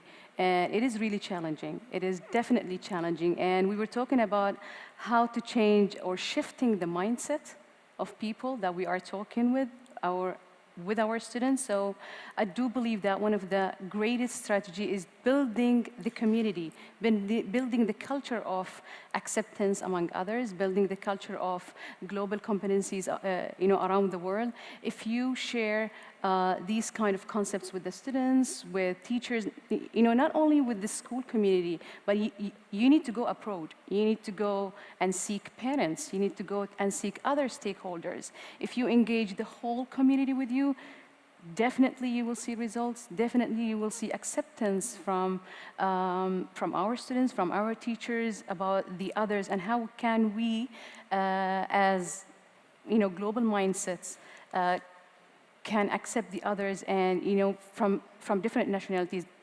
Back in my school, I do have students from China. So we are really trying to encourage our local students that you can mingle together, that you are not isolated. You are part of this community. You are a core part of this community. And you can always share your ideas. You can always have your voices in the school. Thank you. Yes, creating community. That sounds a lot of work. Veronica, do you have any comment or share view on how can we start? It sounds like a massive job to do that. Yeah. Actually, I think it's really very interesting because it's complex and at the same time not impossible, right? So there's so many small steps that we can make in order to get there, right? So let me give you a few examples. One is the idea of I'm having to teach something about the government structure of my country. And this is a lesson that I always, not me, right? Somebody has to teach that, a lesson that this teacher needs to teach. Every year it's the same lesson. But this year, she's going to just compare it with another country, just to see what does it look like in a different country. And it's like a small loop, but it's like the beginning of a conversation about comparisons and seeing how people figure things out. Or teachers, in the spirit of what you were saying, so teachers who are invited to in our professional development, are invited to think about one time in their life and where they for the first time discovered that the world was bigger than they thought, right? It's a small intervention, but incredibly powerful because our teachers recognize that that's exactly what they're hoping that the kids will understand, that the world is bigger than they thought. And so when we can ground teachers' experience in their own, when we can validate the informal experience and the wisdom that our teachers bring to the classroom as human beings, I think that that validates them as people, validates them professionally, and allows for the type of trust and conversations that we're thinking about. In terms of entries into creating a culture of global competence in a school, there's one thing that we know from research is that dispositions, which is like the longer term learning, the one that stays with you for a long, long time, the one that shifts your orientation towards the world, is learned through enculturation. That means that we learn the air we breathe. So if we breathe an air of respect and respect for differences and diversity, we will learn that, we will become that type of person. So this is why cultures operate the way they operate. So we learn the air we breathe. So creating that air. How do we create that air? As we walk into your school, you take a look at a few key things. Take a look at the space. What is the message about the world that the space is showing? What's on the walls? How are people moving around the space? And is the space telling you that the world really matters? One possible dimension. A second possible dimension. What is the language like? Is the language one of us and them, among kids, among teachers, among we are the history and you are the science? Or is it a language of bridging? And can we just think carefully about the language we use in our schools so that it's a language of bridging, a language of respect for differences, a language of co-discovery. So set space, language, time. And I'm going to finish with it. There's more dimensions, but I'm going to finish with time because it came up as the most important challenge that we have. And I really would like to question that. And I would like to question that in this way. Because I think that there's an assumption about what we're trying to do when we say time is the biggest challenge. If we have, and this is a conversation that Reem and I were having before, if we have our kids, what, 5 hours a day? 5 days a week? For how many years? Like 12 years, maybe? Now, how much more time do we need than that with kids in order to teach them some important values about other cultures, some important values about their own, some important ways of managing the world? So if we need more time, it might be that the time, I think actually we have the time. What we need to do is to learn how to use the time better. We don't need more time. We have the time. So the question is, what kind of education will allow us to create experiences that are of such quality, such dimension, such humanity, such discovery, that will remain with the kids for a long time? What are the experiences that would allow us to assess 2 years down the road, not at the end of the unit, 2 years down the road, and the kids will say, you know what, at that moment I discovered X, or I became more this way. So I think that time, space, language are at least 3 of the possible entries into some of this work. I know that now we are running out of time, but I would like to finish with Glenda's story. You shared with me backstage that this long time span. You did something. You taught a certain student, but you saw the result at the later stage. So if you can share that. Yeah. So this year I teach business and economics.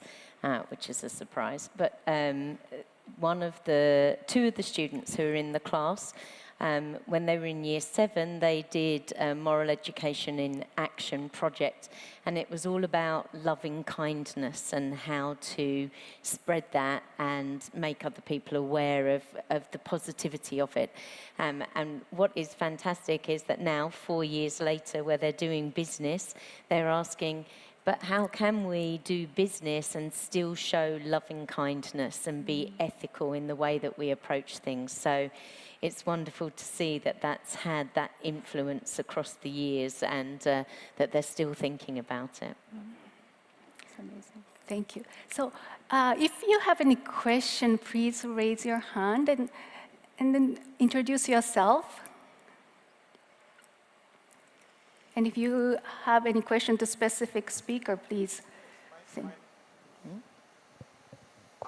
My name is Shadi Abu Zaid. A question, and if you look at the video that you told about the virtual classroom, one of the students said being human.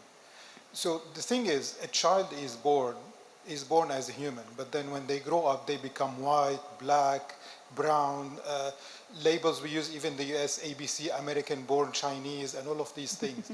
So the problem is not the children, it's us. So what are you doing with the parents? What are you doing with the community in terms of teaching them? Because the school can do small part, but what can you do with the other surroundings that are influencing all the children in a negative way, probably? Anyone want to comment? Anyone? Yeah. I guess if I refer back again and I said about shifting the mindset would be the possible way to encourage these students to be a real human being in the school or in the whole society. And as Veronica, she said before, and she highlighted on, and you pinpoint of the importance of being a human being in the classroom. For the teachers to be a human being, then you will reflect back on the students and you will see the results from the students of being a human being. So this will be the last question. Yes. Okay, my name is Shaima. I'm a graduate student in learning design. So my question is, we believe that parents are a part of the education process as the education starts from home. So my question is, how can educational institutions encourage parents to adapt to global culture and differences in order to emphasize the learning of their children further? And the question is for all of you, but I want actually to know the experience of Ms. Reem and Mohamed bin Zayed School. As I know that the teacher the student learn with 3 languages, Chinese and English and Arabic. So I would like to hear the experience for you. So you would like to know how can we encourage the parents to be participated in how to build on the global competencies in the school? Yes, especially Mohamed bin Zayed School. Like what examples that you have done for the parents? You mean Hamdan bin Zayed School? Exactly. Yes, I'm sorry. fine, totally fine. So we do believe in the school, as a whole school community, that parents are our core stakeholders. So we always seek their supports. We always seek their help in building such a phenomenon in the school, or such a global competence, concept in the school. So we do have parents who really want to be participated in the school by, for example, reading stories to the students and highlight on these stories. We do have parents who really participated after the pandemic has been arising, and because they have passion to know what is going on, like before the pandemic and after the pandemic, or what did the school do to encourage the parents to be part of their children inside the school. So they call us, they seek us from different channels. They keep asking us questions like, can we have the chance to be part of our students' teaching and learning process? Can we, for example, read stories with them? Can we participate in the national events, globally, or locally events that you have in the school? Can we be part of these? Definitely, we're going to ask the parents to be part of these, events, because they really build on these, concepts. And when children, of course, they see their parents are in the school and being part of the whole school community, they are flourishing. They feel that, they are really proud of themselves, that we really ask the parents to come to school. Even like a small events that we had in the school, we really ask the parents to come, share this, and, you can share the success of, the students, the parents, and the whole school community, with the parents. I hope that's helpful. Thank you. I think there are more questions, but we have to finish this session now. So please ask questions now directly after this session. You're going to stay a little bit here around, right? Yeah. Thank you so much for the panelists to join. And then special thanks to the students who spoke and shared their views and voices in the video. I think they are watching now in Abu Dhabi. So thank you so much, and thank you. Thank you very much to our panelists, and thank you as well to Ms. Miyaka Ikaida from OECD for moderating, and to you, of course, our dear audience members, for your questions and your contributions.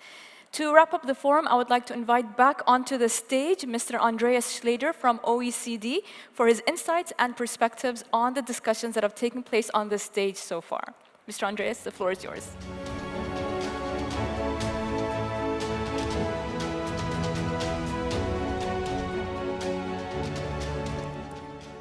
Thank you so much, and what a challenge to wrap up such a fascinating and rich discussion.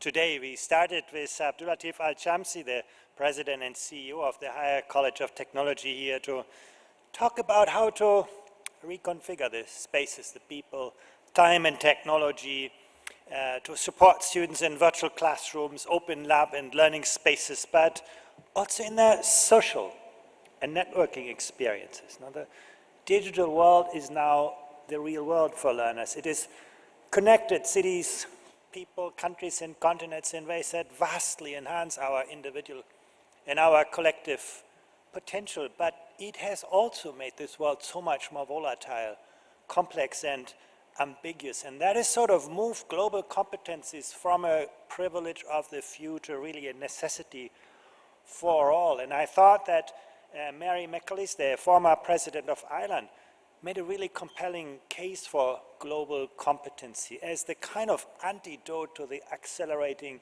forces that polarize our societies, our cultures, our countries. And the sentence that really stuck with me from her was, as she put it, the need to commit to a pedagogy that engages our students' hearts and minds. Now, if we stay fearful and sheltered in our sealed bunkers, then we waste every single day of human diversity that we are part of.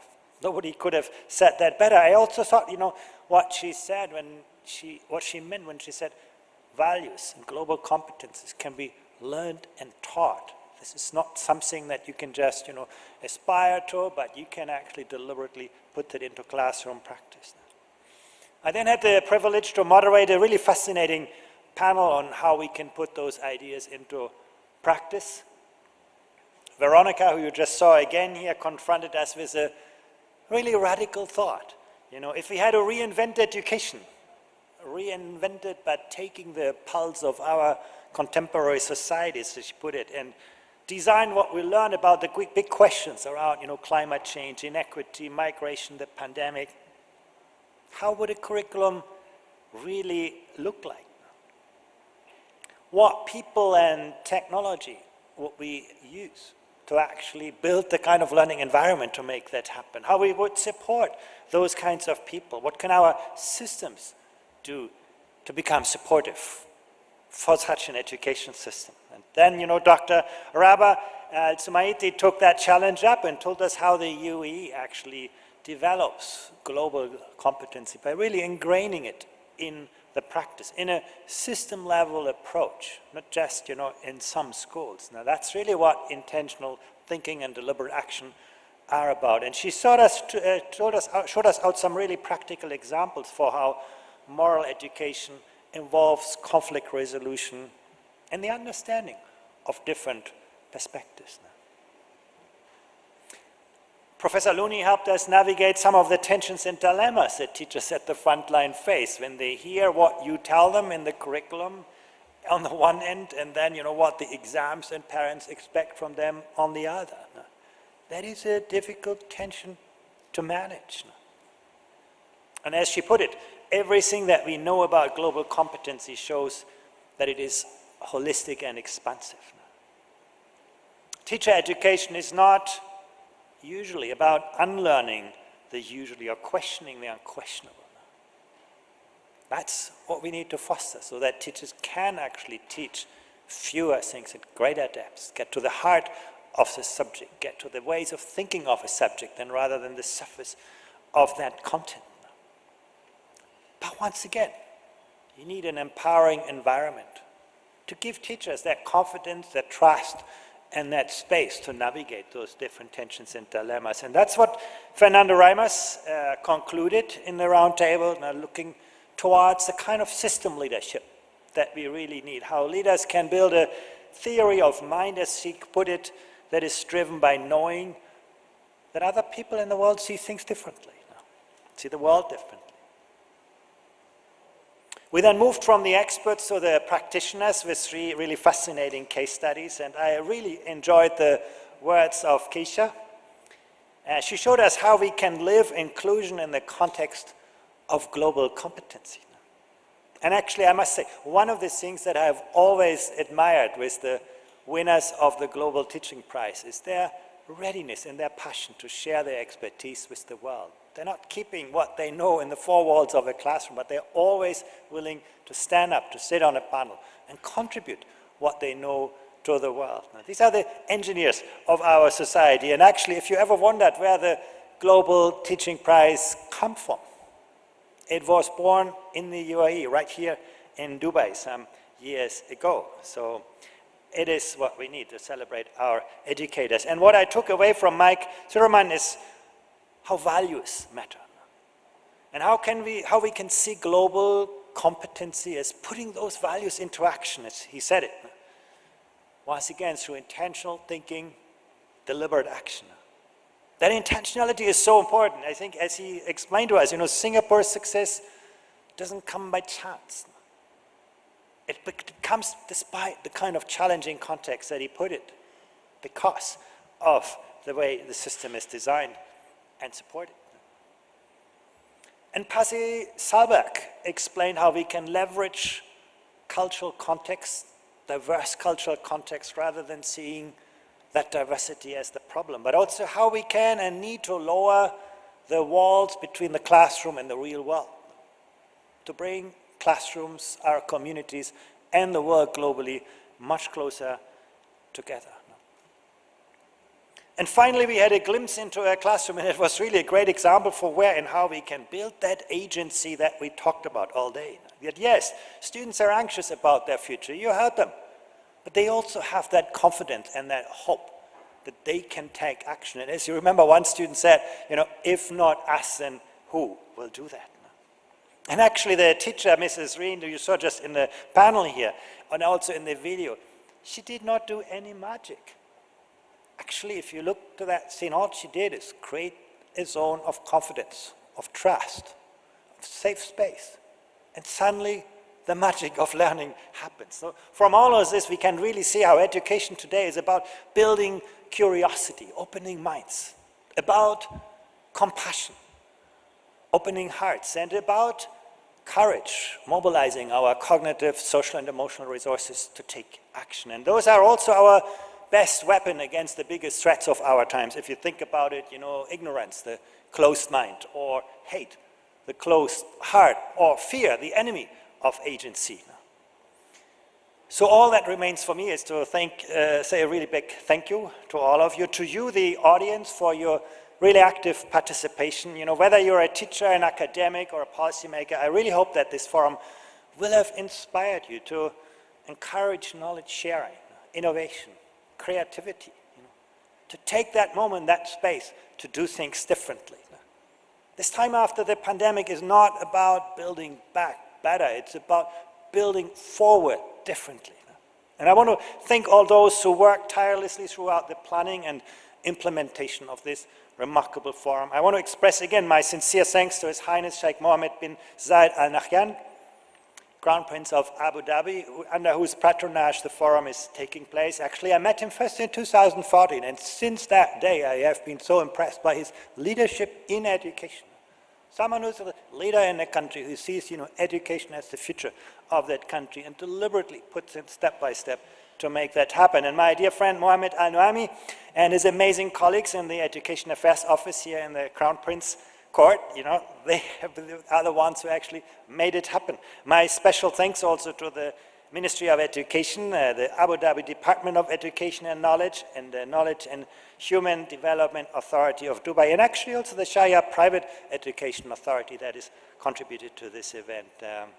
An enormous thank you to the principal, teachers, and pupils from the Hamdan bin Zayed School. You just saw them here, who kindly invited us to share their classroom experience, to hear the voice of the students themselves on the importance of preparing for a more dynamic and diverse world. And again, you saw no magic, deliberate action. And of course, this event could not have been accomplished without the commitment of our guest speakers, professionals, and experts. You heard them. And I'm thanking them not just for what they did today. I'm thanking them for the work they do every day to move our education systems forward, for the leadership over so many years. And finally, I want to thank also our international team. First of all, John Dennehy, who has really been the inspirator of this event and has devoted his entire life to creating a better world through education. Second, my colleague Henry Pearson, who put much of this event together from our side and together with the colleagues from the Crown Prince Court. And unfortunately, both John and Henry fell ill just before this event and therefore could not be with us. And third, I want to thank my colleague Miyako Ikeda. You could just see her here. She leads our work on PISA, and she has this magic grace to make intangibles, like global competency, tangible, visible in numbers. I know how difficult it is. Many people debate, can you measure those kinds of things?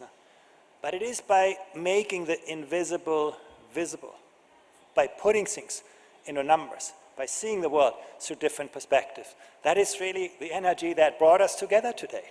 That is what we cannot see, we will not change. So we need to continue to try to do of that. So thank you all, and shukran, and I hope forward to the next edition.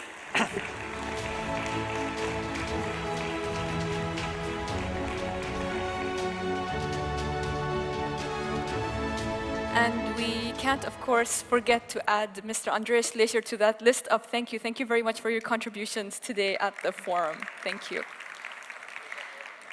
I'm sure that what has been discussed here today will help us all see global competence in education in a new light, and I personally look forward to following this conversation as it further grows and develops. And now to give the official closing, I would like to welcome onto the stage the Director of Education Affairs Office at the Crown Prince Court of Abu Dhabi and host of the Qudwa Forum, His Excellency Mohamed Nuaimi.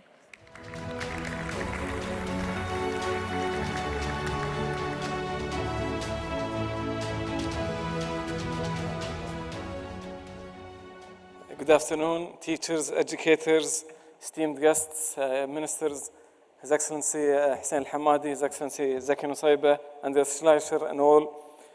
Today I'd like to thank firstly His Highness Sheikh Mohammed bin Zayed Al Nahyan, Crown Prince of Abu Dhabi, for his vision and leadership and continued support in a range of important and educational initiatives, and in particular helping make Qudwa a globally recognized and respected contributor in education.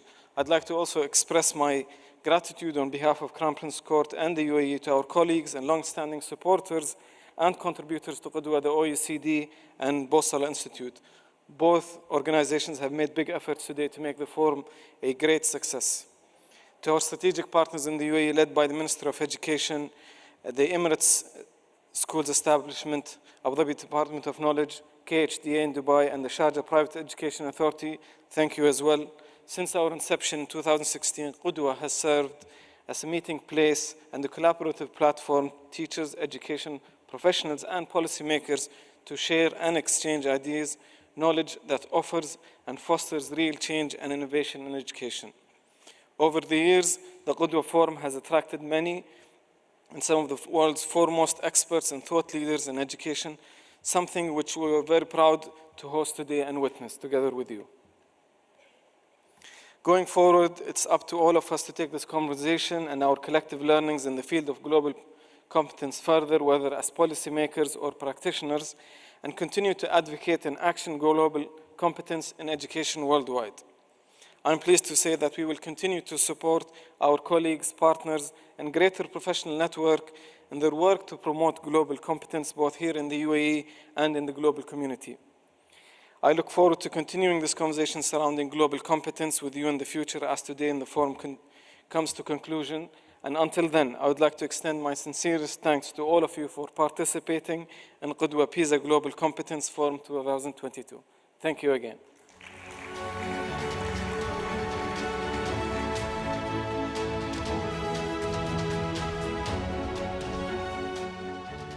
And a big thank you to Mr. Mohamed Nuaimi for his closing remarks and for ensuring the Qudwa-PISA Global Competence Forum could take place here today. Thank you, Your Excellencies, and distinguished guest speakers, partners, and viewers for joining us and bringing this discussion to life. We hope that you have found the forum to be useful in fostering a lasting conversation around global competence. And we thank you for participating in today's forum with your great many questions and contributions. Thank you, and have a wonderful rest of the day.